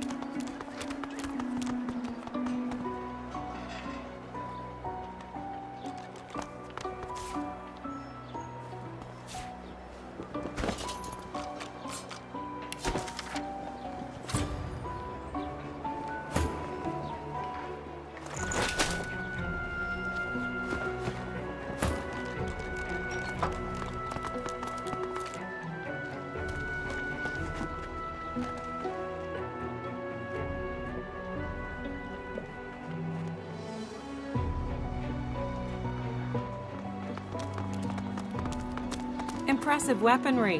Might the Magisters anticipate Voidwoken attacks, despite the rules in their collars?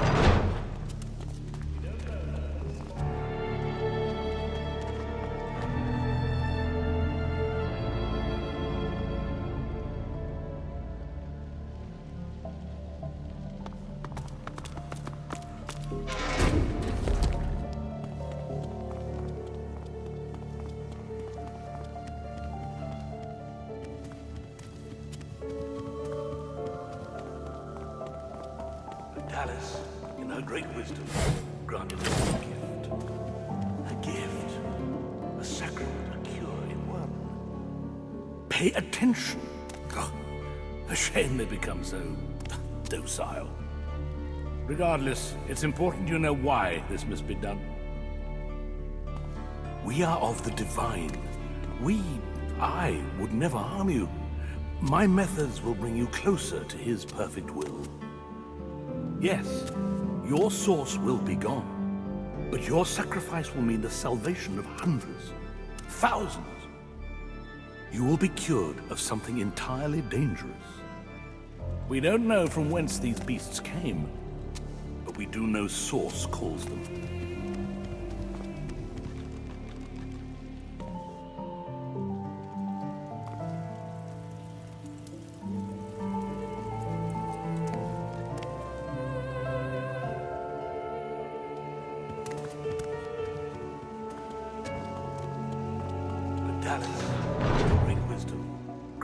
A gift. A gift. A sacrament, a cure in one. Swish! The Magisters certainly don't spare expenses, do they?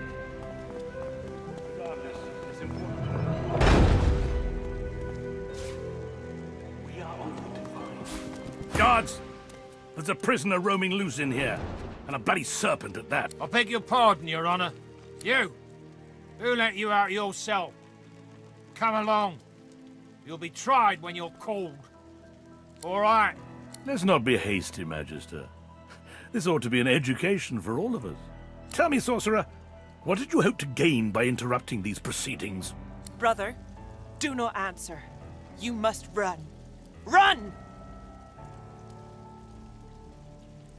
The judge smiles thinly. This is more than a trial. This is an education. That should appeal to the likes of you, should it not? Tell me, what have you heard of our good work here, our holy cure?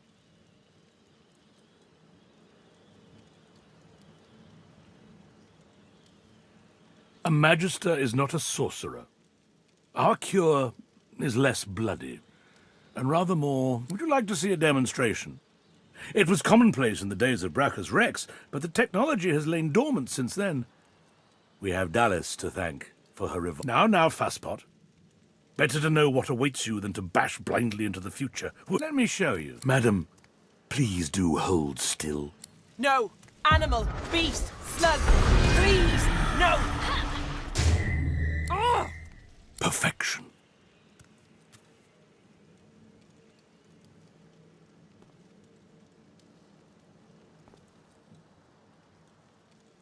I imagine it's quite hard for you to fathom. I don't suppose I'd look forward to this fate myself, but you must understand, if your kind are left well enough alone, the Voidwoken will destroy us. All of us. This elf has sacrificed her source. Some might say the spark of life within her. But she has done so in the name of us all. She... I would have loved for you to have seen our point, my friend. But the Divine Order doesn't need you to understand. It only needs you to accept. Now it's your turn to repent, my friend. I'm so glad you joined us here today. Even if you can't admit it to yourself, perhaps now you realize how crucial you are to our salvation.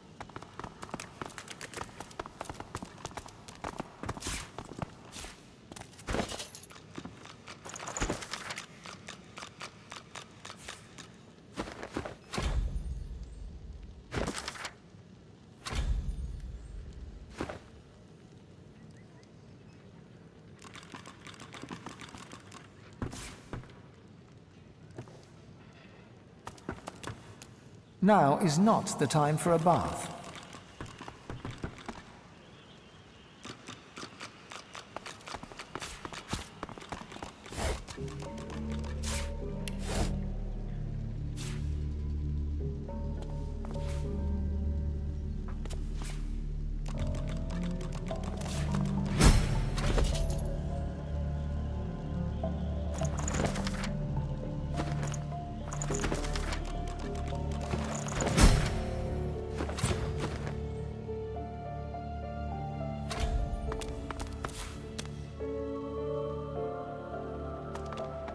And you thought Rivellon was flat?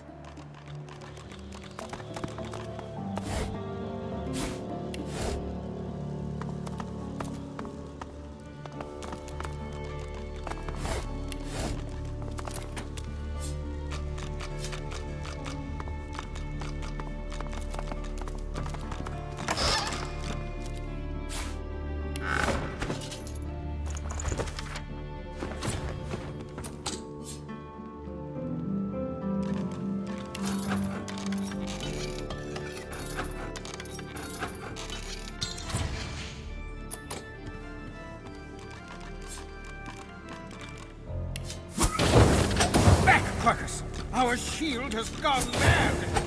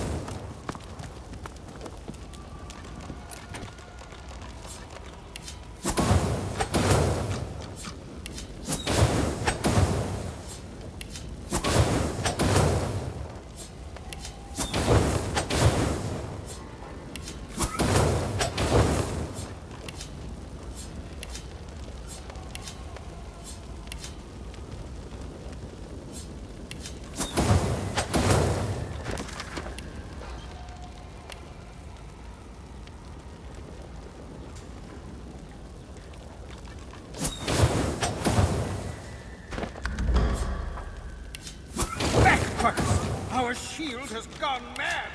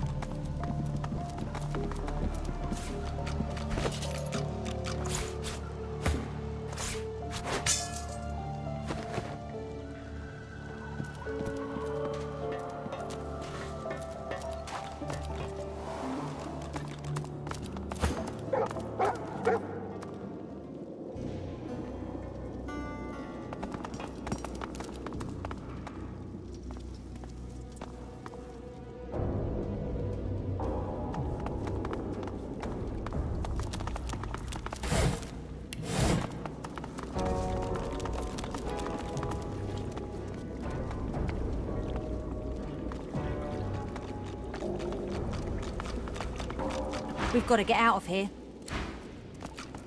The sturdy raft bobs in the canal's gentle... It might stink, Quercus. You but take at a least deep breath. You have escaped Fort Joy at last. How lovely. I could really do with a banquet right about now. No one amongst you is a gourmet chef by any chance. That's us one step closer to freedom. Listen, you can hear the sea calling. Out of the prison camp into the bog.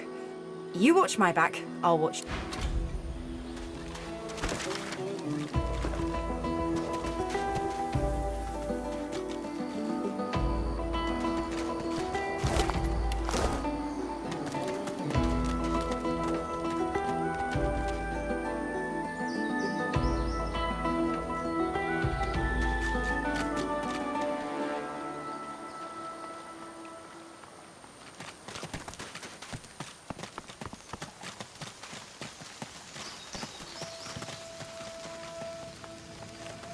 That scent. Unmistakable. How did noxious bulbs end up here?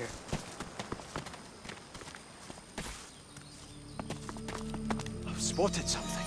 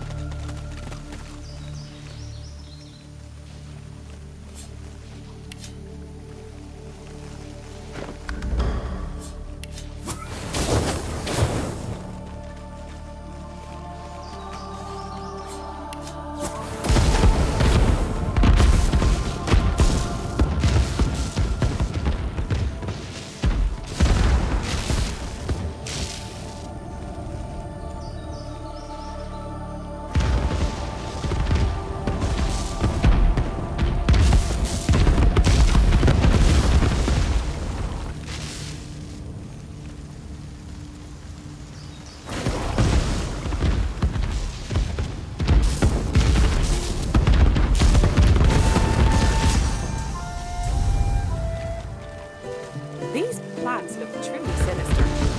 They're arranged in a ring. Is that a natural occurrence?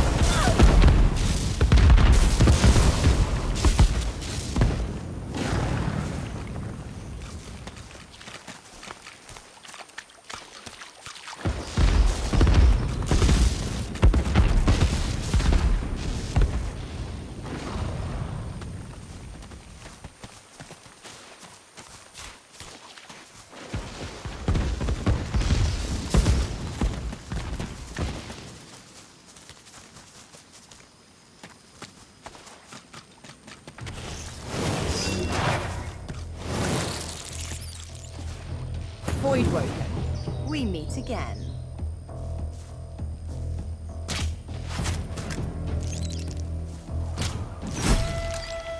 Vermin, thieves, pests, leeches.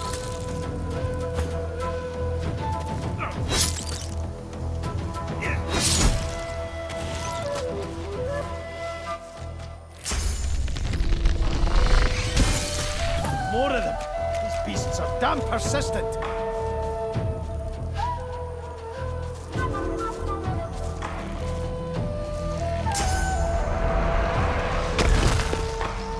This world is ours.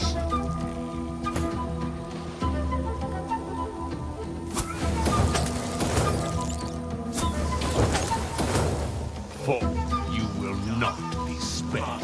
Your time is up. Essence feeds us. Squash the vermin. Hang the thieves.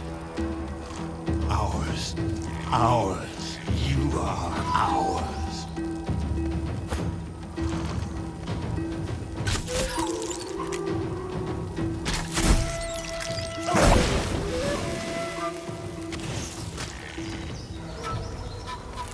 They can keep calling us vermin, but we'll just keep putting them down.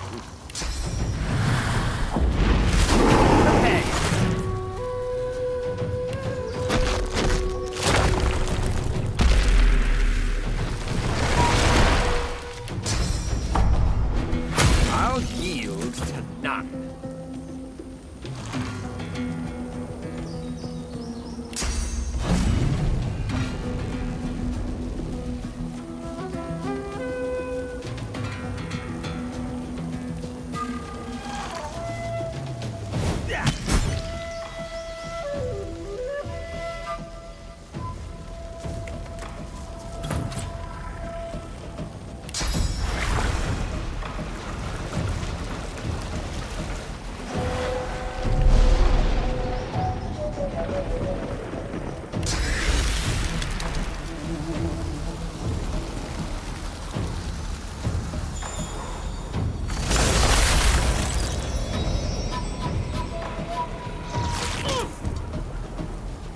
We are the many and we all.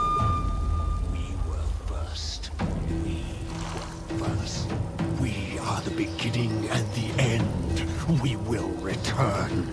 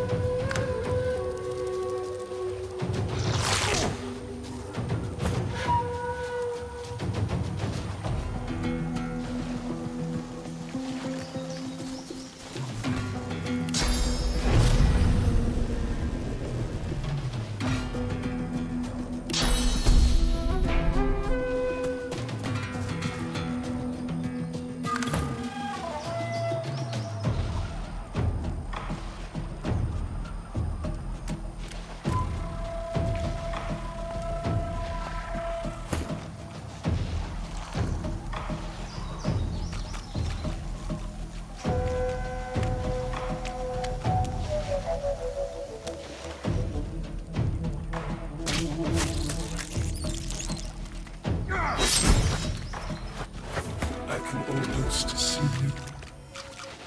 I can almost make you out. Did you hear something? The corpses of voidlings lie in heaps around you, a miasma of cursed fluid pooling at your feet. Those filthy beasts were like rats. A swarm most vile, but vanquished as a matter of course. Well, that was fun. Could have gone a few more rounds myself. We can't get caught up in another battle like that. They're only getting worse.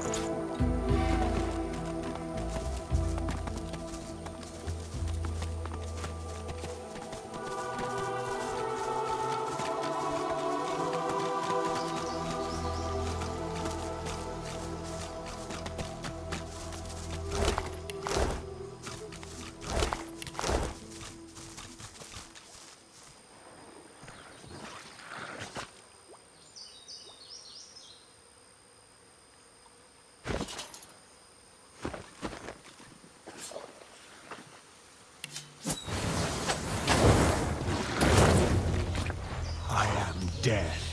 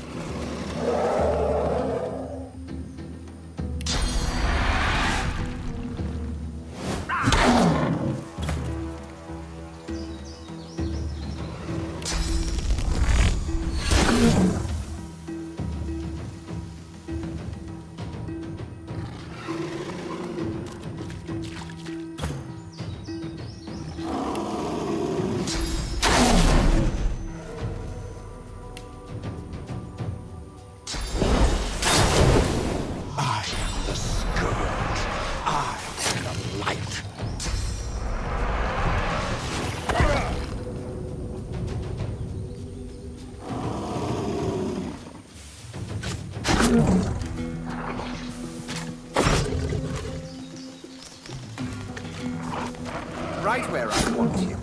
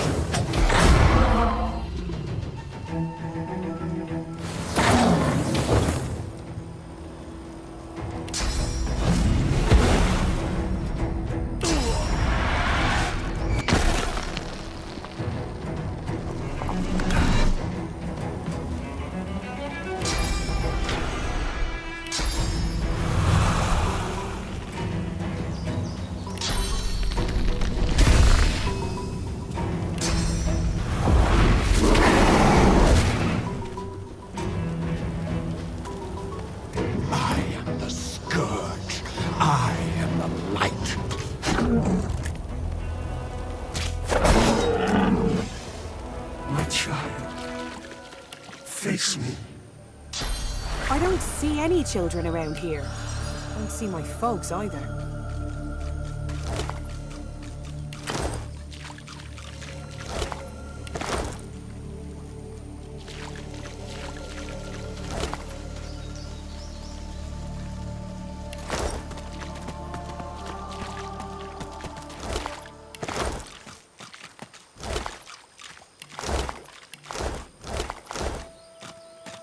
What's this? I found something. I need a shovel. I am not opposed to manual labor if circumstances require. Nice.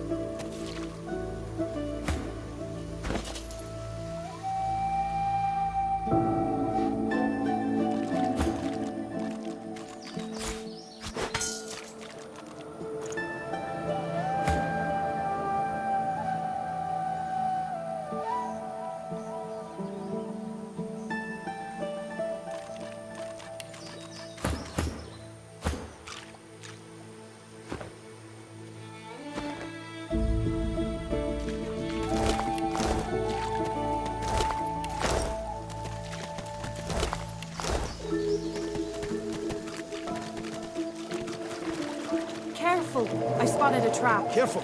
I should spotted a neutralize trap. this thing before it does damage. A trap? Better give it a wide berth.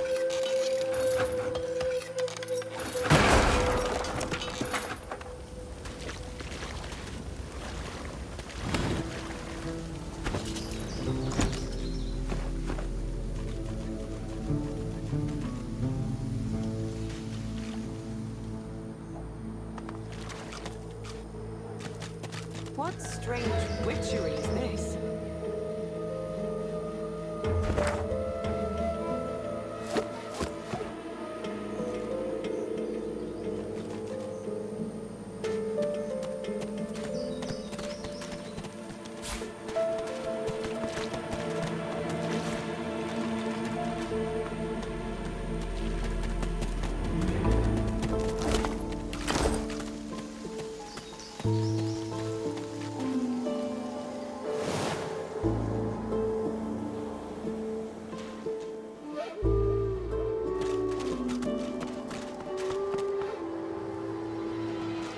Up on the ledge before you, a lone lizard woman overlooks the marshes.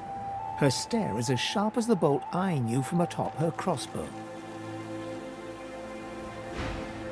Stand back and keep your hands off your weapons. Convince me you're no Magister, or draw one last deep breath.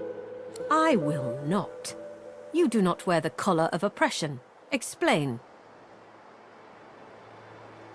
I have heard of this woman. No Magister would know. She can deceive our enemies, but sadly she cannot escape them. You do not share this weakness, as your presence here attests. I apologize for the steel-tipped welcome, but lives are at stake. Hold on. With one graceful motion, the lizard throws down a tangled mess of vines for you to... Come, ascend to the sanctuary of Amadia. You'll find you're not the only guest here, but the Great Mother provides for...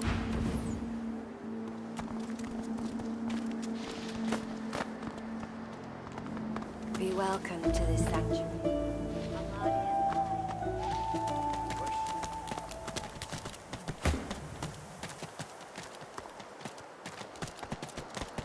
The Red Prince interrupts as you're about to speak. This woman is a dreamer. I can see the answers spinning in her eyes. Do rest your legs for a bit while I question your two-cut. Red Prince and the Dreamer exchange courteous pleasantries, as if they're finding themselves in a palace hall instead of a death-ridden swamp. She introduces herself as Bahara. To your surprise, they next lie down on the ground in a seemingly warm embrace and fall asleep. What follows, though, is far from peaceful. They claw and thrash as if struggling for dear life, caught in the hold of some hideous nightmare. Then they wake, haggard, exhausted. They speak of a vision, Brahmos, and another red lizard.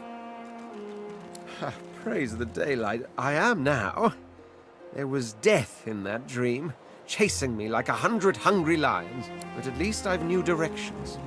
When we escape and find ourselves on the mainland once more, I must search for Bramos the Wanderer. Then I will finally know the truth, the very secret of my soul.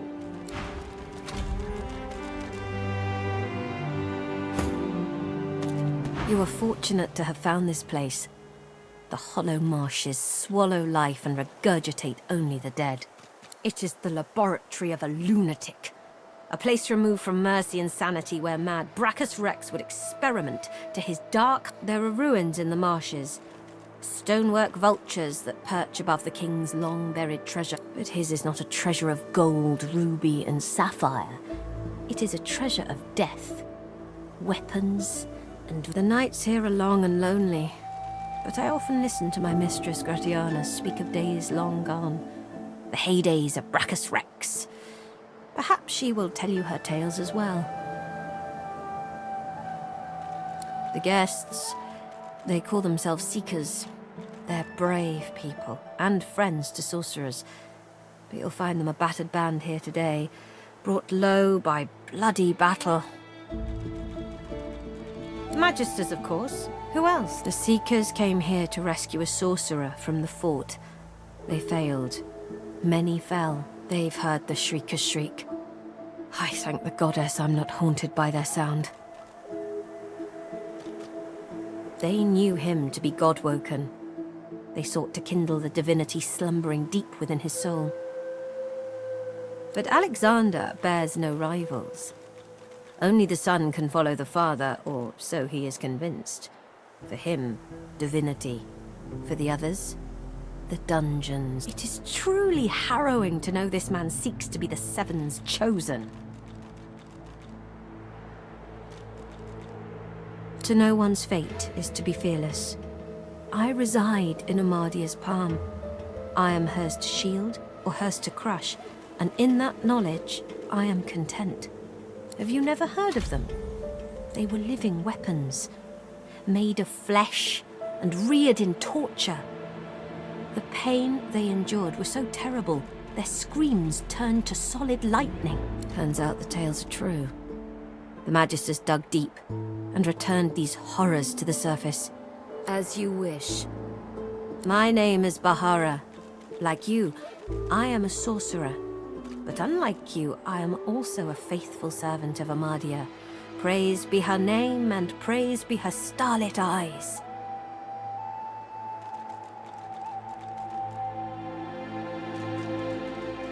I have never found comfort in Zulstissa's embrace. She is silent and sullen, not so she who is all magic. Amadia is the Great Mother. She is the goddess in whose womb magic was conceived, from whose sacred body immortal wizards were born. Gratiana, her priestess in this sanctuary, is teaching me her ways. For several years now, I've been her disciple, but she has resided here for centuries, sustained by Amadia's love. I am forbidden to leave my watch, and there is no need for formality. Gratiana will receive you as you are. You'll soon find her. She never strays far from the statue of our goddess. Haunted quagmires is what they are. May Amadia curse him.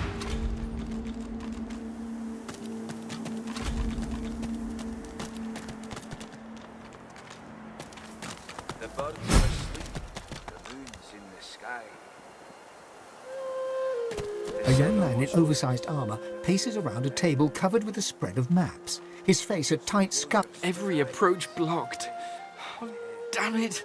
What good are battle tactics against those things anyway? He glances up. In quick succession, he becomes aware of both your presence and the fact that you're not a familiar face. Who the blazes are you? My word, I never met a royal before. On the run from Fort Joy, are you? A seeker can always recognize a sorcerer when they see one. Though, of course, your collar gives you away.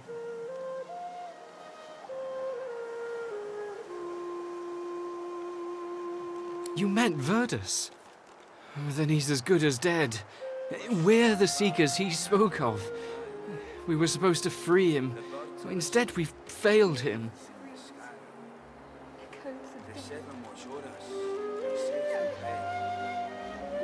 You, a Godwoken? Surely not. Though if Verda said so, you could be important. But there's no way to be certain until we've left this blasted island behind us.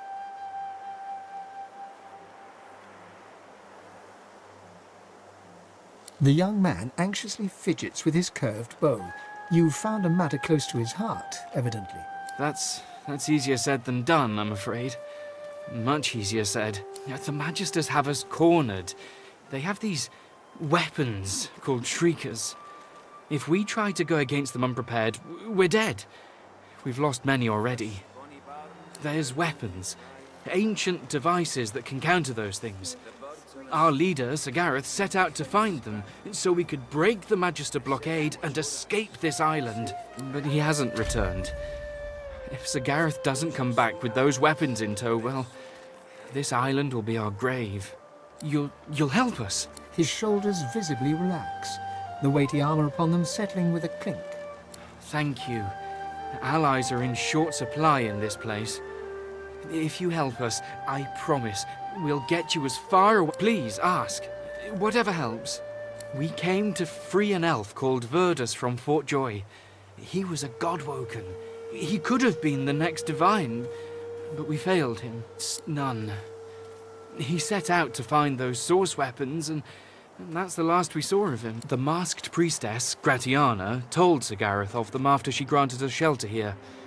She was reluctant at first, but, well, Sir Gareth can be very insistent. Speak to her if you wish. She may know more. The Magister flagship, the Lady Vengeance, she's anchored at the old harbour. Once the way is clear, we're to take her and get that.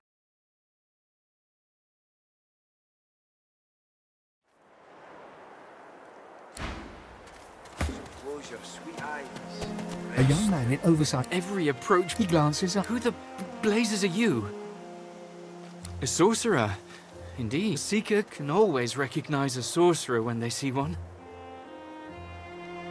The young man... That's... The Magisters have us cornered. There's wet, but he hasn't returned.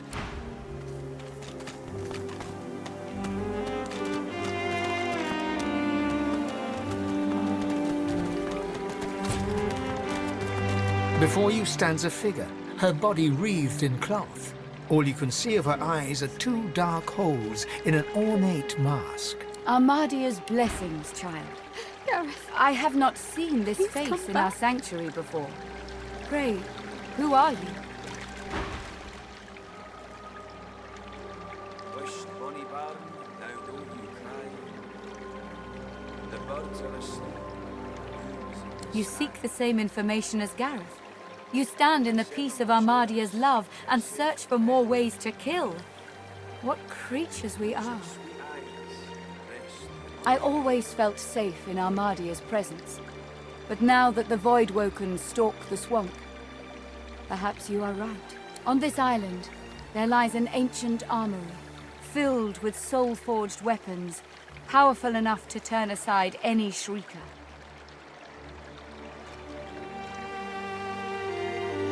Yes, he pestered me for aid.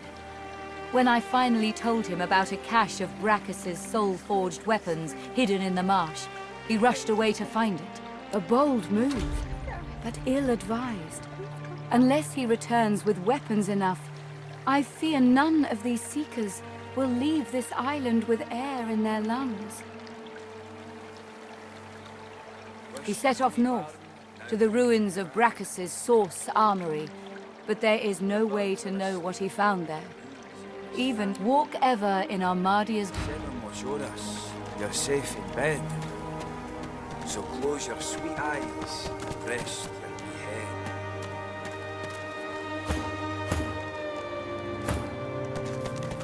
Hold up. I've got to take care of some business. Friend, how does life find you? Well, I'll be. If it ain't the beasts of the sea. Stories of your beard alone fly across Riverland like flocks of crows. Fair a bit more inland than you'd prefer, yeah? Ain't I know it, ain't I know it. Beast claps him on the back and chuckles heartily. If they hadn't met just a moment ago, you might think the dwarves lifelong friends. I don't want to intrude, seeing as how you got your own trials and travails, but I don't suppose you've been to Reaper's Coast of late. Maybe heard of a fella named, what was it? Lohar? Lohar?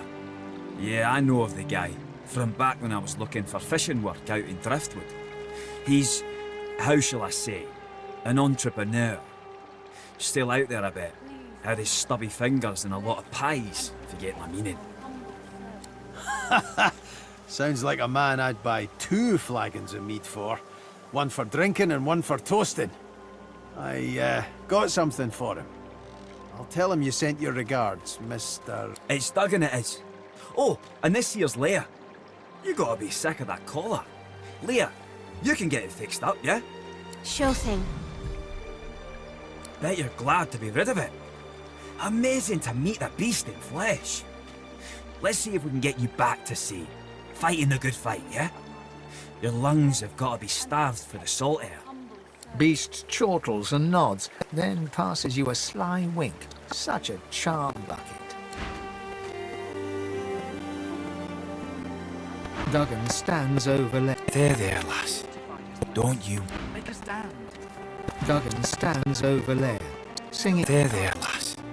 Don't you worry. Gareth will be back soon. We'll see.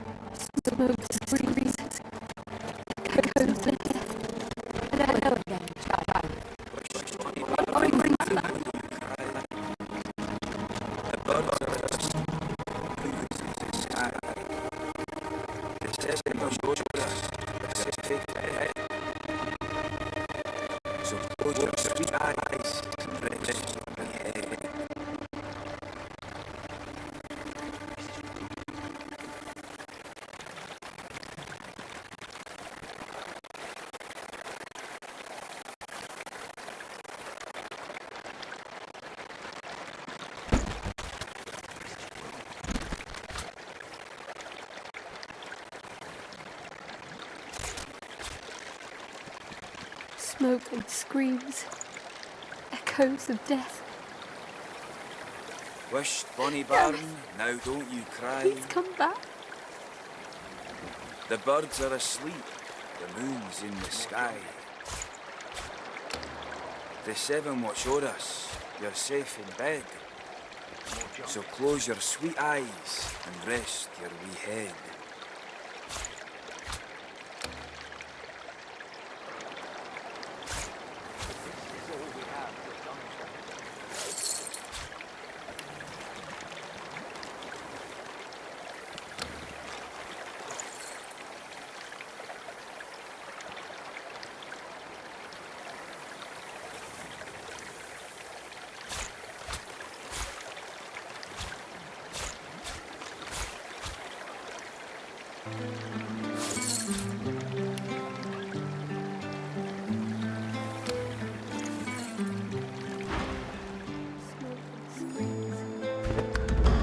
Go in Armadia. Gareth, please come back.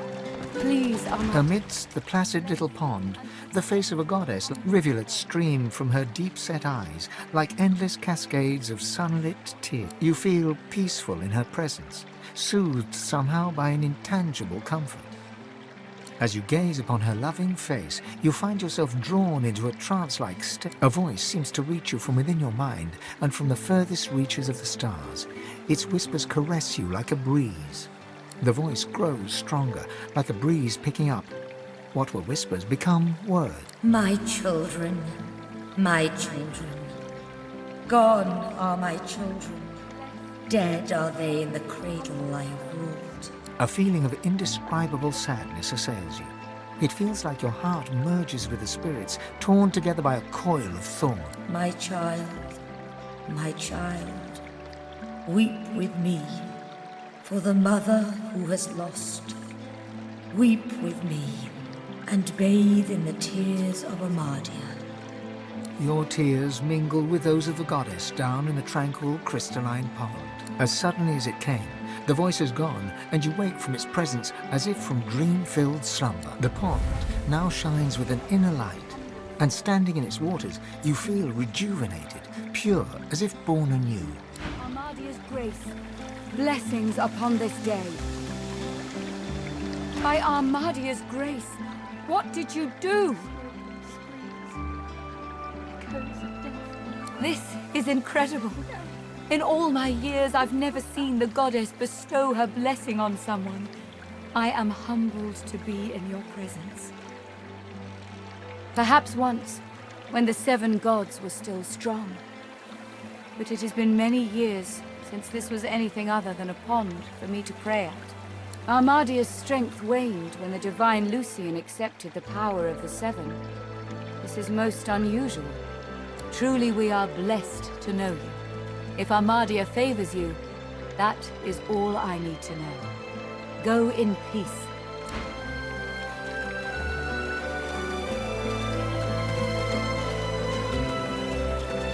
The goddess's tears still stream.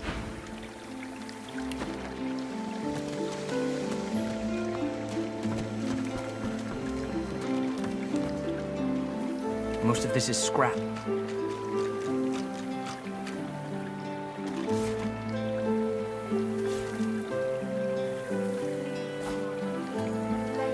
A grim-faced man sifts through a pile of badly damaged weapons, salvaging the repairable, ditching the broken. He picks up a rapier, the blade nicked and splintered, the hilt twisted. He holds the damaged blade up to the light. This was Halon's blade. It was his first, it was also his last. He didn't intend to die here, but die here he did. He was an ordinary soul with an extraordinary heart, Halon, and he died for what he believed.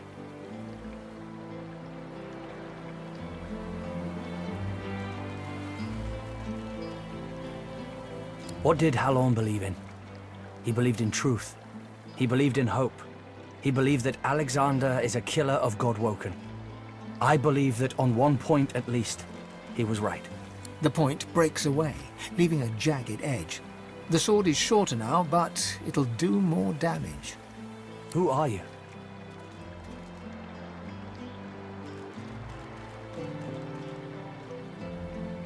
He realizes, to his surprise, that he holds the weapon in his hand, ready for battle.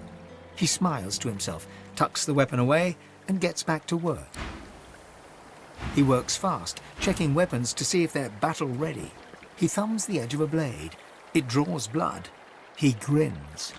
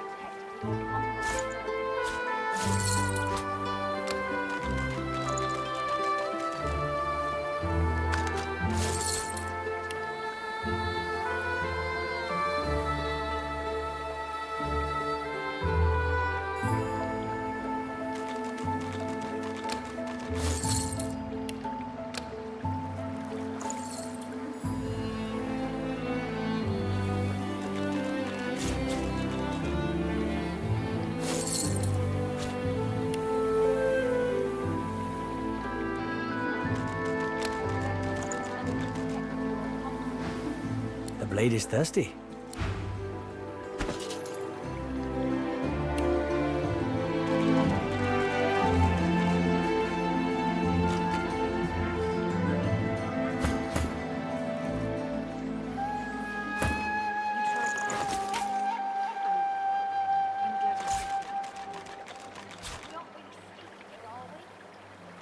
So long as Gareth returns,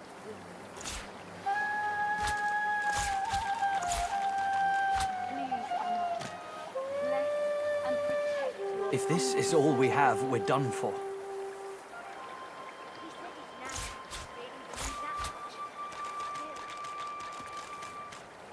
you tried your best, I'm glad you said that.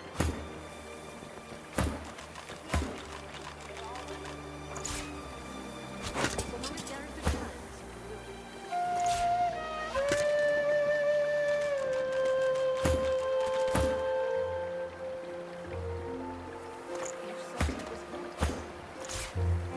If this is all we have, we're done for.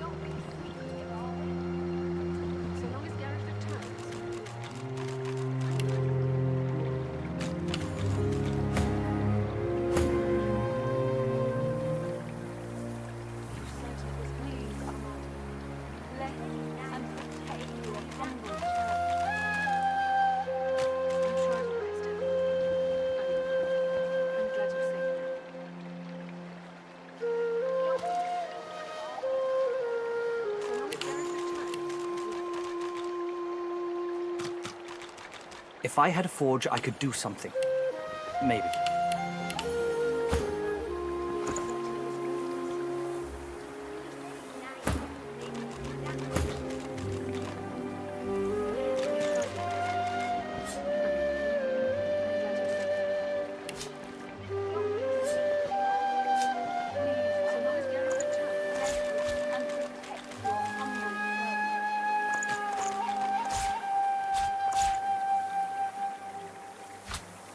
More junk.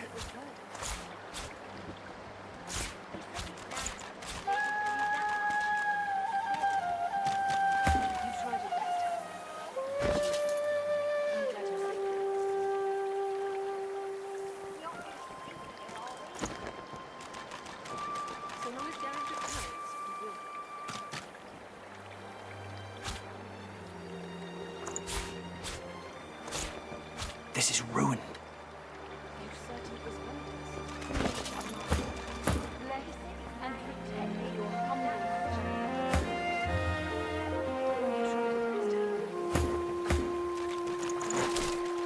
More junk.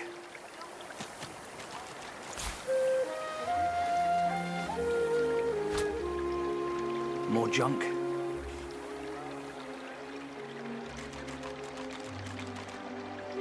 This is ruined.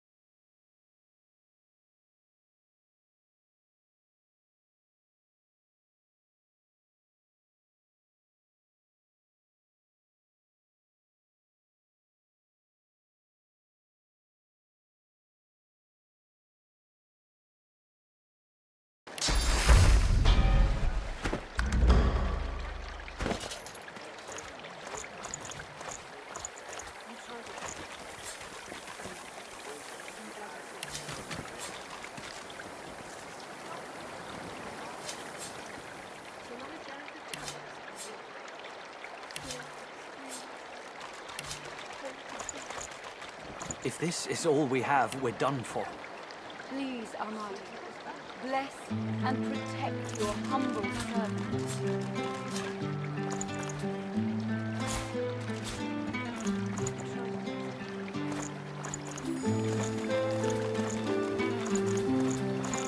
Martha's axe looks serviceable.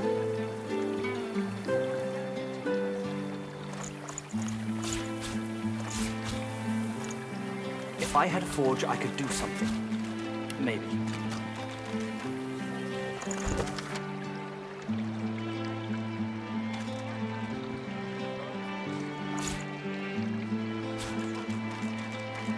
If this is all we have, we're done for.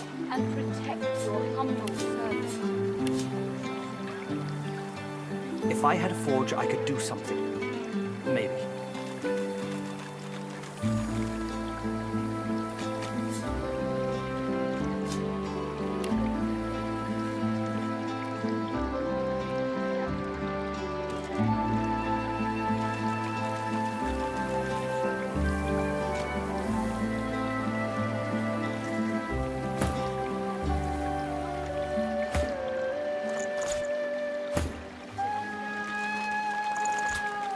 Please, Armani, bless and protect your humble servant.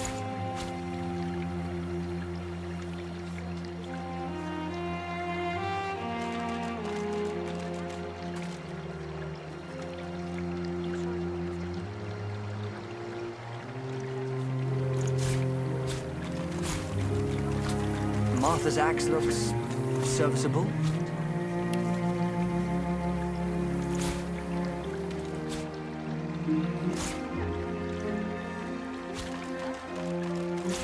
Please, Armani, bless and protect your humble servant.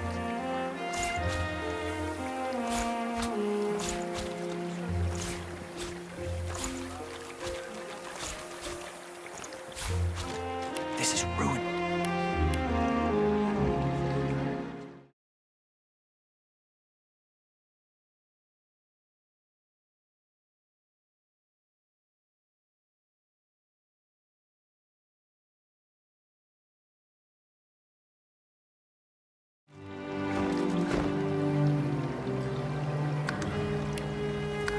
Please, Armani.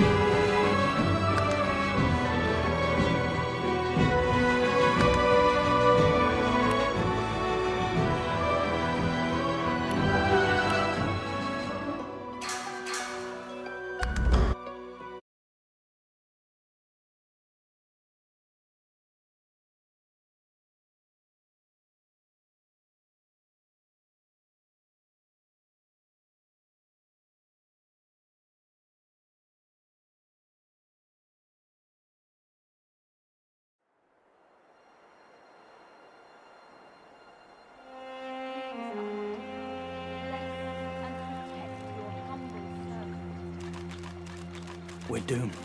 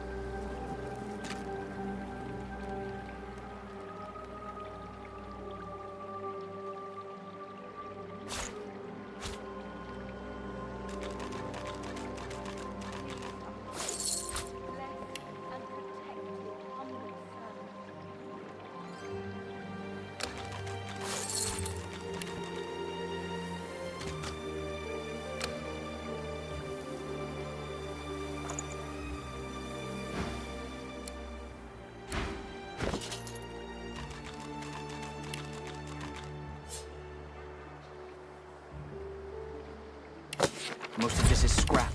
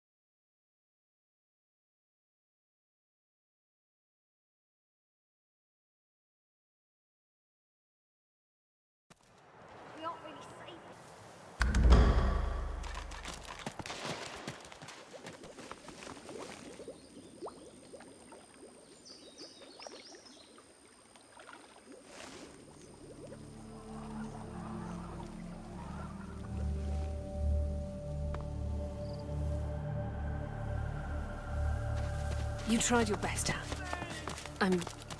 I'm glad you're safe with me.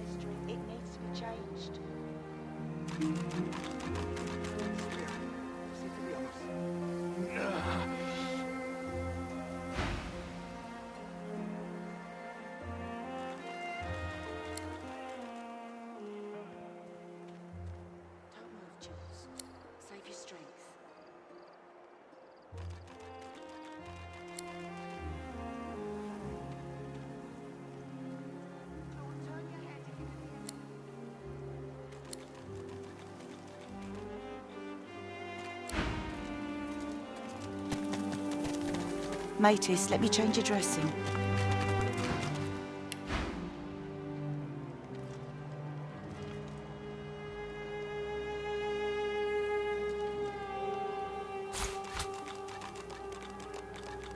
My Lucian's Please! Stop fidgeting, lad. It hurts!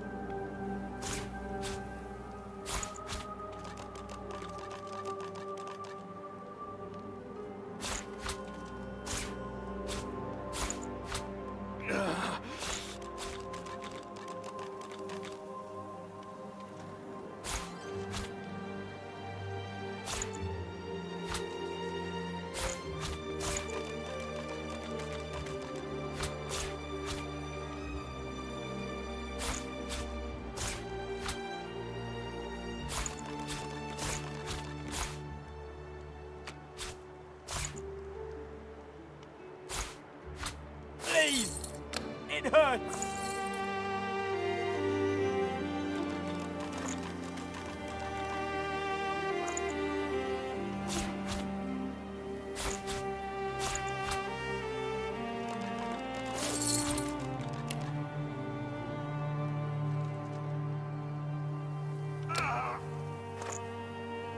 My Lucian's locks. Stop fidgeting, lad.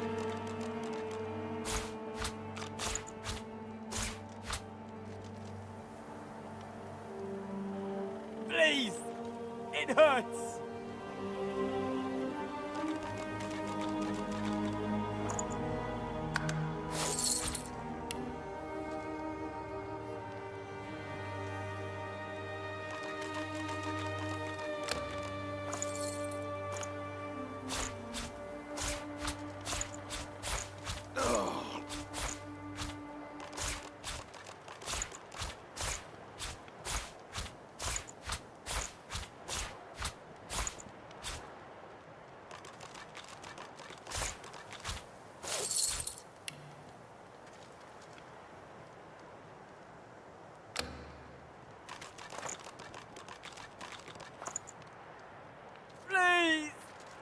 Take the pain away.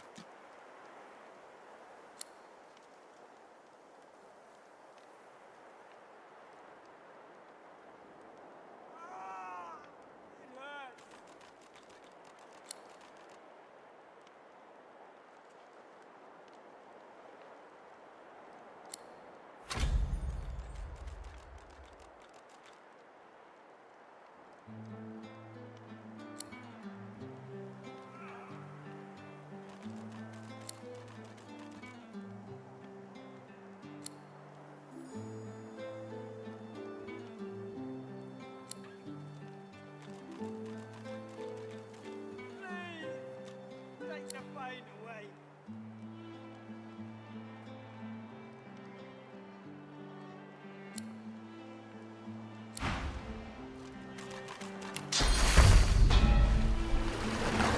He has cheated death. Thank you, stranger.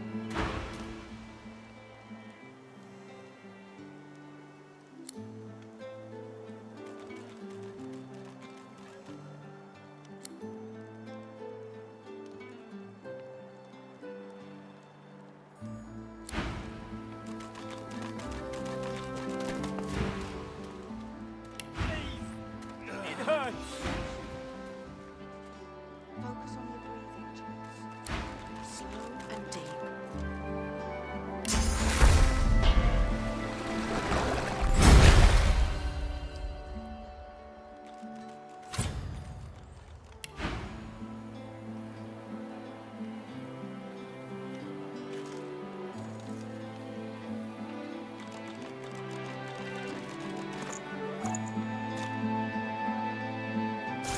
My Lucian's locks. Stop fidgeting, lad.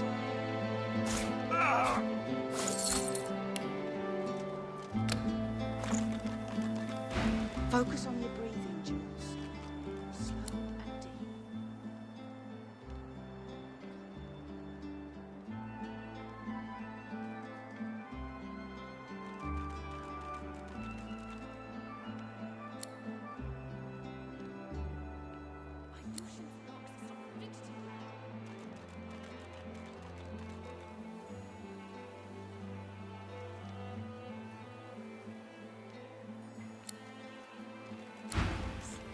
Make sure all of them cheat death today. Lucian's locks. Stop fidgeting, lad.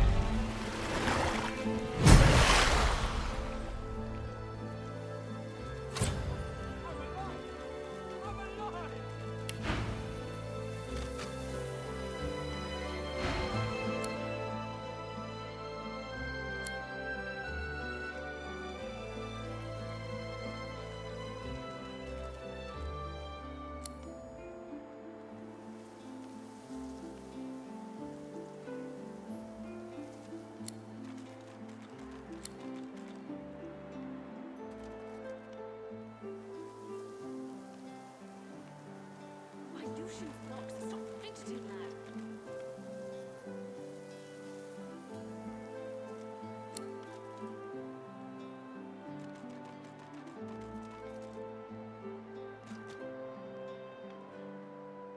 My Lucian's locks.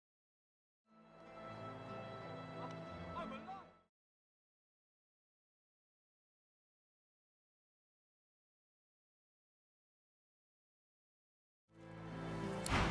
The fog. How do you have so much power? Stop fidgeting, lad.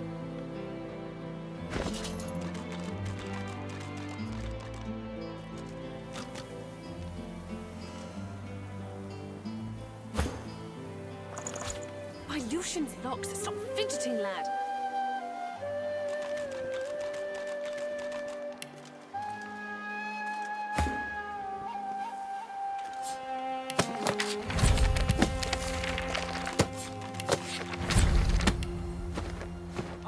I'm alive. The fog I'm alive. is lifting.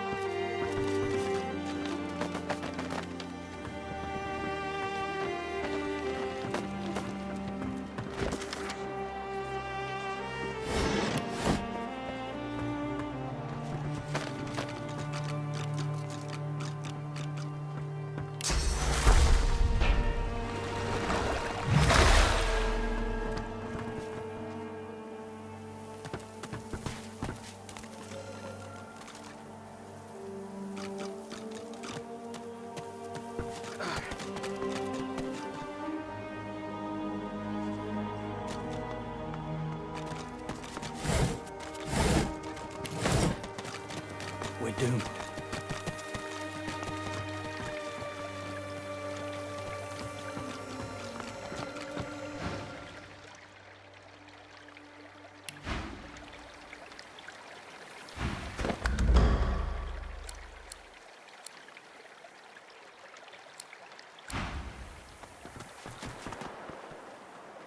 Wish, Bonnie Baron, now don't you cry.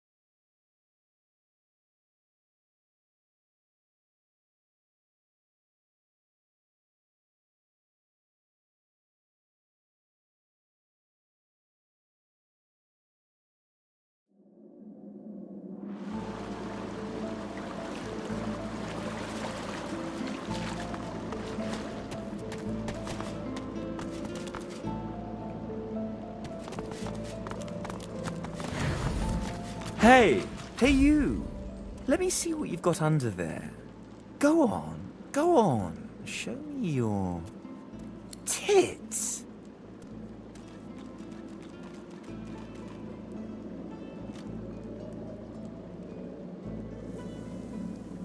Oh, why are you still speaking? How awkward. See, the thing is, just stop. No one cares what you have to say. Still opening that mouth of yours, are you? Careful with that. I quite like that. How awkward. See, the thing is, just stop. No one cares what... Until next time. You're pathetic. Ah. Here today, gone tomorrow. An Life's a illusion. dream. This fellow must be quite proud of himself. Ah! Has it turned on us or just lost its mind?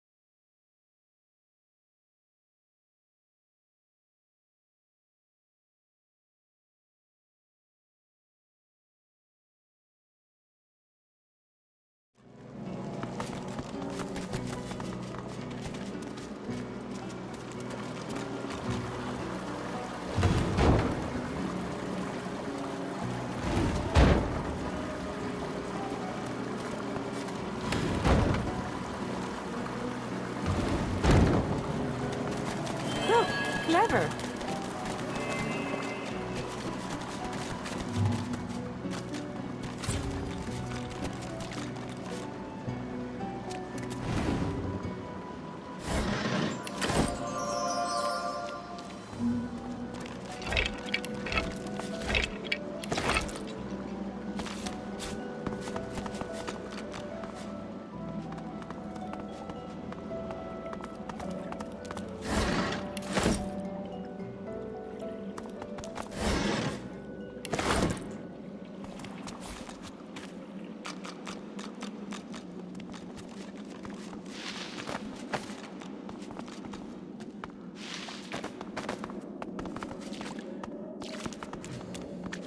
Didn't I tell you to leave? Wasn't I clear that you're not welcome here? You can't teach a fool anything.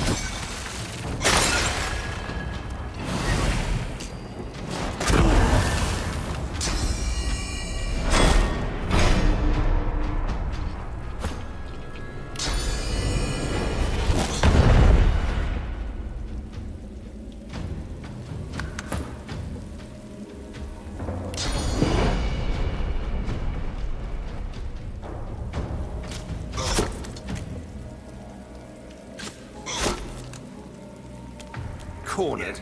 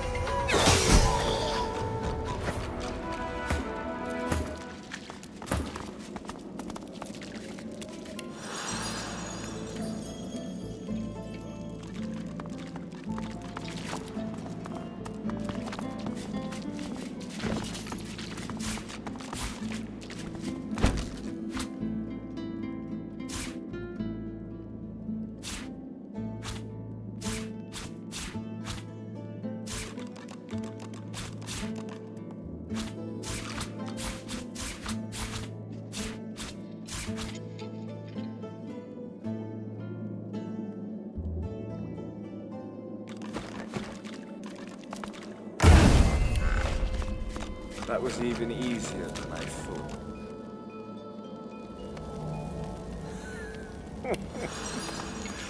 Poor idiot.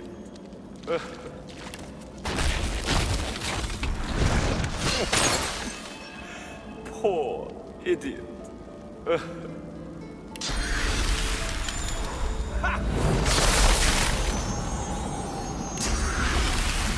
was even easier.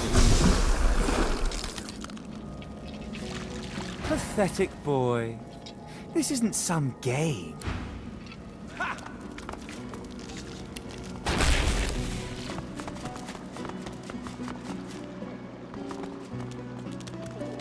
Idiot. That was even easier than I thought.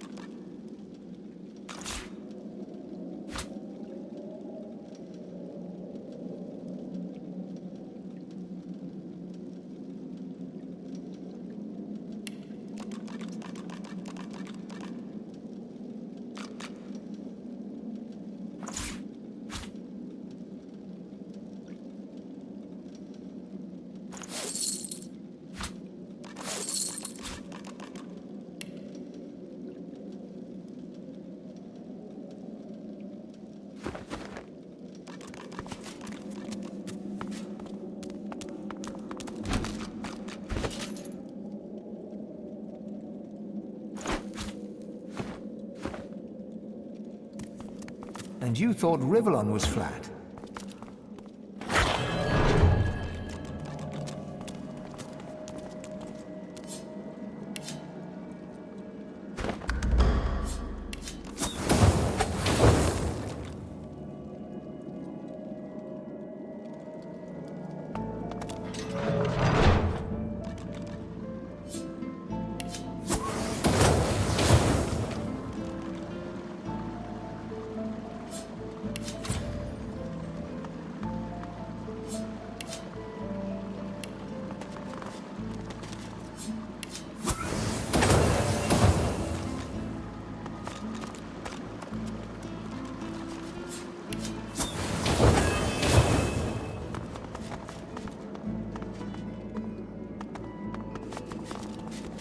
You see yourself in the mirror. It's quite a sight.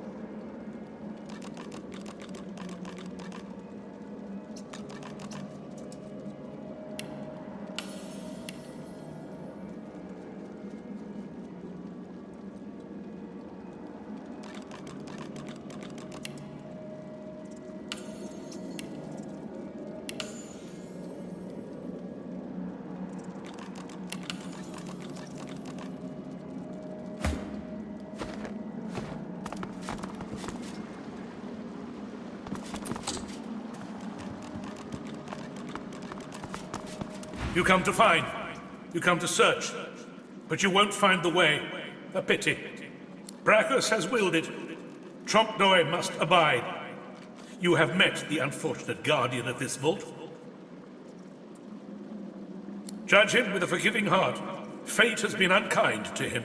Do you wish to move forward? Listen closely and make your attempt. Brachus is a bloody, rotten, thieving, very, very awful fellow. Some even call him a cur. A cur is...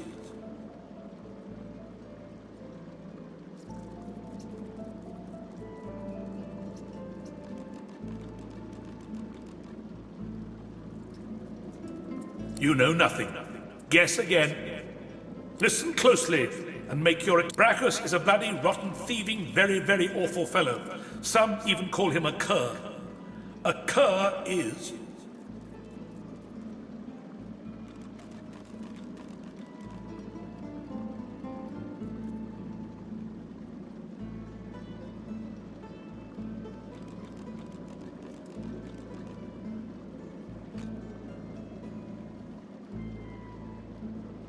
You know nothing. You dullard.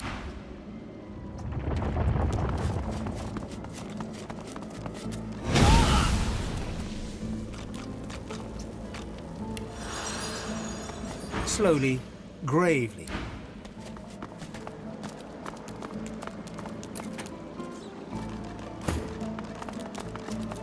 You come to find. You come to search. But you won't find... Brachus has willed it. Trompdoi must abide. You are kinder to him than fate has been. Do you wish to move forward? Listen closely. Brachus is a bloody, rotten, thieving, very, very awful fellow. You know nothing. Guess again. Listen closely. Brachus is a bloody, rotten, thieving, very, very awful fellow. Some even call him a cur. A cur is... Either you're very good at guessing or the slightest bit clever. Let's find out for certain. Listen closely and make your attempt. Source is a scourge, a devil, a misery, a blight, a hex, a curse. And yet, the cure is...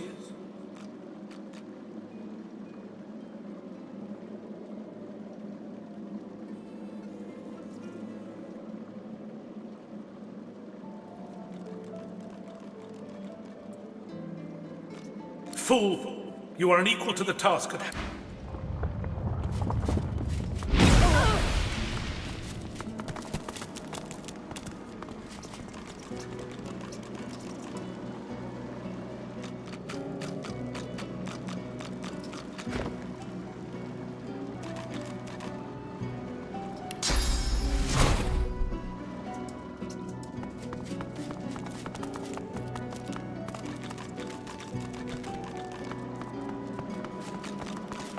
Slowly.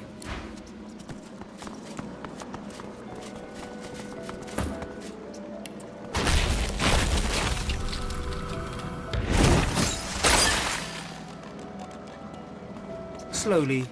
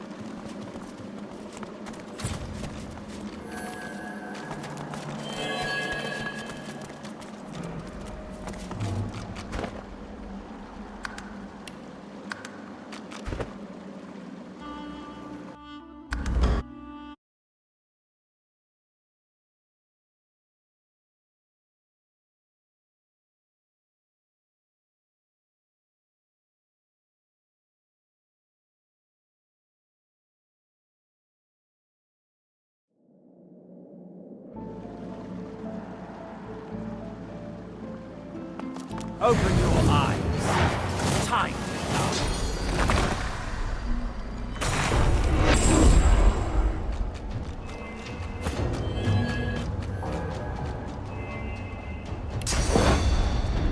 I'll yield to none.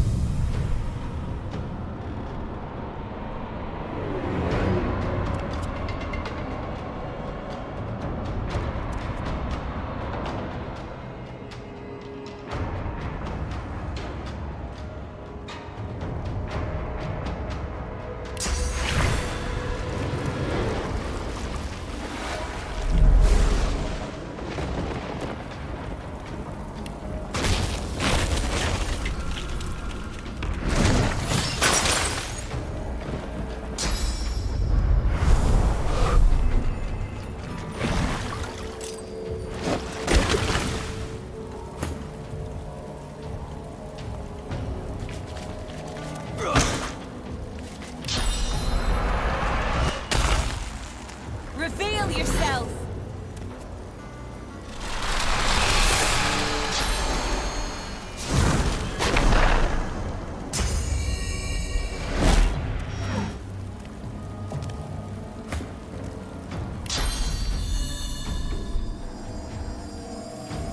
Glory is mine!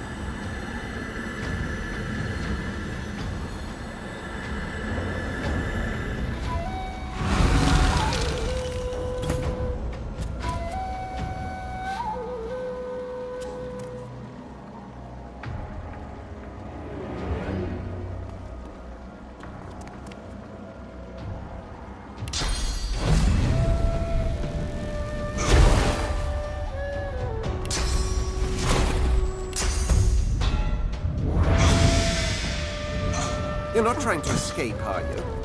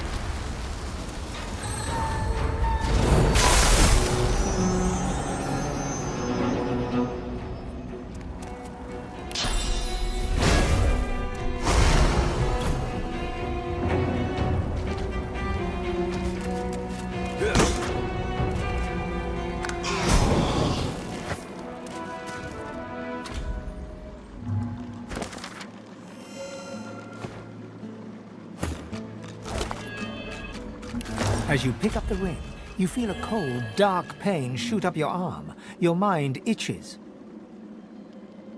You don't hear, but feel a whisper in your ear. It tells you to slip the ring onto your finger.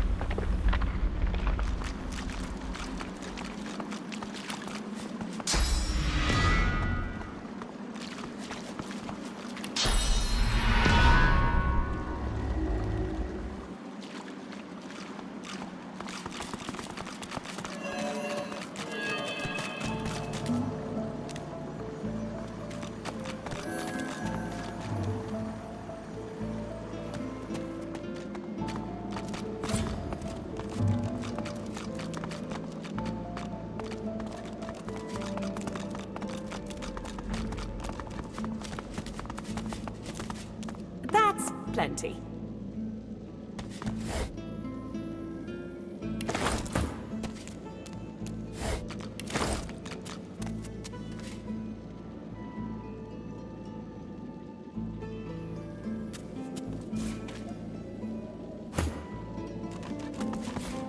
Look at that wand. It hums with inner source.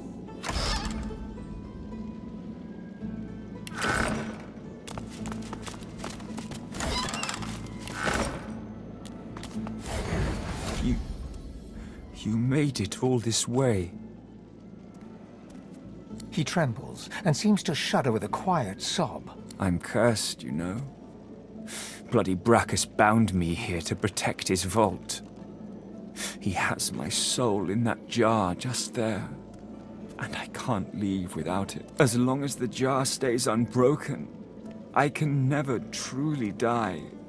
I don't rightly know. This was the Source King's way. Befriend you, then destroy you. I was a fool to expect I'd be an His favor was intoxicating. That's no excuse, but it is. Really? He drops to his knees before you and grabs onto your feet with both hands, head hanging. Thank you.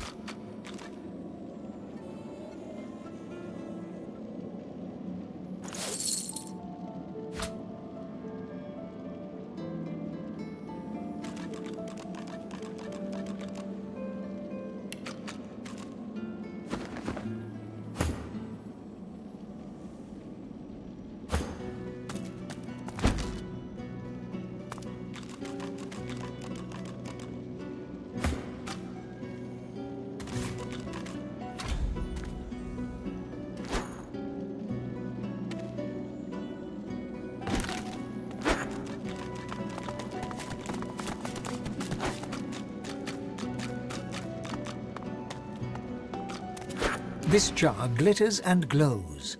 From within, you think you can make out the distant sound of laughter. With a jerk, your mind is pulled to a scene in a tavern. You see a dwarf in the center of the room, joking as all around roar with laughter.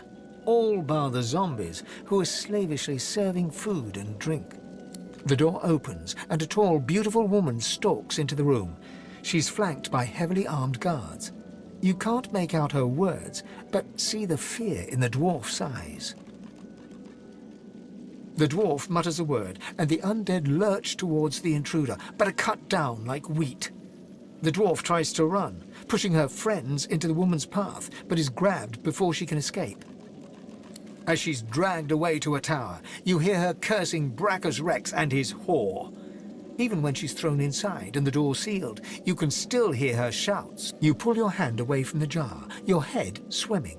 You can feel the dwarf's cold terror still twisting in your gut. For just a moment, sauce swirls around you, and then, with a whisper, it cascades into your body. You feel light as the power of the universe fills your being. You feel your spirit jolt, and for a heartbeat, you're looking through other eyes. You see a dungeon and a table shared with 2 other skeletons before you collapse. When you open your eyes, you're back in your old body, senses buzzing with newly found source power. The vision fades. She must have been acting against Brachus Rex for him to have come for her like that. Keeping the dead as slaves. What a disgusting display. She deserved every punishment she got. Being locked in a tower was more kindness than any necromancer deserves. The jar on the plinth before you seems ancient, but is in surprisingly good condition. It's covered in pictograms that you can't understand, but you're sure you just saw one of them move. The pictograms spin to life, and you're dragged into a dream. You see the lizards of the ancient empire turning their backs on you, casting you out into the wilderness. As you roam, the human apes turn away from you, all but one. One smiles, one opens his arms, one says he'll take you home. Brachus Rex. He promises power, for a price. He picks off your golden scales, one by one, stripping you down to the bone. He promised you a crown, but all you got were shackles. You try to fight, try to reclaim what's yours, but a woman takes you by the hand and leads you to a tower. He promised he'd take me home, you cry. You are home, she smiles as she seals the door. This is where you belong. Your hand drops away from the soul jar, your skin prickling. In the back of your mind, you hear a small, scared voice whimper before fading to nothing.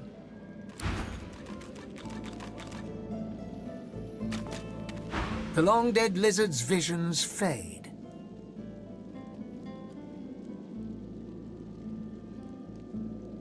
I can't help but sympathize with him.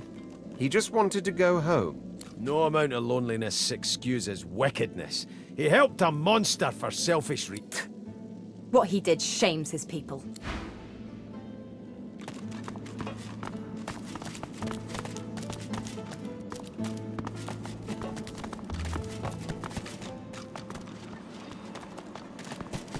The deity's head and hands are missing, severed as if by a sword.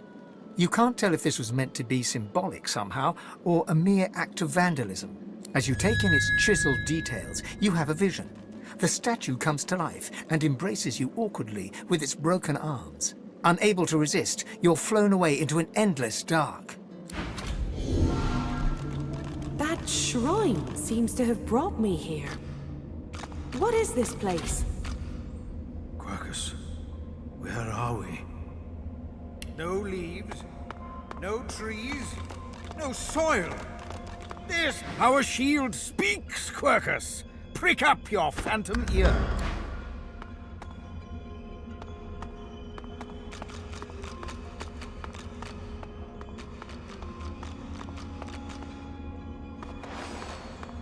The helmeted figure before you slowly turns to face you. He raises his weapon, a great ethereal sword, and rushes forward, ready to strike you. The figure plants a foot before you and swings his sword in one powerful, direct strike. You counter the blow and send the figure back a few paces. He springs forward again, faster this time, ready to strike a second blow. The figure charges you head on, ready to plunge the sword into your chest. As he charges, he suddenly evaporates into the ether, passing through your body. Deep, dark cold blooms in every particle of your body. The figure materializes behind you and grabs your head with one hand, pressing his sword to your throat with the other. Your jugular with ease. You are my champion? How I wasted my efforts saving you as the ship went down. The Divine is dead. Voidwoken haunt the night. Do you think I would let my people, our people, suffer so deeply without intervening? I chose you to be my champion, but it seems I've chosen wrong.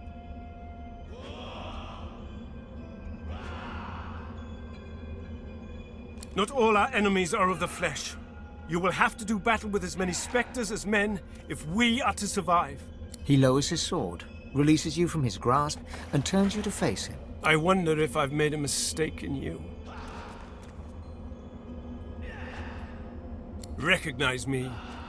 You are my champion, and I am your god. He lifts his visor. Two deep green eyes fix you in their stare. In an instant, you know you are speaking to Ralik, god of all humans. You have brought yourself. This gives me hope. I see a spark in you.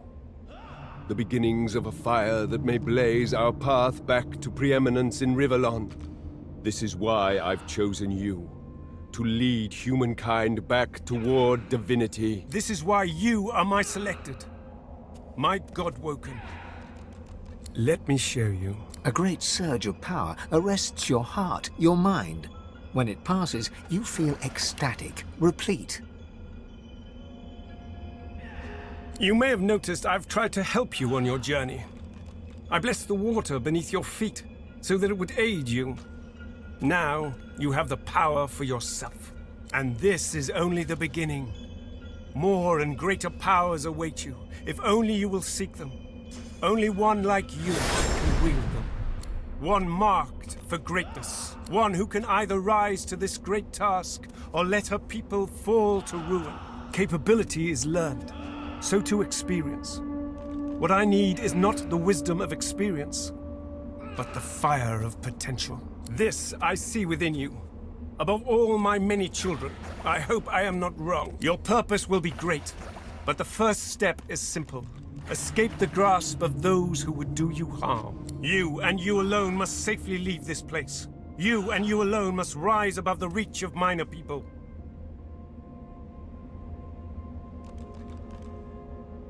Good, but you must be wary and take heed. I am not the only of the seven seeking a champion, my child.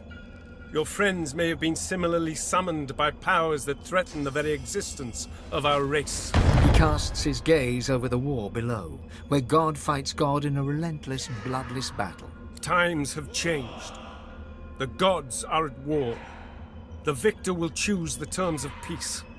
If we fail, if you fail, our race may well be lost. A father knows when he may trust in his children, and when he must intervene. I know that you will succeed, if you choose it. Do not disappoint me.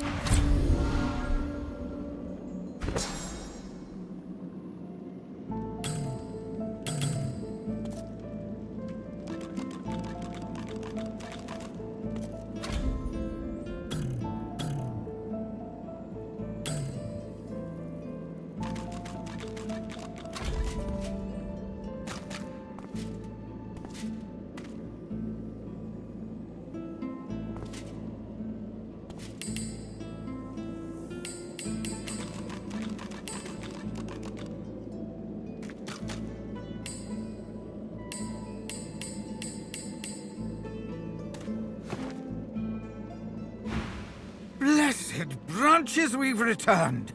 Every second we spent in that hellish place was a second the great acorn drew closer. Interesting. You thought it was interesting, Quercus. Do you know what's interesting? Watching an entire world be strangled by the roots of doom, seeing the giant races fall like leaves in frost, hearing the screams of... I don't know what you're talking about. I am perfectly calm. Anyway, as interesting as that cold hellscape might have been, it does not solve our problem. We are here to stop the Great Acorn, not hide from it. It's already helping more than it knows, Quercus. The fate of the world depends on our ability to research a spell to protect Rivellon. We need to travel across the land, gathering clues, experimenting with different magics, and come up with a spell to shield Rivellon from its doom. Of course, for us to do that, we must avoid being eaten by the servants of the Great Acorn. And that is where our big, foolhardy shield comes in. Quercus! Quercus! It thinks it can use magic at our level. I don't know if that's adorable or just sad. No! I am not going to share our magic with it. I don't care how much you like it, Quercus. Very well, I cannot give it magic, but I can teach it how to forge one spell, if it will keep you happy. One! The squirrel reaches out, touching your foot with a delicate paw, and you feel your mind open. You can see the forces of magic and see how to combine them in a new way. There, maybe now your pet will have a fighting chance. Yes, yes, you're welcome. But can we please get on and save the world now?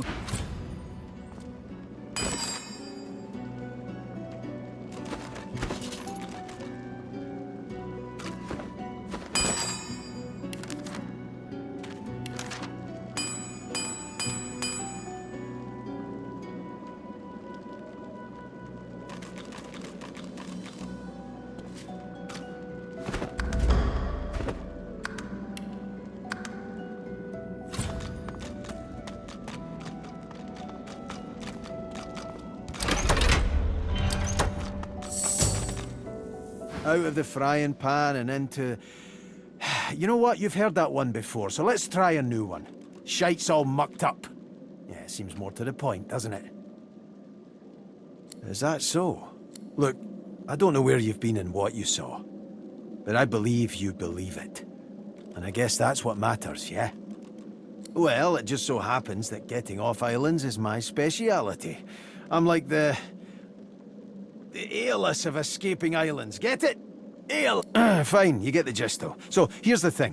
Where there's a sea, there's boats. Boom. Simple as that. We'll find one docked, or one will sail by, and... Well, as you probably figured, I'm good at stealing boats. You noticed that, eh? Well, I'm a lot of things, but subtle ain't one of them. So, there's some things you ought to know about me. I'm sort of... kinda royalty. I mean, I never wore a crown. Not with diamonds in it, anyway. I once stuck a wreath on my head and... Oh, sorry. I need to stop with that whole tangent. Anyway, let's just get it out there. I'm a bastard. The literal kind. And the other kind. The royals weren't all great with me, and to make an overlong story over short, I started the rebellion and got caught and exiled to an island prison. Like Fort Joy, but 10 times worse. I would have died there too, if one of Justinia's ships hadn't sailed so close. So, I kinda took it, and off I went. Then I came upon the Victory. Nice ship. The royal sailors walked the plank as well as you could hope for. That's where I found the notes. Right there in the open. Next to the manifest.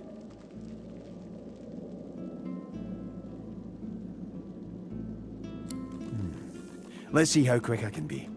Queen Justinia's ordered some dwarf named Lohar to ambush a ship called the Peacemaker and take its cargo. Whatever's on it, she's using it against the rebels. She calls it Operation Downfall. Pretty ominous, eh? So, yeah, hoping to find this Lohar fellow and stop the Operation Downfall thing.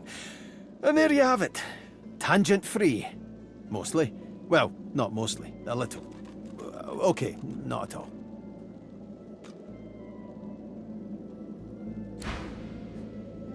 Horrible surrounding for an agreeable conversation, but go ahead.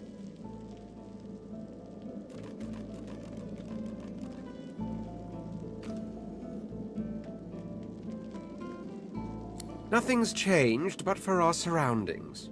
We're still on an island, in dire need of making for the mainland. Perhaps we simply ought to hug the coast in search of a ship.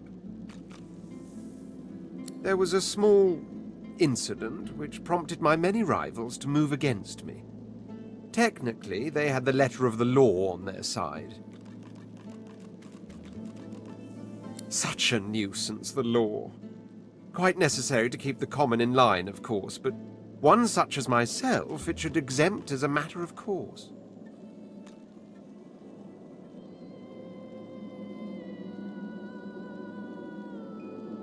By the rabble and for the rabble. You're one of those, are you? Remember that by the rabble and for the rabble, sorcerers are being exiled to hell pits like these. We'll see if you'll still trumpet the virtues of law when its executors turn to us with malicious intent. I hardly know you as yet. Let's leave some mystery in the relationship, shall we? We can exchange criminal records later. More glorious than you could ever imagine. More glorious than I wish to recall here. Ask me again once we escape, and I'll tell you tales that will last us 1,000 nights. Indeed. Rallick, if I'm not mistaken. Always was rather the slow sibling in the Pantheon, wasn't he? Quite so. I suppose you too met with somewhat of a disappointment. For we do have to wonder, can a god be called a god still, if they have to plead with another to assume the powers they seem to have lost?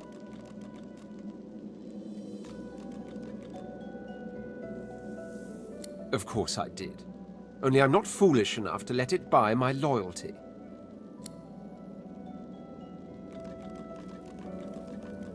The Red Prince takes on a reserved air, and you've the feeling he'd blush if such a thing could be noticed. Secret of my soul, I said.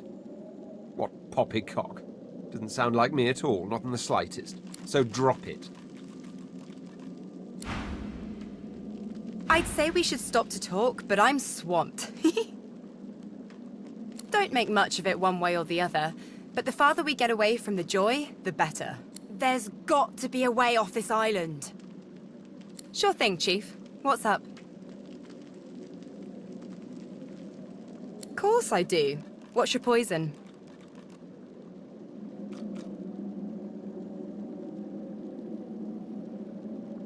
Well, damn. I never was much of a percussionist, but still. I reckon it's hard to sit still to jungle shakes. Losa clears her throat and...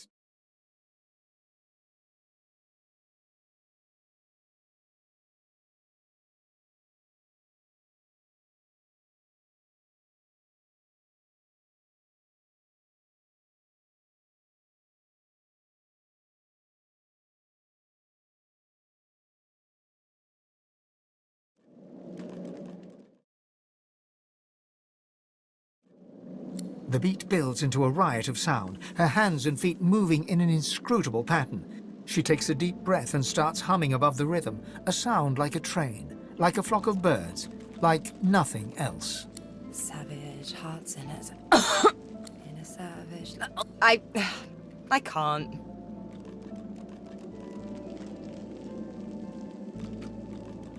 It's nothing. Let's keep moving. The sooner I find a way to get this bloody thing out of my head, the better. Well, I was giving this concert up on Overlook Hill. There was a great crowd. They were really feeling it. But I guess it was too good. I had me a little sauce flare-up. Everyone went a bit, I don't know, wild, rabid. I snapped out of it before anyone got hurt, but the Magisters caught me backstage afterwards. At least I went down doing what I loved.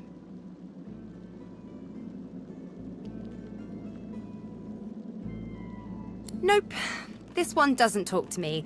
It talks through me. You'll know it when you see it. How very sweet of you to notice. I know. It's weird. One of the many side effects of the visitor upstairs. She drums on her forehead with 2 fingers, smiles grimly, and they used to be blue. Oh well.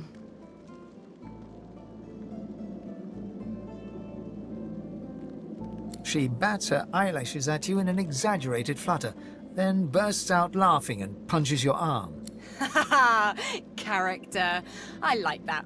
I'm gonna use that. If I can say nothing else for my current companion, at least I can say it gave me a bit of character. So what's it like, being alone in your head?